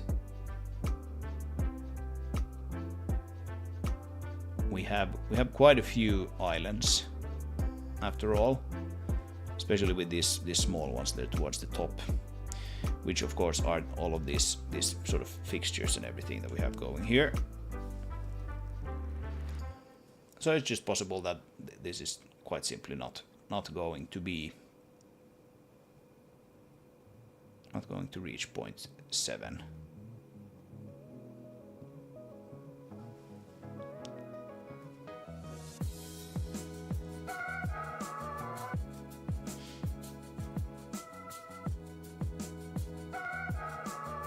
It is still, however, a little annoying that we are dedicating so much of the space to these two big ones here. And this is probably even the top one, isn't it? Yeah. So we just need to scale these down further. That's fine. I'm not going to lose any sleep over that. What is that one? That one? It's like the back side here. You go just way down. Bye-bye. And that's probably the bottom side there, yeah. Just bring it down again. Not even sure I'm really gonna put any specific color on that. It kind of just needs to be there and not be completely broken. That's fine. That's also a top side thing. And that's probably a top side thing. And that. Actually, let's make those equally small. I can just select them from here. Small. What are these? Ah, those things.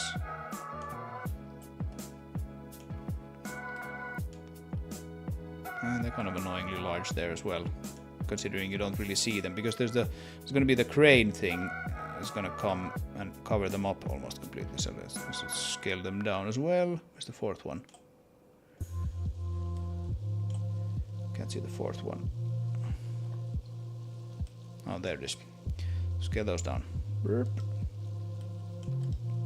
Okay, so that doesn't necessarily mean that we'll get like the ratio any higher than what we previously had, but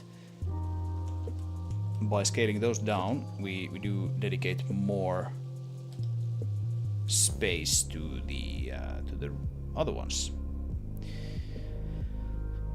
and that is of course nicer. That's the only thing that really matters.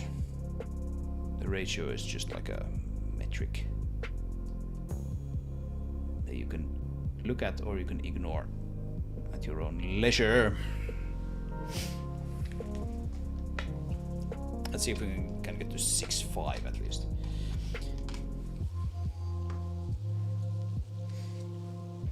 Another way to do this would of course be to UV that top section separately.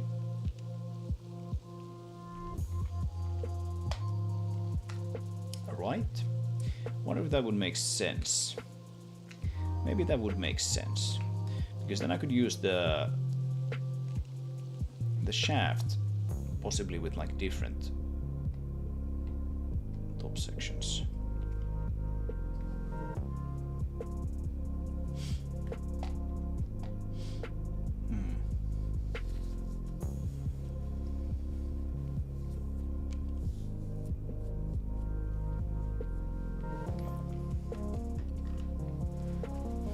Yeah, I kind of think that is probably how it has to be. Especially seeing as like, just escape out of that. We can just I'm just going to do normal here. Right, we can just take this off and just go like whoop. It comes right off. So just move that into another object. So what do we call this now? This is the structure and this is the platform. Yeah, this is definitely going to make sense. Make a whole lot of sense. And then I can give like maybe a 1K texture to this top one.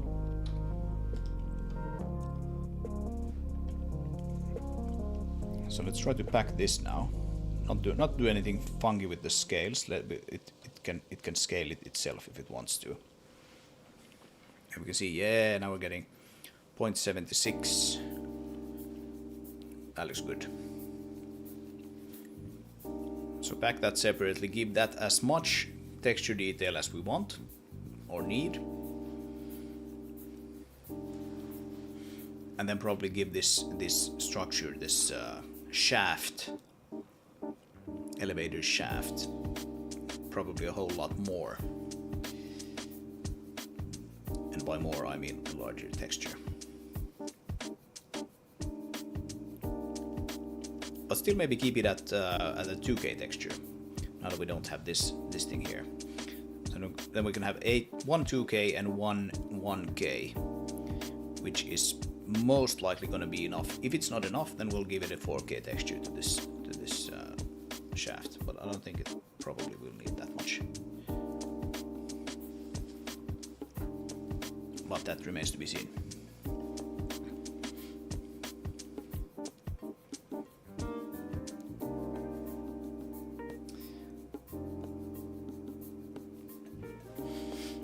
All right, folks, I am about ready to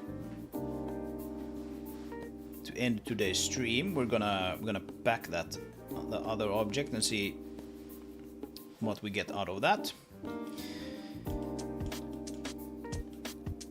7.8. That's probably good enough. Let's let's keep it at that, and then we're gonna pack this guy.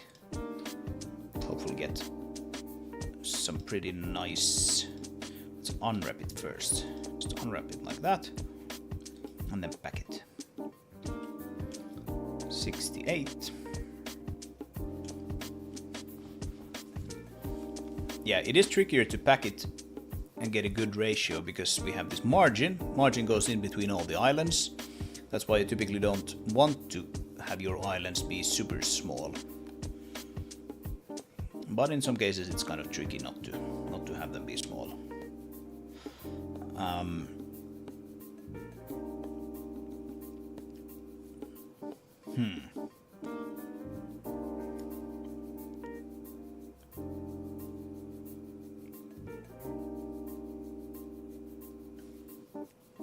Yeah.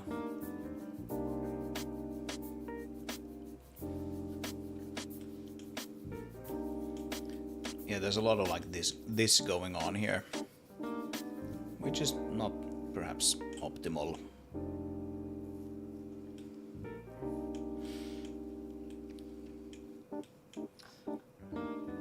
But maybe it can be helped. What we can try to do though, just a very small little last test, is what if we take this guy, where is it cut? It's cut over there. So what if we take these two away?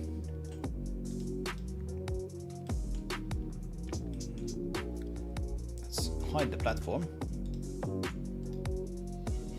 Clear seam. And we do that for all these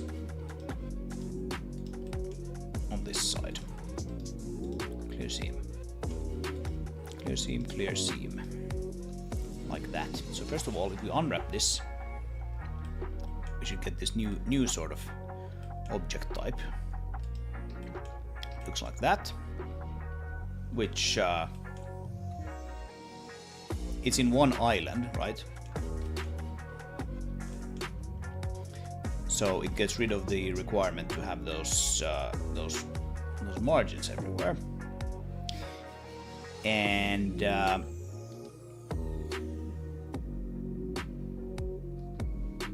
what was I gonna do? I don't remember anymore.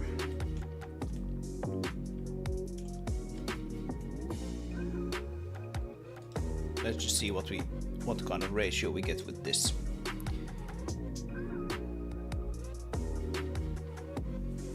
We got 169 with the previous one.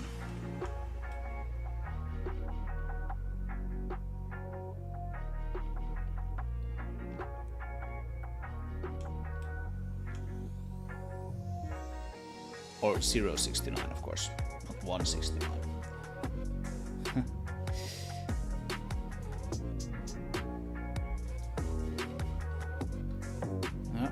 So we are now at 069.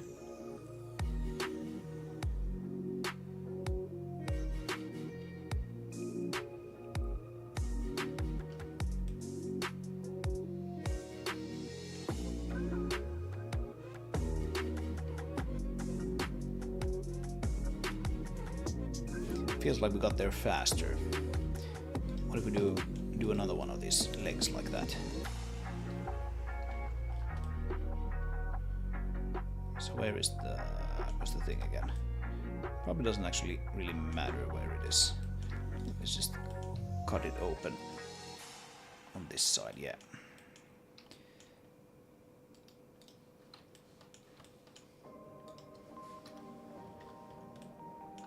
I'm quite simply gonna do it and see what happens.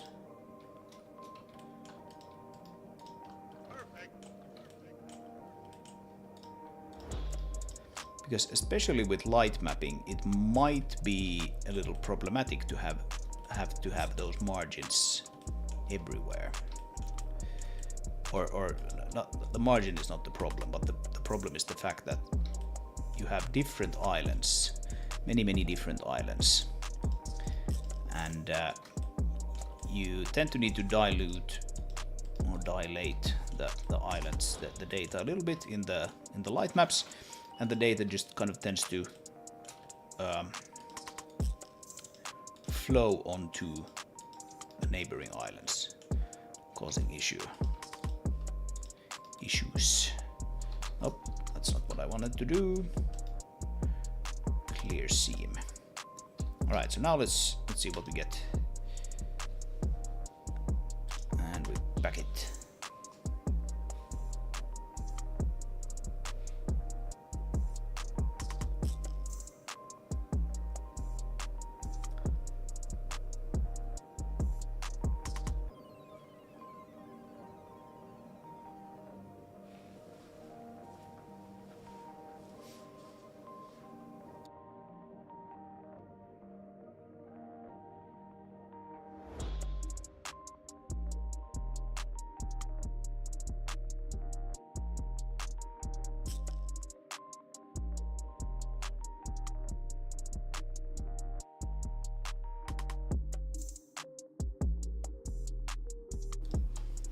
Alright, sorry about that, I got a phone call.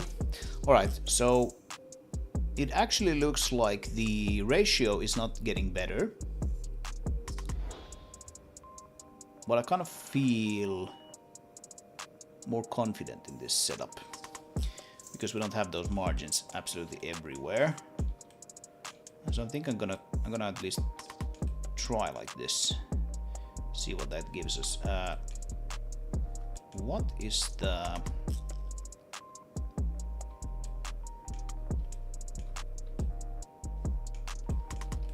I can't actually, if I toggle, let's see. Yeah, I can't toggle out of this now while it's doing this thing, but let's stop that. And if we look at the stretching now, is there any stretching involved in this? There shouldn't be. All right. Do we have a 4K version of this? Yeah, we do have a 4K version of this. So Zen color 4K. So 4K texture is pretty nice to look at. I mean, you never really get close to those top sections, but you might get kind of close to the bottom section. This is such a set piece here that I guess we might want to dedicate a 4K texture to this. And I think this looks kind of reasonable. Should be usable with the light mapping as well. Yeah, I'm thinking I'm probably done with this now. Right, so in this texturing stream we didn't really texture much. After all, a little bit in the beginning with this base here. Still has some things that I need to fix, and I need to paint some dirt on it, and then I will get cracking on this actual structure. So let's actually write some comments here. Where's my comments app? I don't have it apparently.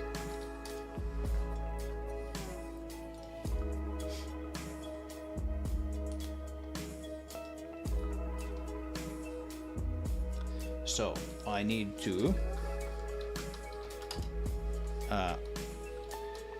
split elevator structure into shaft and platform. Fix edge highlight bug on base.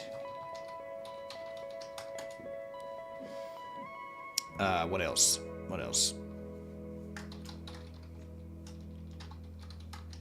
Texture the elevator.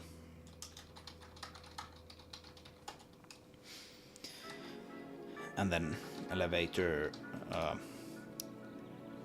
collisions. Oh yeah, and paint dirt on base.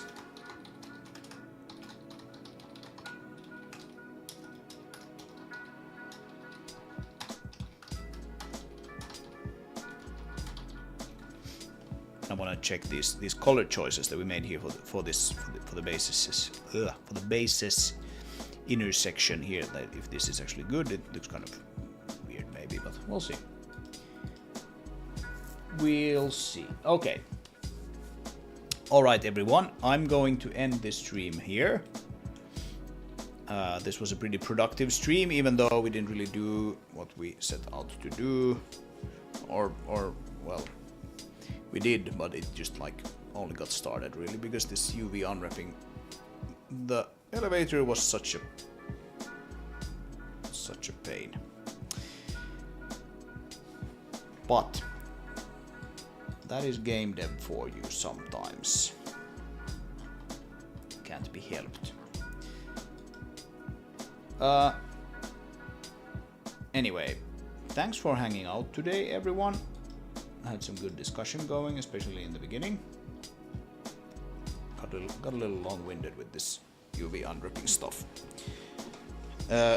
If you're interested in following the project, then make sure to subscribe, like the video, join the Discord, where there's a whole bunch of stuff that's not really visible anywhere else. And the Discord is also the place where the first playable will be available to the few people who hang around there before anywhere else. So join that if you're interested. The link to join is in the description below. And stay tuned for more streams. Maybe even during the weekend. We'll see. See what comes up. Maybe I'll continue texturing this thing on stream or not.